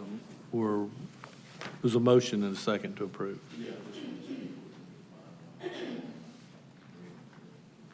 Okay, why don't we take these one at a time, because we've got several that want to be dealt with here. So we'll start with a motion to approve. Consultants? Did you do consulting services? Yes, I think I heard. It was the same. She Yes, moved I for did. 4 through 9. Okay, but we've got 2 or 3 that want to be pulled out. Okay. I think we just go through them pretty quickly. So there's a motion and a second on the consulting services. Mr. Mayor. Yeah. Well, where are you? There you go. Dang, hit it again for me.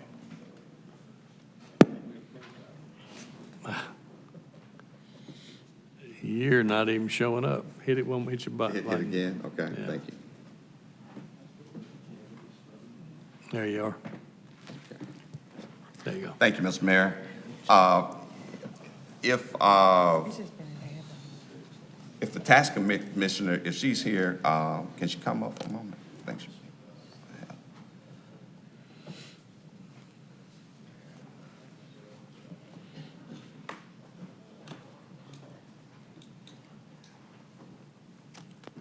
Good evening. Yes, ma'am. She wanted to address the council. Very quickly, won't take but a minute. I had some additional positive news I'd like to share with the council, and I wanted to share it also with the public, and this was the best way to try to get it to you. One, we know that the property tax bills are on the street, so I wanted to make sure that if you haven't gotten them, hey, give us a call and make sure that you get it. You can also go online and get them right now. We have services for online, mail, and in person. The next thing I wanted to say to you is that we've got our third kiosk machine now. We have one at Bradley Park, we've got one at Macon Road, and we now have one out at Midland. And that doesn't cost the city anything at all. But the thing that is so unique for our location, because we're one of the few counties within the 159 counties in the state of Georgia, that now you can go across the street to Macon Road and renew your Georgia driver's license. How about that? So with that, I say good night. Good night. I have a question Yes. for her. Can someone pay their whole bill instead of breaking it into October Sure and you December? can. We never turn down money. Thank If you. you like to pay for someone else's, I'll give you mine too. Thank you. Thank you, Ms. Huff. Thank you. Mr. Commissioner, Mr. Tax Commissioner, one more question, please.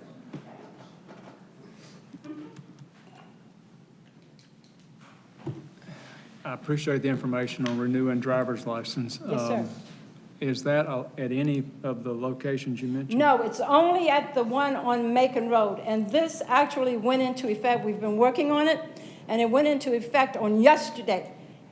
But it's only at the one on Macon Road. Thanks for bringing that up. I appreciate that. All right. I got a birthday coming up, so Okay. I got a renewal I got to make up, so. Yeah, please use the kiosk. It takes like 3 minutes, you know, or Yeah. less. Thank you. Thank you. 1 minute. Thank you. Testimony. I'm sure if council had known you were in the room, we would have called this up earlier so Oh, you yes. could address this. Hey, I'm a diligent city worker. I've been downstairs working all this time.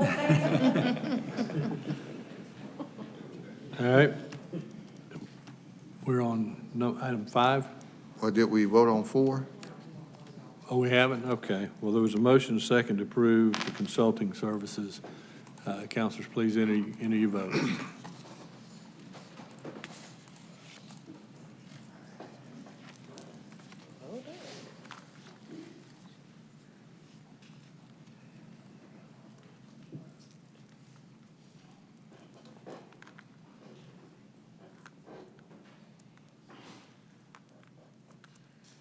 All right, and that's approved. And I've got a street acceptance, Paddock Court. All right, there's a motion and a second, and I believe Councilor Davis wanted to speak to this. Is that right, sir? No. Okay, so there's a motion second to approve Paddock Court. Any discussion? His was pickleball. Yeah, I know. All right, if you would, please put it on the screen, and we'll have council vote on it.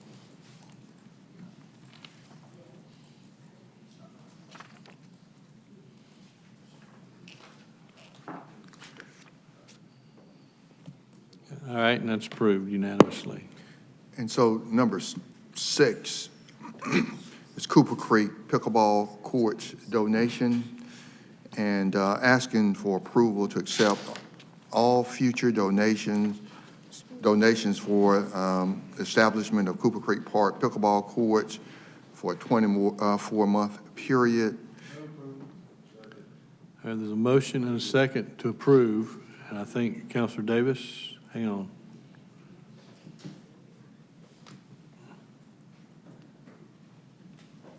Yeah, Mr. Mayor, I just want to say, for the record, I'm grateful to the city manager and the staff to listen in some of the council's concerns, and as we move forward, I think everybody's got a common goal now, and that we're working towards a plan, and I think good things are in the future out at Cooper Creek. Thank you. Good deal. For the record, what your plan is? I don't have a plan. I don't know why you would ask. No, I think there will, You just said I don't want that to speak there's for a plan and we're moving forward. I think you look at the item and it tells you everything. It's a SPOS plan. I don't have a plan. We are in the process of devising a plan. It's too late in the night. It's too late. Well, we've got. Should I move on? No, I think we've got Counselor. Yeah, yes, sir. Okay, did we vote on that? There was a motion second to approve, and we need to put it on the screen so that council can vote on it. Are we able to put that on the screen? All right, all in favor of item 6? There we go. Please enter your votes.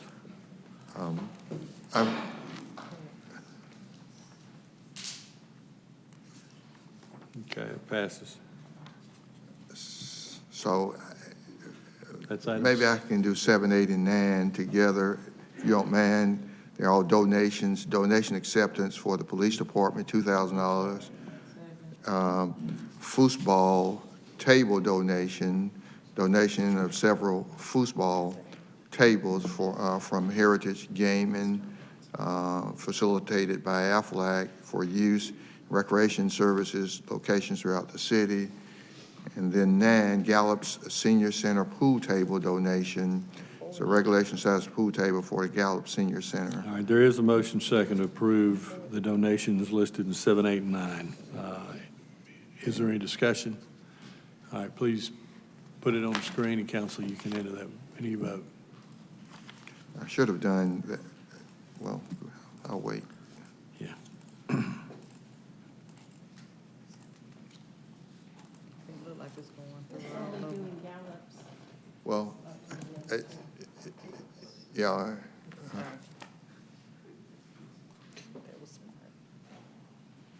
Okay, and that's approved. so Mayor, earlier I asked you to approve the add-on grant from Mr. Corbett, Homeland Security, and staff tells me that you need to authorize the purchase. And so I'm going to ask you to authorize Move to the approve. purchase. Motion second to approve the purchase. Any discussion on that item?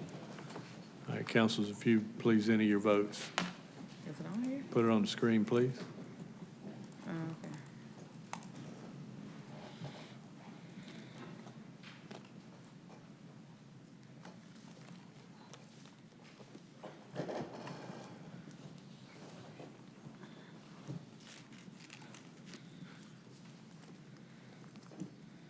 So Mayor, That's approved. I'm going to go through the purchases. I've got 2 Ford Expeditions for Police Department, asking your approval on A. Is there a motion?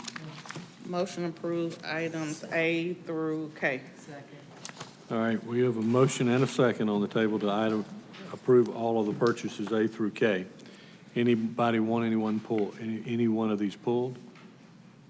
All right, then please cast your votes. We'll put it on the screen. And this is for all of those items.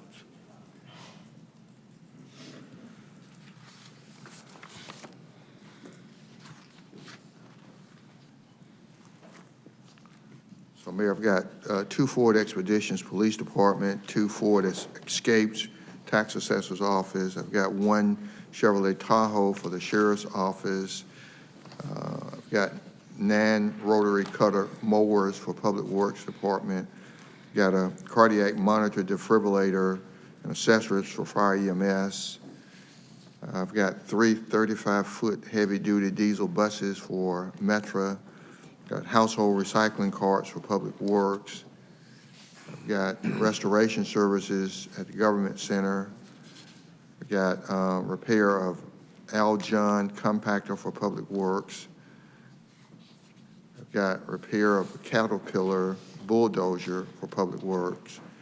And then I got a declaration of surplus equipment using our usual auction company to Evans Auctioneers to auction off their surplus property. Those are the purchases, Mayor. And I'm prepared to go into my updates, and I will call the ARP update first with Yeah, Counselor Tucker I forgot you for, Yeah, I oh, think you it's had a fine. comment. Yes, regarding, the audit, I would like to add for the next, council meeting for the auditor to be on the agenda. And the reason why we worked on a master audit, list, and it will show the risk, level of all our departments and actually show the report showing those transitional audits and where she is right now in reference to the audit schedule. Yeah. Okay. And Counselor Kogel, I think, had a question. Just before we go into the updates and presentations, just so that it doesn't get lost, can you give us an update on, there was an RFP that we approved in January called the JAG grants for police dogs, and it expires in December. And so we're getting, can you give us an update on? A JAG grant for police dogs? Yeah, they have their dogs picked out, and I think we just have to authorize the RFP. But Okay. before it expires in December, I think we're, just before we come up on the holidays and people are in and out. So just, we approved it January and it expires in December so that they don't have to go back and reapply for that grant. I don't want that grant to expire before it's actually used, is what I'm saying. Okay. Thank you. Yeah. I'm going to call up Deputy City Manager Pam Hodge on the ARP update.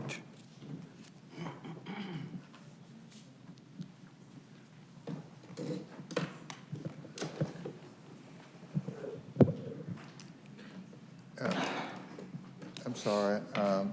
The coroner is here. Why don't we just go ahead and call the coroner up so we can let him go?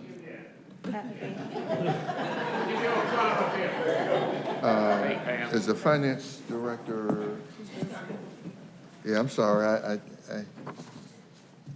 Hey, Isaiah. Yeah. Hello, everyone. Yeah. Mr. Carter.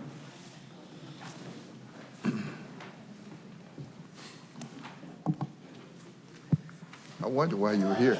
Well, I've been here for 5 hours, so I figured I'd stick it out. There you go. Me too. I got my right-hand person with me. There you go. Good evening, Mr. Mayor, members of council, Mr. City Manager, Mr. City Attorney. I apologize, I was trying to find out more information about that RFP. But the coroner is here, our coroner, Mr. Bryan is here pursuant to Ordinance 13-39. That just says, when a department or elected official goes over budget, they have to come to council and request additional appropriations. In reviewing the budget, and obviously the coroner can provide more information if you have it, but in reviewing the budget with the coroner's office, there were some challenges that the coroner experienced this fiscal year as it relates to personnel. He only has one administrative person. And so there was some temporary help that was needed while that person was out on leave, as well as some challenges with some of the forensic drivers, the part-time drivers, who transports the bodies on behalf of the coroner's office. And so it's all relative to personnel costs in terms of the overage that the coroner has experienced for FY '24. So the amount of additional appropriations that we're requesting, obviously this will be funded through reserves, but it's $9,540. All right, there's a motion and second to approve covering that overage. Is there any other comments?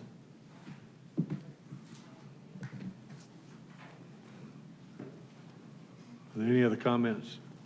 All right, hearing none, if you'll post it on the screen, and councilors, if you, any votes. It's not going to be up. Okay, well then all in favor, please say aye. Is it on there? No? Any opposed? All right. All right, it's approved.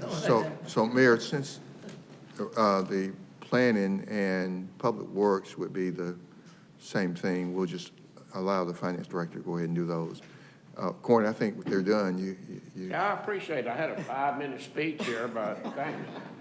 Y'all be nice to me. I appreciate everything y'all do for me. Thank you, Mr. Brown. Planning Director Will Johnson. Of course, as stated previously, the Planning Department is here pursuant to Ordinance 13-39.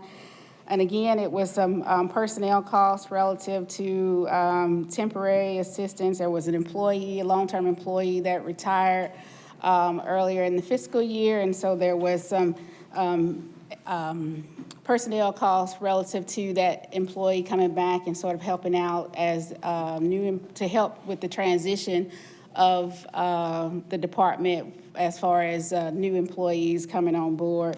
And so for the planning department, relative to these additional personnel costs, it's $13,360 in additional appropriations.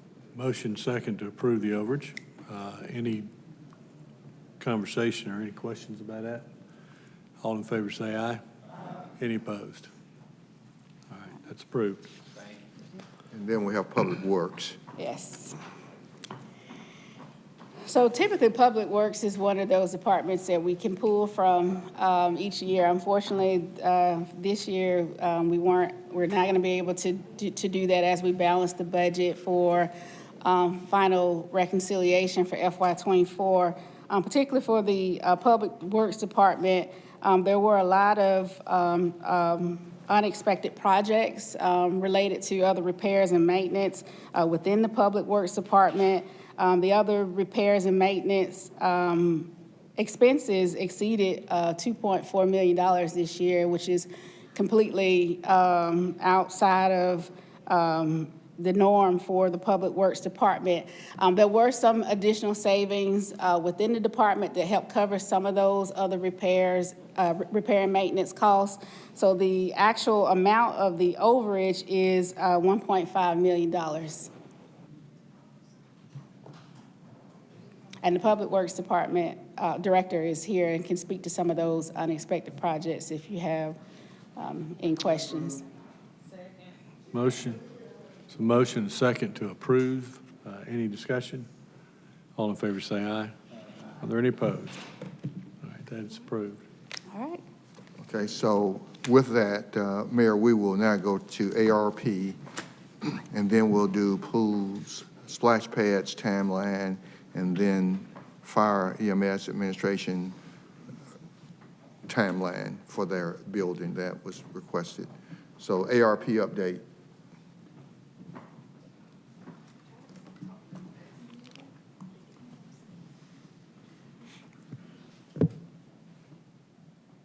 So good evening, Mayor, members of council, Mr. City Manager, Mr. City Attorney. I'll just go through the ARP update. I have the full report that I typically give. I'll go through that quickly and then go to the reallocation discussion that we've had in the past. Again, just as a refresher, this is the American Rescue Plan that was an act in 2021. It provided significant funding to local governments related to the pandemic. There is specific requirements on how these funds may be utilized, as we've talked about this over the past several years. And this provides just the update of the $78.4 million was our total allocation. We qualified as a city and a county, so we received 2 allocations, and they came in 2 separate funding times in 21 and in 22. We have expended $50 million of those funds. We have 13.7 encumbered and 520,000 in process and $14 million left unexpended, but it is committed to projects, and I will walk through those. Again, go back. So we've talked about the garbage automation of trucks. That project is complete. The ambulance is complete. The summer youth program, Cure Violence, and the camera program, these funds have been allocated and expended. Those projects are complete. They're still working on the final segment of the broadband cybersecurity upgrades. The revenue recovery and the premium pay out of Phase 1 are complete. The initial small business grant program is complete, and the first Phase 1 administration funds have been expended.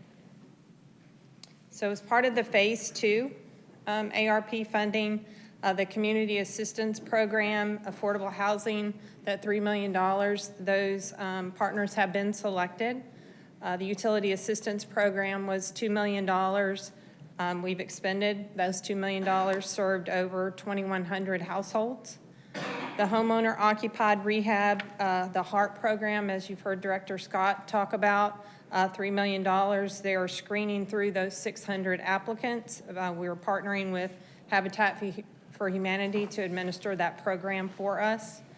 One of the items that was initially included as part of the reallocation, which is the item on the agenda this evening, is the job training, workforce development, and youth work program. The amount was $1,147,155. We have expended $151,000 as part of the youth work program related to the mayor's summer youth program. The amount that's committed, which is the item on the agenda, is the $995,000. Originally, when I made the presentation to council at the end of July at the work session, the Workforce Investment Office had notified me of they were going to spend a little over $400,000, and so they're left $500,000 available for reallocation. There is a new director, and she, as she presented at the last council meeting, has determined those partners that she can utilize all of the funds for. So at this point, there is not any funding available for reallocation. Her recommendation is to use the entire amount that was originally approved in the ARP resolution for those agencies that's listed on the agenda this evening. For the mental health training intervention, $750,000. We have expended $52,000 and encumbered $152,000.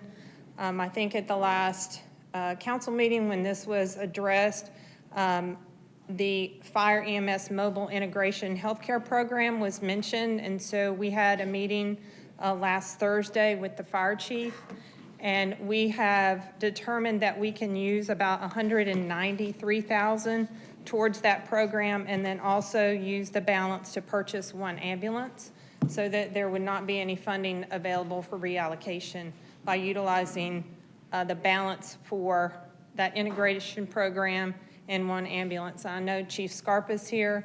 There is additional expenditures related to this program that would need to be addressed. What we can purchase through ARP is the capital, the van, and they're using community partners and in-house personnel as the pilot.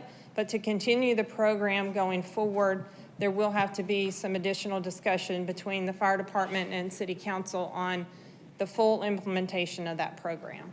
So I just want to make sure we're clear that this purchase only addresses the capital and that future personnel would be required to implement the program completely. The substance abuse, that is available for reallocation, $750,000.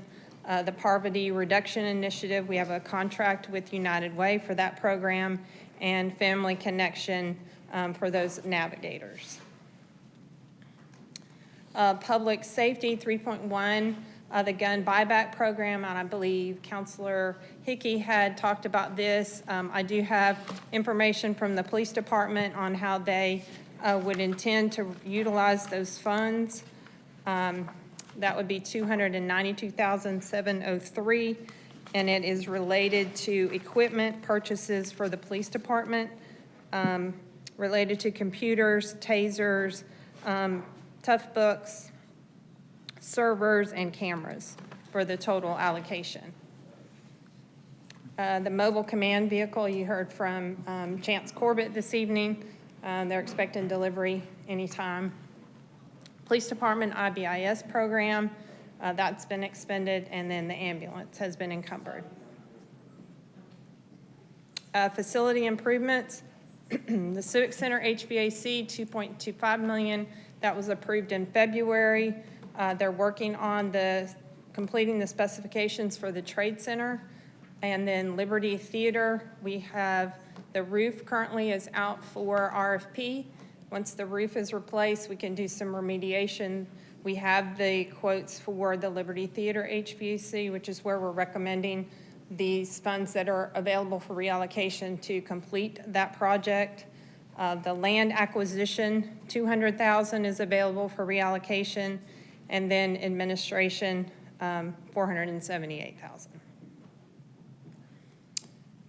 Again, for revenue recovery, that $10.1 million provided the upgrades in this facility, cybersecurity, the Family Connection Program, and then public safety capital. The camera program, they're completing that program. That was $6.5 million. That was phase 2 and phase 3 of the camera program. And so for reallocation, at this point, we have the two items for reallocation of $950,000. The recommendation is to use $600 of that for the Liberty Theater HVAC for a total of $910,000. And then to utilize the balance towards the Trade Center HVAC to bring that total allocation to $2,640,000. And then the state recovery funds, we are getting down to the end. For the small business program, we have $190,000 available. And then for the nonprofits, $68,000. We're working with the chamber as our partner to complete those last few applications to utilize the balance of those funds. I'm happy to answer any questions.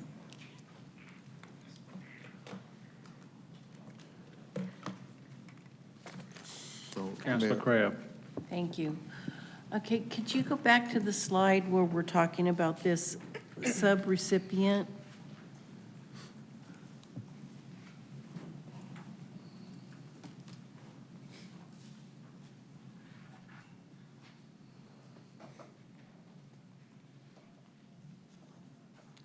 Subrecipient for job training? Yes. Yes. Okay, so we committed $995,503,06. And thousand. Okay, sorry. I didn't see that dot. Wearing my contacts. So if we've already committed that, it's not a reallocation, is it? No, this $995,000 is what's listed on the city manager's agenda. Okay, But- so why are we why are we having to vote on it if we've already allocated it or we've already committed it? You're voting on funding these agencies that I'm going to share with you that we shared last week. Okay, so we committed the funds, and then they were going to go out and find the agencies, and that's what we're agreeing to? Yes. Okay, that's what I needed to understand. Okay, thank you. Can these reallocated funds, can any of them go towards the jail? So these funds need to be expended or committed by December 31 of 24 of this year. And so we were trying to utilize those funds for a couple of the projects that are coming in over budget. If there's something specific you want us to look at for the jail, we can certainly do that. I just know we need some money on the jail, and so it seems like that would be a higher priority than the Liberty Theater's heating and air, because we're not really even using the Liberty Theater, are we? At this point, it's not in a state that we can. We do Exactly. have funding for the roof. We have funding for the remediation of the hazardous materials that's in there. But in order to continue to preserve that building, we need to replace the HVAC so those things don't come back again. Okay, Councilor Tucker. I got a few questions. So you said we already had allocations for remediation Yes. for the Liberty? We have grant funding, and then city council approved funding last fiscal year, I believe, for additional improvements to the Liberty. What is the estimated time that the remediation and the roof will be done? So the roof bid is out. I believe the date for the bids is September the 16th. And I would expect them to complete that, relatively soon. And we really need to do it before the rainy season starts in The roof? January. It rains January to March. It rains every day. Right. Yeah. So we already have the allocation for the roof for that? Yes. One of the things, because I know we could possibly use general fund, and I'll advocate for it and recommend it during the next budget cycle in reference to this ARP dollars. But you mentioned that we had 600 individuals who are on the list in reference to the ARP dollars. And we know that a lot of those individuals are senior citizens who are on fixed incomes. And just recently, I actually did a request for Steam Mill Road in reference to trees that are close to the right-of-way. And we gave those individuals, I can't remember what the letter is called. What's the letter? Tree for fee? No. The letter when it's a nuisance and they have to remove it, right? I got a call from an 80-year-old woman, and she informed me that she received a letter and she wants to abide by, the city code, but she can't afford to. And one of the things that I would suggest is that whatever remaining allocations go towards community reinvestment, that way it'll go to the community, to the citizens. And because we have a lot of our allocations are top heavy internal, meaning city facing. So the remaining of those ARP dollars, let it be community facing. So if we can just put the rest of those allocations under Director Rob Scott's allocation of funds and increase that way he'll have more bandwidth to actually help more citizens in the community. I think that we'll have I forgot what it was it 600,000? We have 950. I think that we'll have enough money within our coffers to allocate that out of our own general fund, because we know that these dollars are, dollars that doesn't have the limitations that, we have in reference to the city, where we can give these dollars out to the community, because it's the least restrictive grant dollars that we'll ever see. So it seems like right now, with the last trunket of dollars, since we're getting so close, and we already have a project, just to move those funds over to community reinvestment. And this is actually something, it was a citizen by Denise Cambridge. She put something out, and I don't know if you've seen this thing saying, "Give Rob the money." And it had Miss Nadine, and they trying to get a shirt, and Miss Nadine got cash flowing up like this, "Give Rob Scott the money," because it's going back into the community.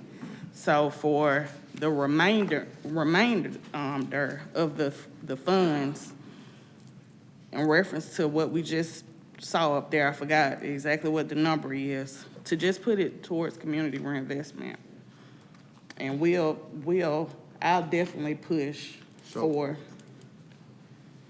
Go ahead. No, I'm saying I would definitely push for that 600,000 allocation. So you're saying instead of the 600 for the Liberty Theater HVAC and the 300 to help with the Trade Center HVAC, take that 900,000 and put it over in Rob's program, To the HARP program? to the HARP program, and then you're gonna find 900,000 in the city budget during budget time to put back at the Liberty and Well, to, and to. I was actually saying the 600,000 for the Liberty.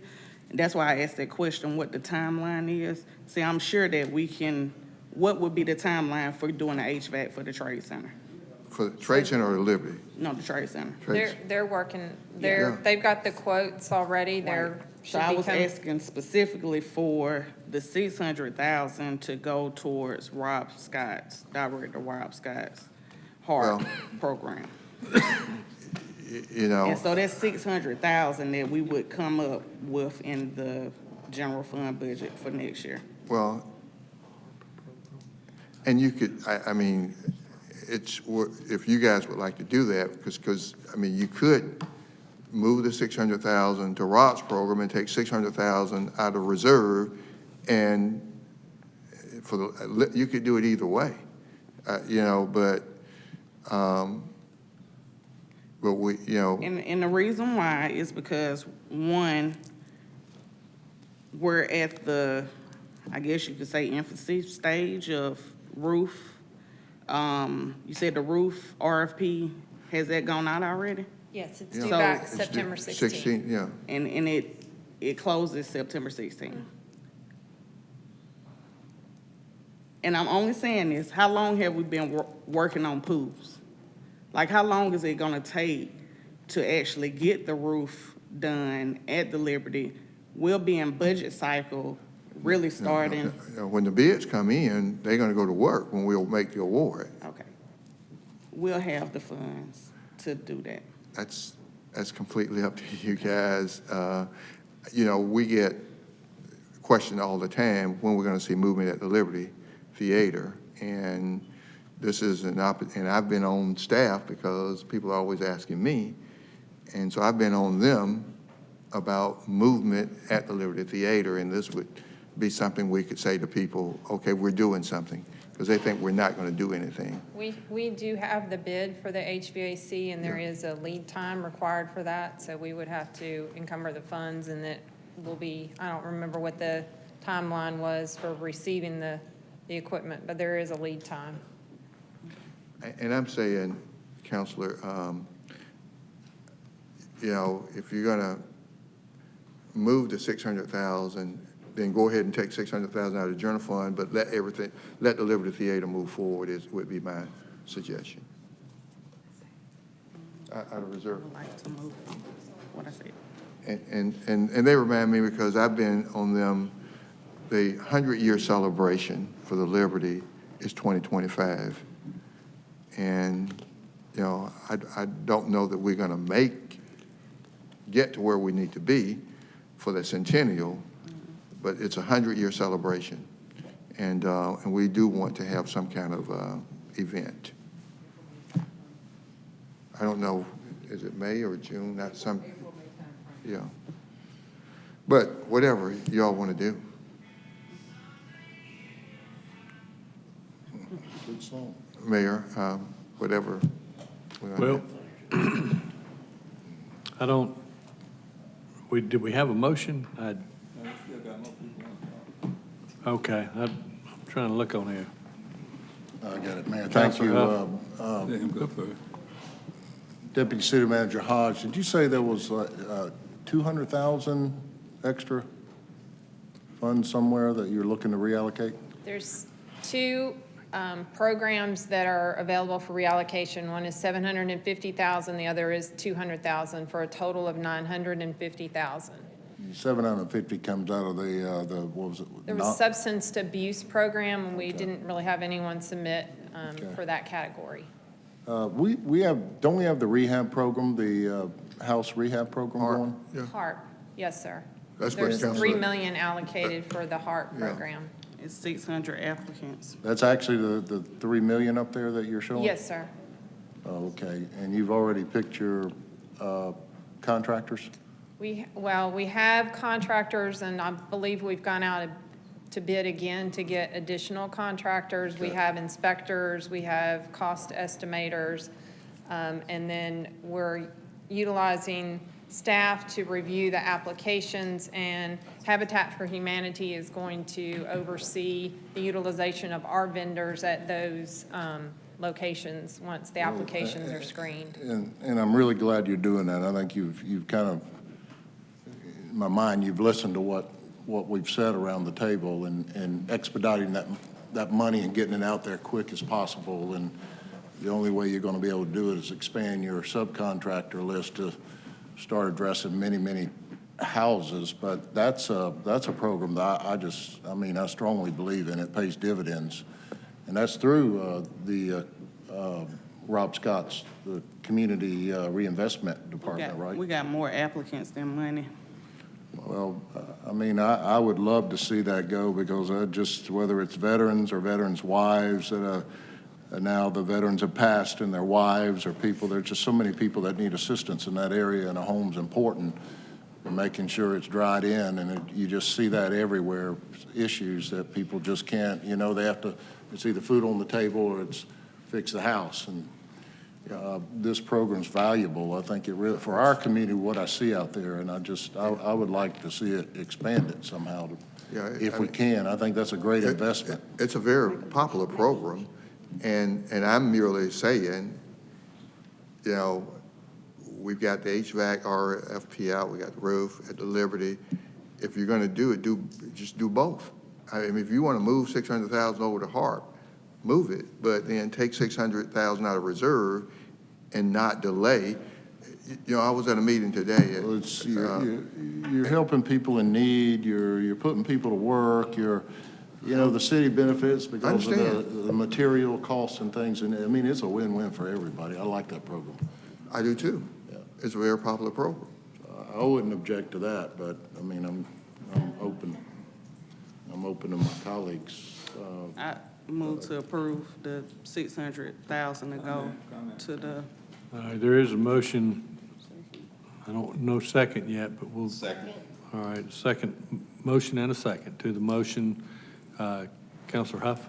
Yeah, I've been trying to get in for a minute before the motion. We need to look at whatever we need to do both. So however the council sees it is where the money comes from, but we need to move ahead with the roof on the theater.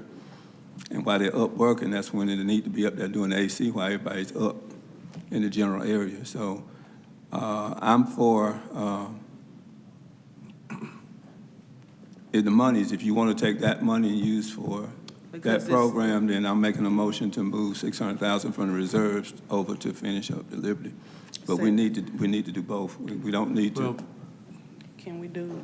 We've got a motion on the table to move that money over to the HARP program. Yeah, and that was what I was saying, because those dollars are very least restrictive, and I know we can possibly.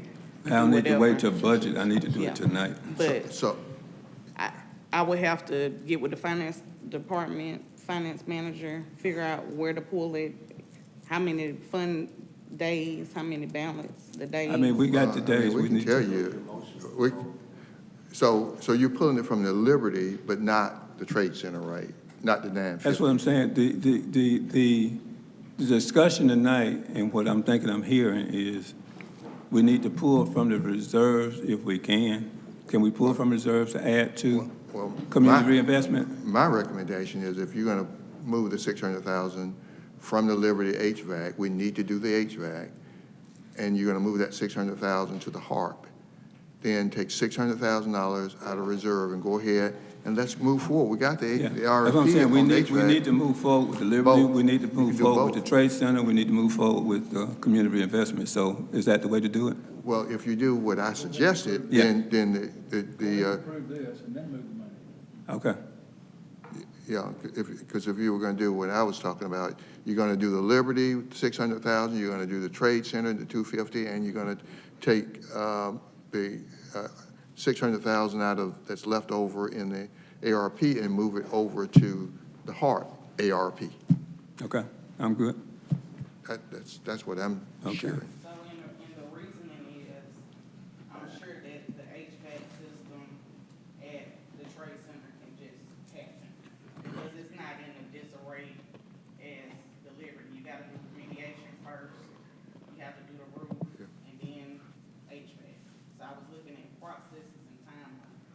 Well, That's the reason. So we already had an allocation to the Liberty in the original ARP of 350, and we were adding 600 to it to make it 950, I believe. So that's the only reason why I said 600,000, move that over, which I already made the motion. And I wasn't touching the trade center, because I know that process is just go. well, So actually, on the Right other now, hand, then there could be a subsequent. the Trade Center has 8.6 million in reserve. You know, and you're gonna give them three. Yeah.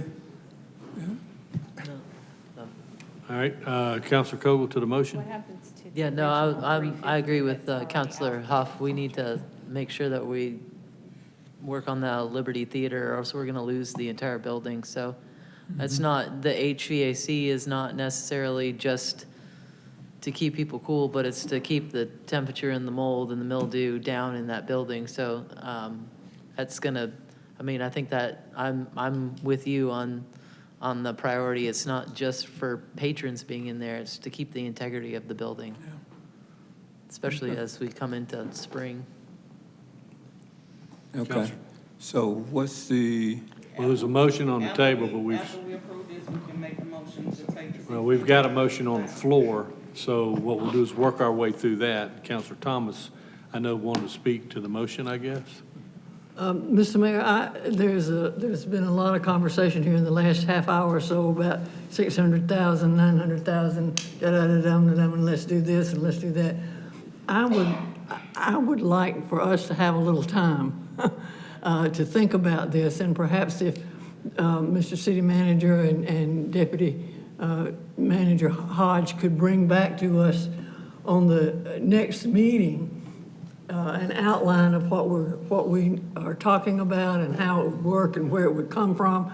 Right now, I'm not in the mood to do any change because I'm not sure that I have all of my ducks in a row on this.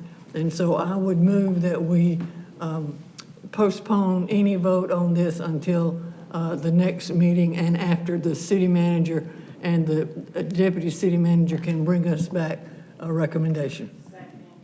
All right, there's a substitute motion to delay this until there's been a study of all of the options, and there's a second with that. comment? And to do it quickly. Do it quickly, post haste. Yeah, All comment. right, any discussion to that substitute motion? Yes. All right, have at it.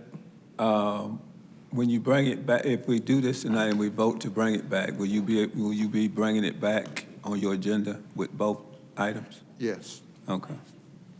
Okay. Okay, any further discussion on that item? All in favor, please say aye. Aye. Are there any opposed? All right, that substitute motion passes. So Mayor, I've got the workforce investment, the subrecipient agreement, and it's to execute this agreement, and there's multiple agencies. Partnership in Caring for occupational training, internships, and retention services with eligible youth age.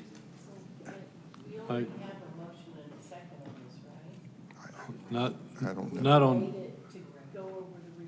Okay, well, okay. So there has been a motion second already on there? All right, Counselor Davis to the motion. Yeah, Mr. City Manager, thank you. I appreciate you. That was what I was looking for, so good work. Thank you. All right, all in favor of that? No, because I'll have to get sent. I've forgotten it. I'll have to get the clerk. No. item 2 on the city manager's agenda, item number 2. Gotcha.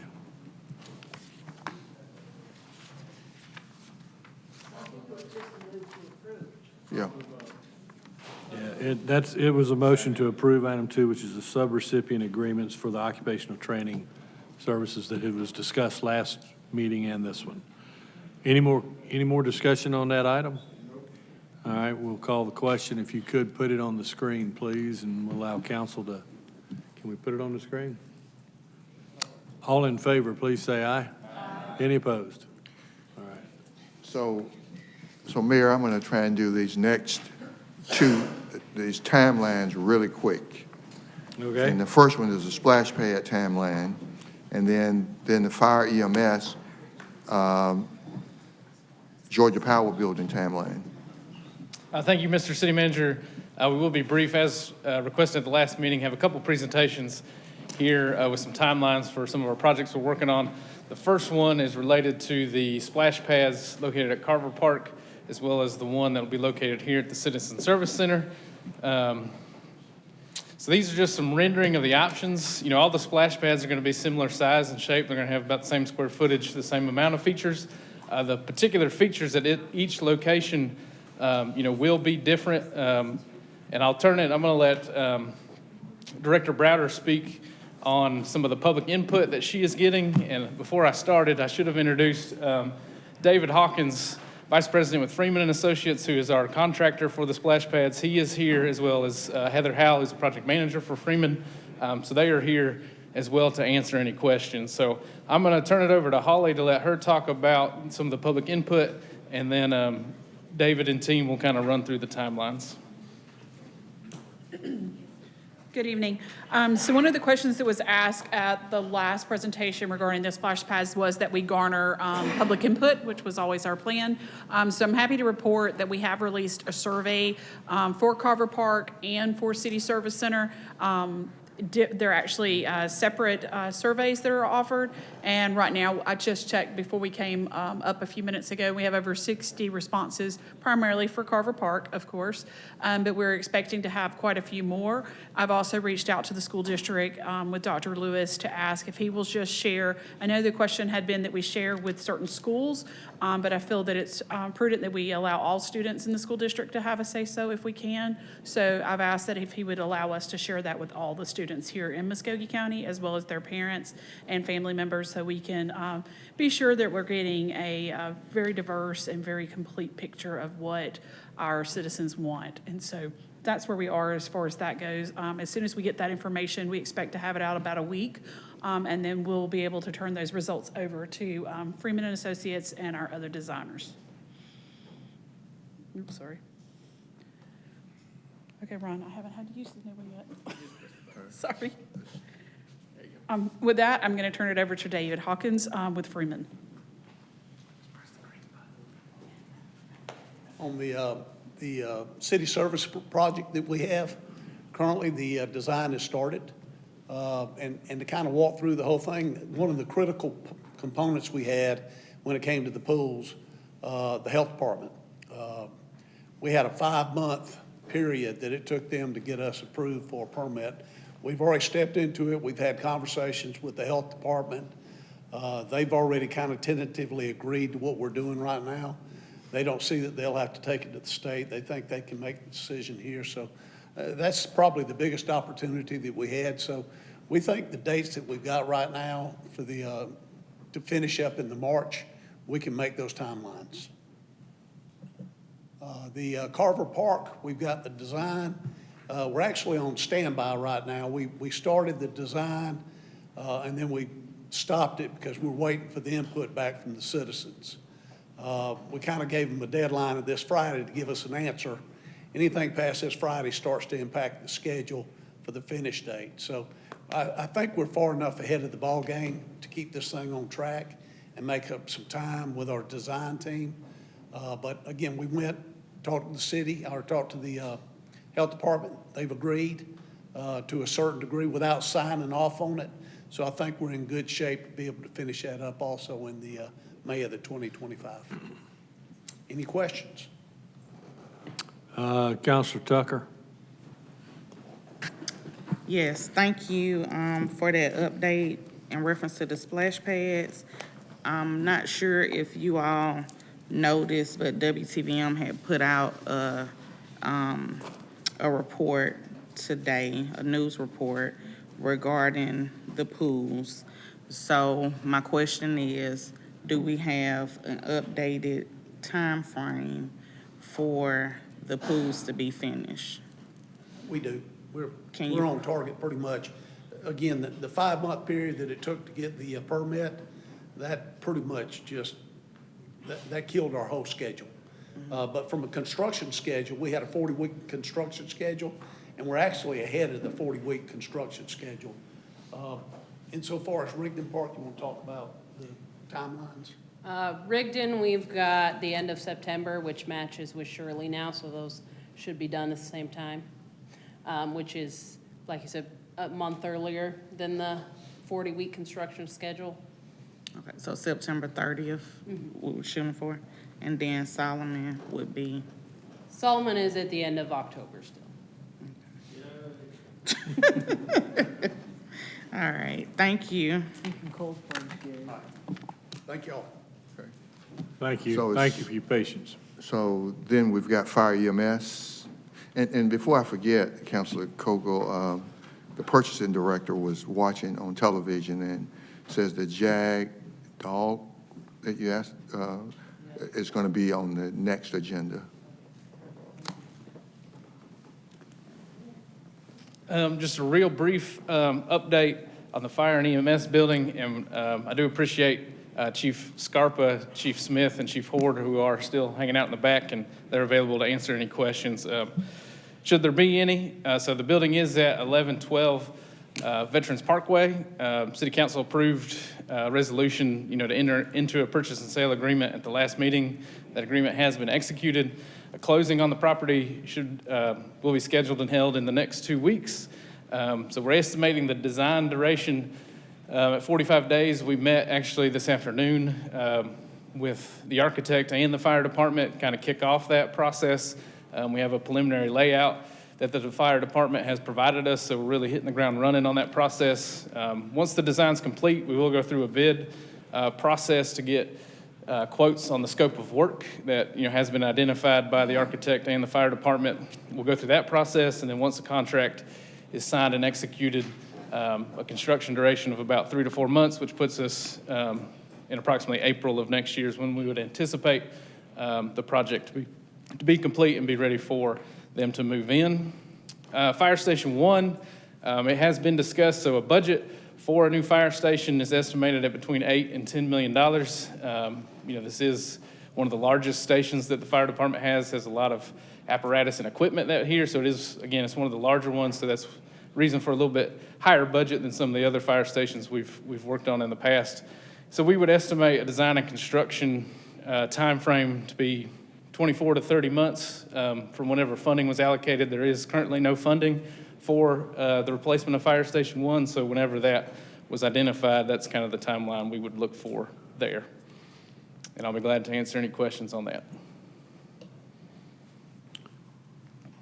All right. Counselor Thomas? Dadgummit, hit that thing again. Remedial training. Oh, you heard me. I didn't mean for you to. Yes, you did. Director Pruitt, if you would come get this business card, I want you to have it. I've had some conversations with some folks in the community about building, what we're going to do, the design, that sort of thing. I did ask the chief if we could name this in honor of my dad, who was the Columbus firefighter for 36 years, and he said he didn't think that would go over. But at any rate, this business card that I have given you is from the person at the school district who is in charge of instruction and learning for pre-K through 12. And when she and I talked, she reminded me that at both Northside and Spencer, there are fire, what is it called, Chief? Fire? They're teaching these kids how to become firefighters. And her recommendation was, if there's any way that these kids can be involved in, perhaps not in some of the stuff you've put up there tonight, but in some of the decorations and so forth, she thinks that would be a tremendous boost for those programs. Chief, this is There are 2 fire programs at the Muskogee County School District. The public safety programs, one is teaching our young kids how to be firefighters. And the other one is teaching them EMS, emergency medical skills, at Northside and Shaw High School. Thank you. Okay. As I said, Ms. Hull thinks that these kids would be delighted to be involved in something along this line to do this new building and so forth. So I've given both the chief and the director her card, and she's willing to talk with anyone about what might go on and a timeline. So please get in touch. And I did email her this evening. All right, thank you, ma'am. So, Mr. Mayor, if there are no other questions, that concludes my agenda. Okay. All right, we'll go to the clerks. Sandra, turn that on again.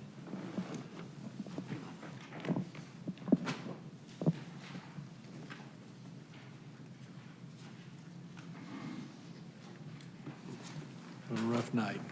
Madam Clerk. Good evening, Mr. Mayor, members of council. For the clerk's agenda, item 1 is an email correspondence from Ms. Nancy Anderson submitting her letter of resignation. Motion second to receive it. All in favor say aye. Aye. Any opposed? Motion second to receive the minutes. Is there any discussion or anything they'd like to pull? Yes, ma'am.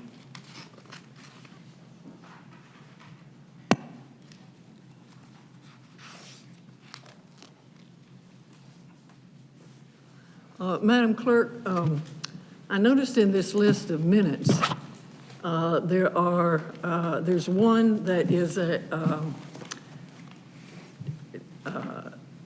January, there's a January, February, March, and April of this year that we are just now getting the minutes. And there was one that was 2022, we're just now getting the minutes. Who is responsible for getting those minutes into your office for our approval? Yes, Councilor Thomas, it depends on which particular board we're making reference to. Board of Zoning Appeals, that's from the Planning Department, and Community Development Advisory Council, that comes from, I believe, Well, Mr. City Manager, I assume that part of the answer to my question is the department manager, the department director, who is the liaison to these. And I just believe that we can do better than a 2-year lapse before we get the minutes to a group. And the January, February, March, and April of this year for the Board of Zoning Appeals. Those minutes ought to be readily available very quickly after the meeting. And I don't know who, as I said, I don't know exactly whose responsibility that is, but it needs to be corrected. I agree. And then, Councilor Thomas, I did just want to say that for the Community Development Advisory Council, they have not been having a quorum. Yeah, and so this is why the 2022 September minutes are just being presented now, because their last meeting, they did have a quorum. And so. And that is my understanding. That's what the Deputy City Manager told me a few seconds ago, that, sometimes they just don't get a quorum that they can approve the minutes. And that's a problem with attendance, and I don't know how all that works. So you're saying there was not a quorum in February of this year in order for them to approve the January board minutes? Is that what I'm hearing you say? That's what I'm hearing from the Deputy City Manager, which was confirmed when the clerk said it, but I was going to just look into it. But Well, I wish you would look into it and let's see if there's not something we can do. This is to wait 2 years or 6 months before we get minutes from a board or I agree. commission is not acceptable. I agree, and there's something wrong if it takes you that long to get a quorum. We need to look at who's on that board and who's getting appointed. And I have every faith and confidence that you'll take care of it, Mr. City Manager. I will look into it. Yes, ma'am, we will. Mr. Mayor, we did have a motion and a second to receive the minutes. Thank you. Motion and second has been made. All in favor, say aye. Aye. Any opposed? They are approved. Next, we have board appointments. We have the mayor's appointments. Any nominations may be confirmed for this meeting. We have the Columbus Ironworks Convention and Trade Center Authority, the seat of S. Carson Cummings. He's not eligible to serve another term. I told you a story this morning. I'll have them at the next meeting. In fact, I'll get them to you before the end of the week. Thank you, Mr. Mayor. Next, we have the Convention and Visitors Board of Commissioners, the seat of Sharika Day and Peter Jones. They're both eligible to serve another term and are interested and may be confirmed. Oh, All right, there's a motion to confirm Sharika Day and Peter Jones. Is there a second? we have All right, Allen and motion Huff. second for confirmation. All in favor, say aye. Any opposed? Also for the seat of Jamie Waters, he's not eligible to serve another term. Mr. Mayor's nominating Alex Knight to succeed. Motion second to confirm Mr. Knight. All in favor, say aye. Aye. Any opposed? Next, we have council district seat appointments. Any nominations may be confirmed for this meeting. The Youth Advisory Council District 1 nominee, Councilor Hickey, is nominating Megan Hatcher. Motion second to confirm. All in favor, say aye. Aye. Any opposed? Next, we have council appointments that are ready for confirmation. The Keep Columbus Beautiful Commission, Ms. Katie Franklin was nominated to fill the expired term of Mr. William Bandy. She may be confirmed. Motion second to confirm. All in favor, say aye. Any opposed? To confirm. Next, we have council appointments. Any nominations would be listed for the next meeting. The Animal Control Advisory Board, we have the seat of Shannon Emery. She's not eligible to serve another term. Sabine Stoll, this is the Animal Rescue Representative. Next, we have the Board of Tax Assessors, the seat of the late Todd Hammonds. Councilor Crabb is nominating John Anker to fill this unexpired term, and we will bring this back at the next meeting for confirmation if there are no other nominees. Next, we have the Board of Water Commissioners, the seat of Rodney Close. Councilor Thomas is nominating Oz Roberts for this seat. However, Mr. Roberts does serve on the Liberty Theater Cultural Arts Advisory Board, and the current ordinance that created the Liberty Theater Board does not allow for dual appointment. Service. Correct, Mr. Mayor, thank you. And so I know Councilor Thomas may have some comments with regards to bringing forth an ordinance to amend the ordinance that created the Liberty Theater to allow for dual service. Councilor Thomas. Mr. Mayor, I've asked the city attorney's office to take a look at the ordinance and see if there's something we need to do so that a person could serve on the Water Commission Board as well as the Liberty Theater. And they'll be bringing that back to us in the next meeting or so. Okay, good. And we do have time, Mr. Mayor, because this And, appointment as will not I'm- start excuse- until January of 2025. So Okay. we do have some time. That term is not up until January of '25, so we've got a little time. All right, good. Correct. Okay, and that's all I have, Mr. Mayor. All right, Councilor Hickey. Yes, sir. Thank you, Mr. Mayor. I'd like to nominate Ms. Karen Gaskin to succeed Ms. Emery. Is Emery? We'll bring that back for confirmation at the next meeting. Okay, thank you very much, Madam Clerk. Thank you, Mr. Mayor. Okay. We That's all I have, Mr. Mayor. Counselor Tucker. Yes, Madam Clerk, as the River Valley Regional Commission representative for the council, can you bring back it's actually the hotel for the conference that's in November? And Mr. Jim Livingston will help with all those details. Thank you. Will do, Counselor Tucker. All right. We have had a request to go into executive session. What? Oh, I'm sorry, you're right. I forgot my friends out here. We have a couple of people who had requested the additional 3 minutes. And first is Mr. Marvin Broadwater, Sr. Mr. Broadwater, of course, you know you'll have 3 minutes, sir. Thank you, Mr. Mayor. Martin Broadwater, Senior, once again, 31909.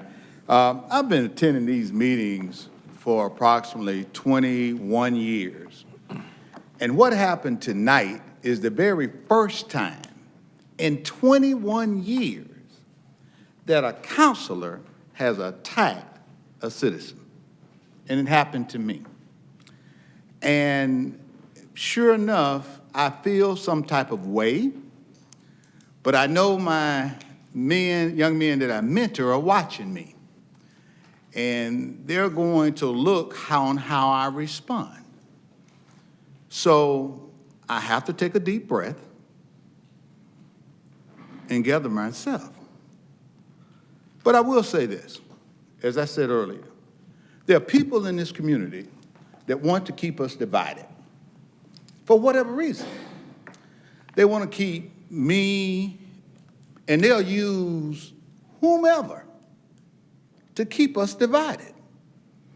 No matter what issue we bring up, they will use folks on the council, folks in the city, folks that are appointed officials, but never in my wildest dreams, as I constructed my speech tonight, today, that I thought that I would be attacked by a counselor, a sitting counselor, when I am trying to protect their character from people coming up here making false allegations.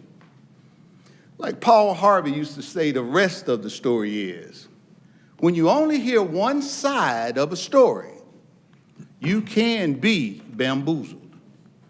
You can be led astray. You can be run amok because you've only heard one side. I challenge any counselor who don't agree with the way I walk, talk, or behave to give me a call.